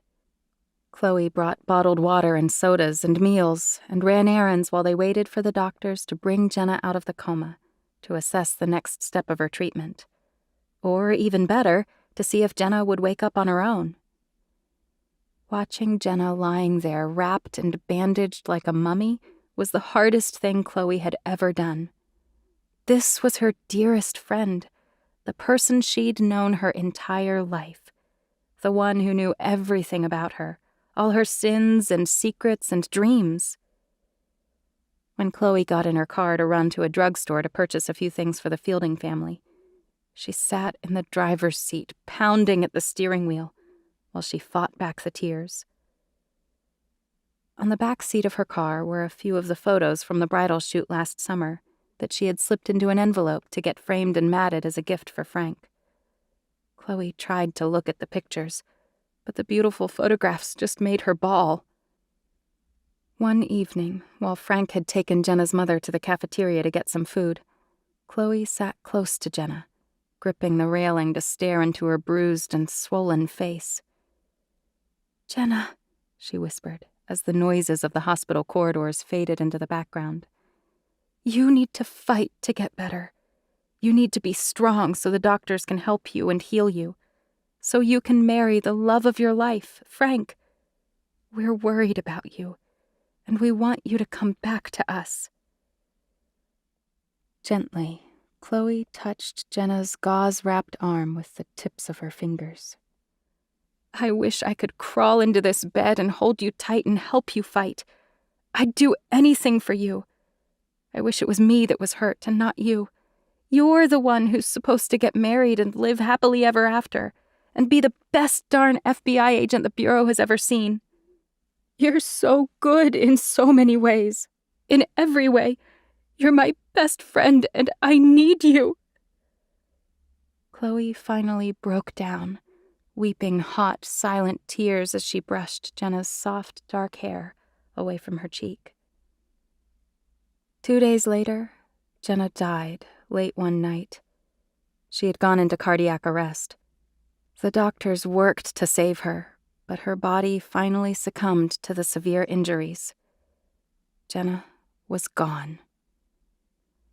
Chloe didn't leave her apartment for 3 days. The grief was overwhelming. The nightmares she'd been having about the drug raid intensified. Nothing seemed real. Nothing seemed to matter. Jenna was gone forever. Christmas passed in a blur. Her parents flew to Baltimore to be with her and get her out of her apartment, taking her to a hotel for the holiday week and forcing her out for meals and walks in the park. Chloe went through the motions, but inside she felt like a zombie. And then it was Jenna's wedding day. The day her best friend was supposed to be getting married in the most beautiful gown in the world, with Chloe by her side in her lovely maroon bridesmaid dress. Her parents had flown back to the governor's mansion that morning, and Jenna's family had long returned to Charleston. Scrolling through the photos on her cell phone, Chloe found the ones she'd taken over the shoulder of the photographer at the beautiful mansion house last summer during Jenna's bridal shoot. Seeing Jenna in that stunning gown took her breath away. But that one particular picture of Jenna's mysterious, cryptic expression struck Chloe all over again. No smile crossed Jenna's lips. Just a sober, impassive face with her own secret thoughts. Now Chloe wondered if Jenna had been having one of her premonitions, a premonition that she would never wear her wedding dress again. Why didn't Jenna have a premonition about the bomb? Why hadn't she refused to go into that evil house? Why? Chloe already knew the answer. Because Jenna would do her duty. She would never shirk her responsibilities or turn away from helping others. Flying to Charleston for Jenna's memorial service a week later, Chloe helped Mrs. Fielding make the phone calls to plan the service at their church, which was beautiful and overflowing with friends and neighbors and school friends. Afterward, Jenna's mother retreated into her own cocoon to grieve and try to heal. Chloe's mother took time off from her work as governor's wife to pamper her daughter and cook for her. She also tried to take Chloe to the beach and her favorite restaurants, but everything reminded Chloe of Jenna. Nothing was the same. The world was gray and meaningless without Jenna. "When do you need to return to work?" her mother asked after 2 more weeks went by while Chloe was lying on the sofa in their private sitting room, trying to watch the news. "I'm off for 6 weeks, Mom. More if I want it or need it." Her dad came up behind her and leaned over to stroke Chloe's hair. "Do you want me to take care of the apartment up in Baltimore? Pack up your things and bring 'em here?" She nodded, meeting her dad's sober gray eyes that were filled with sympathy. "I suppose I need to take care of the apartment before I get evicted, although at the moment I couldn't care less." The raid was an incredibly traumatic event. Losing Jenna on top of it just multiplies the grief 10 times over. Take as much time as you need, but not too much. It's best to get busy again. Go back to work. Throw yourself into what you do best, your computer analytics and spying. He gave a wan smile. Or whatever you call it. "Oh, Daddy, I'm not a spy. You've been watching too much James Bond." Although she did spy on potential terrorists and drug cartels. "I'm traveling the state starting next week," Albert Romano went on, "meeting with the mayors and some of South Carolina's industry leaders before starting my re-election campaign. Want to come with me?" Chloe was tempted, but she finally shook her head. I need to take care of a few things, too. I've been doing a lot of thinking lately, including some research, and I don't think I'd do you any favors talking with your constituents in the state of mind I've been in. You need someone happy and chatty. Don't try to overthink anything right now, sweetheart, her father said, giving her another smile. You're still healing. Chloe bit her lips and nodded, flopping back on the couch to stare at the ceiling while she put the television on mute. She had decisions to make, and every direction was fraught with potential heartache. Agent Liam Esposito had disappeared on her, too. And now, after a month, Chloe knew he wasn't going to be calling. She had refused to take phone calls from the other agents at the field office in Baltimore, only speaking with the secretary, Barbara, a couple of times about paperwork. It was obviously too late for her and Liam. Besides, the man she thought she was in love with had betrayed Jenna, and betrayed her. He'd been running toward the kitchen to save Jenna when they realized there was a bomb in the house, and ended up deserting them all. Chloe had finally made one decision after days and weeks of agonizing over it. There was no way she could return to Baltimore and her work in the bureau. Her time at the FBI was over. Done. Chloe finally had to admit that she'd lost her heart for FBI work. The inner drive she used to have for the thrill and excitement of it was gone. She could never go through a raid like the one that killed Jenna ever again. Or lose her heart to a man that had shredded into 1,000 pieces. As much as she'd loved it and excelled at it, that world had now turned to dust.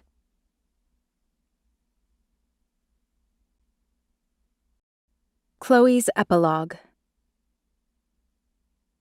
March 8th, Federal Bureau of Investigation, Baltimore Field Office Supervisor, Maryland, USA. To Special Agent Esposito. With all due respect and with much gratitude to my trainers and fellow agents in Baltimore, as well as at the Quantico Academy, I regret to inform you that I am resigning my position at the Maryland Field Office, effective immediately.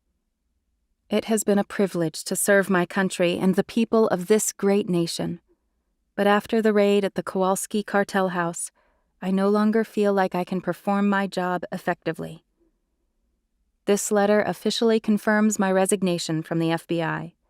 Please find my badge and identification card enclosed herein. Thank you. Sincerely, Chloe Romano, Special Agent in Cybersecurity. The letter wasn't terribly difficult to write, although there was a wrench in Chloe's gut when she drove to the post office and gave the special delivery envelope into the care of the postal worker.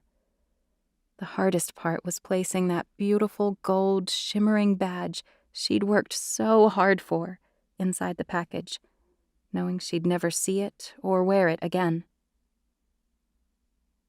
2 weeks later, Chloe announced to her parents that she had decided to start her own business, called the UNDERCOVER Bridesmaid, Inc. She'd been setting up a website. Her previous stints of being a bridesmaid during her college years had always been enjoyable, so why not do it full-time? Besides, Chloe couldn't think about working for someone else.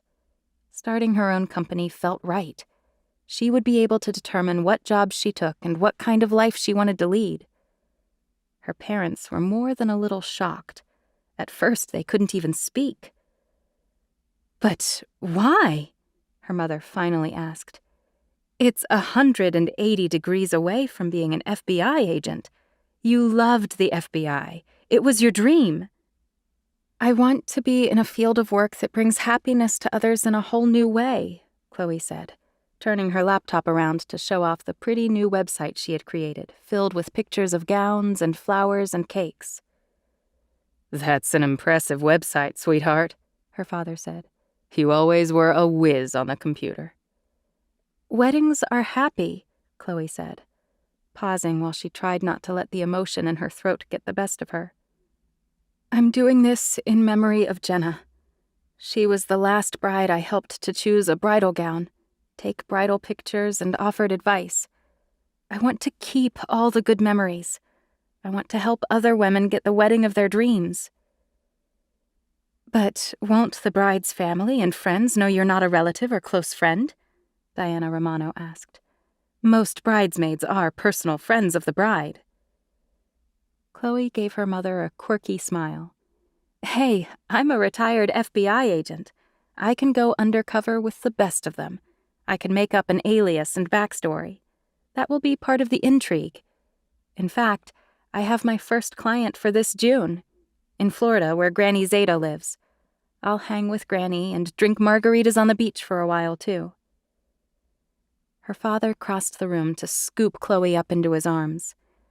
I think it's a wonderful idea, he whispered into her ear. Your mother and I will support you in anything you want to do. Her mother's eyes grew moist. That's a beautiful way to honor and remember Jenna. I know you miss her dreadfully. We all do. She was always a fixture in the house, and she always brought sunshine with her. Thanks, Mom and Dad, Chloe said, wrapping her arms around them both, while she held back the tears burning in her eyes. Liam's epilogue. Inch by inch, Liam Esposito rolled out of the hospital bed, wincing with every tiny move he made. The skin grafts were the worst, red and ugly and oozing infection. At least he'd only required 5 surgeries instead of the dozen Agent Burroughs, the SWAT leader, had to endure over the past 3 months. Together, the two of them had rescued everyone in Jax Kowalski's house after the bombs exploded and fire and shrapnel were raining down on their heads. The most despicable part was knowing the cartel ringleader had gotten out in time. He'd gone underground, and now they had to wait until he resurfaced again sometime, somewhere.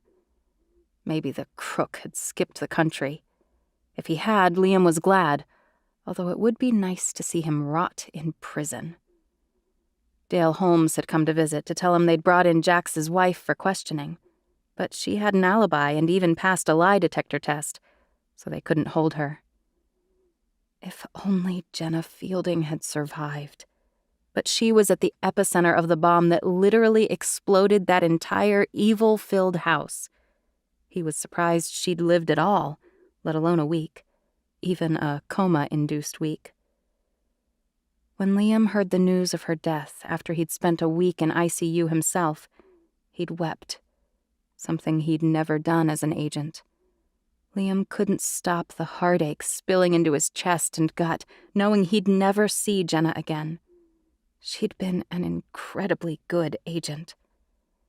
He could only imagine the torment and grief Chloe was going through. He imagined her sitting vigilantly at Jenna's bedside with Jenna's parents and fiancé. The anger of it all was enough to make Liam wish he could ram his fist through a wall or two, or Kowalski's throat. And only a week before her wedding, he muttered, trying to bend over to put his slippers on and hit the bathroom. By the time he was coherent himself, almost 2 months had passed. Weeks of drug-induced nightmares, surgeries, and a recovery so painful there were days he wanted to die. In fact, he was on medical leave for another 3 months before he could return to the field office, if his doctor even allowed it then. Shuffling around his hospital room for the first time in 2 months, he searched for his cell phone, but it was nowhere to be found. He wanted to shake a fist at the heavens and curse the fact that he knew nothing about Chloe, where she was or how she was doing. He missed her like a dying man craved water, but there had been no phone calls, no messages, no visits. Liam tried to rationalize all the lost months. She had sat vigil at Jenna's bedside. She was in South Carolina at the funeral. She was helping Jenna's mother, cleaning out the apartment she shared with Jenna, canceling the wedding. Falling back on his pillow, Liam let out a burst of frustration. What an ordeal for Chloe, for all of them. He wished he had been there with her, to help her and comfort her through the worst time of her life. He wanted to throw protocol out the window. He should have been there for the woman he loved. He had to talk to someone, so he called Agent Holmes again and asked him to come visit. That evening, the big, burly bear of a guy strolled through the door. "Nice evening we're having," Dale said, lifting his eyebrows. "Such savory smells in the hospital. All that gourmet food tickling the taste buds." "Oh, shut up," Liam said with a small laugh. But not too much laughing. It hurt his stomach. "Hey, thanks for coming." "What's up?" "I'm awake for good now, unless they put me under the knife again. And I don't want any more beating around the bush. Tell me what's up with Agent Romano." Dale Holmes' eyes twinkled. "You mean Chloe? Where is she? Why hasn't she ever called? She wasn't hurt, was she? If she was, I'll kill Kowalski with my bare hands." "I told you a month ago she wasn't hurt. And a month ago you told me not to tell her you were at Mercy Hospital." "No, I didn't." "Yeah, you did. Maybe you didn't mean to in your drugged-out incoherence, but you didn't want her seeing you like this. I figured you'd call her when you returned to the land of the living." "Did she ever ask about me?" "The night of the bombing, she did. I think she has the idea that you deserted everyone, saved yourself and left Jenna behind." An explosive curse word left Liam's lips. "What do you know about her? Give me something, man. I can't find my phone. Maybe it melted in the aftermath of the bomb." "That probably explains it. Chloe was upset that you never called to see if she was okay. And you were both at different hospitals. It was a mess for weeks afterward. Then Agent Fielding passing away."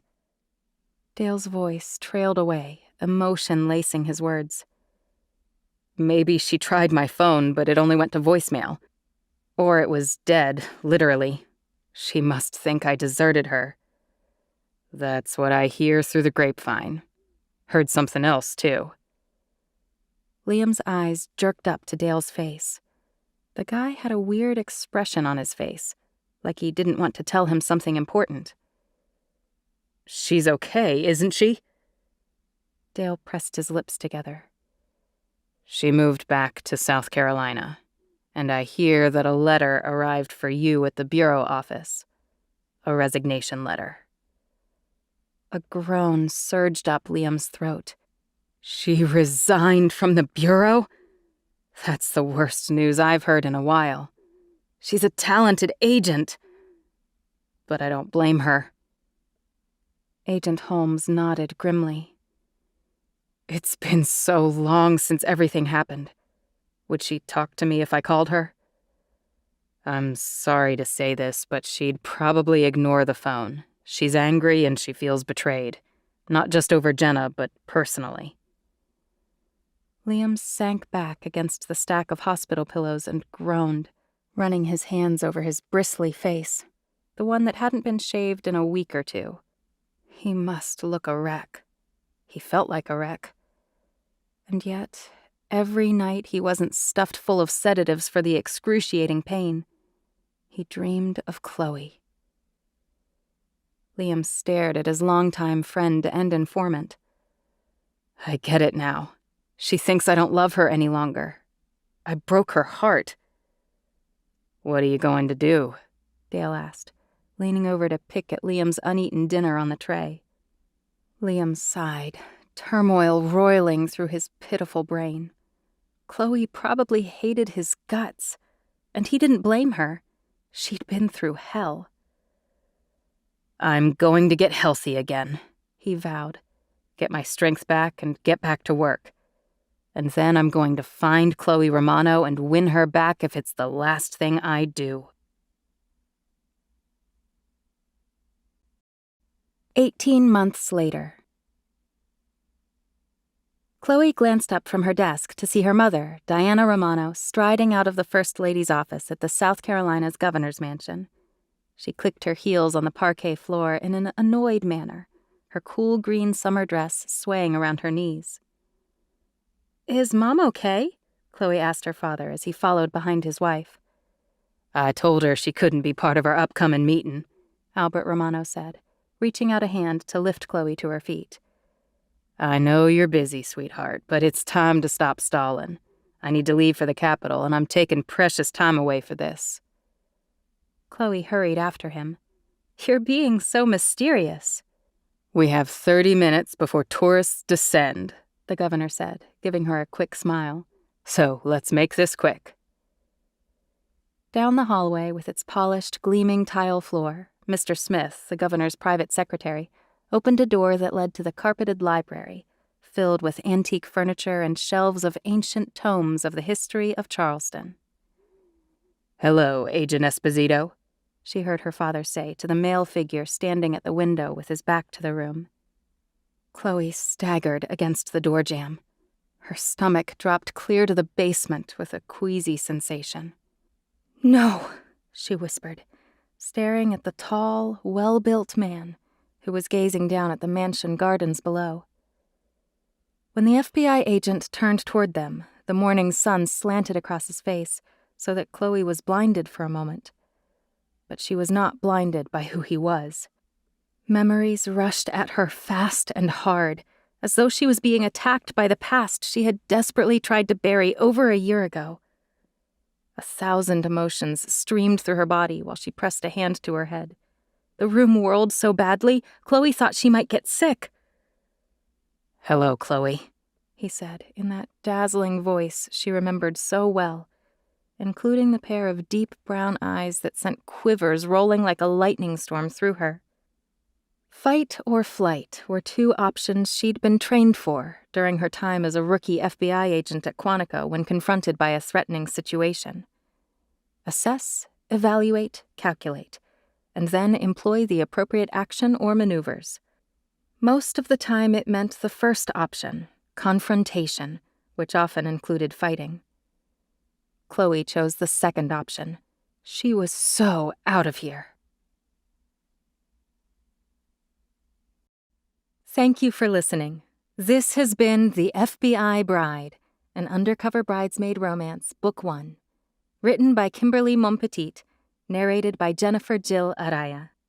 You can read the rest of the story about Chloe and Liam in the sequel to this book, titled The Undercover Bridesmaid, which is available on Kindle, in paperback, and in audiobook narrated by me, Jennifer Jill Araya. Copyright for The FBI Bride is 2019 by Kimberly Monpetit. Production copyright 2019 by Kimberly Monpetit.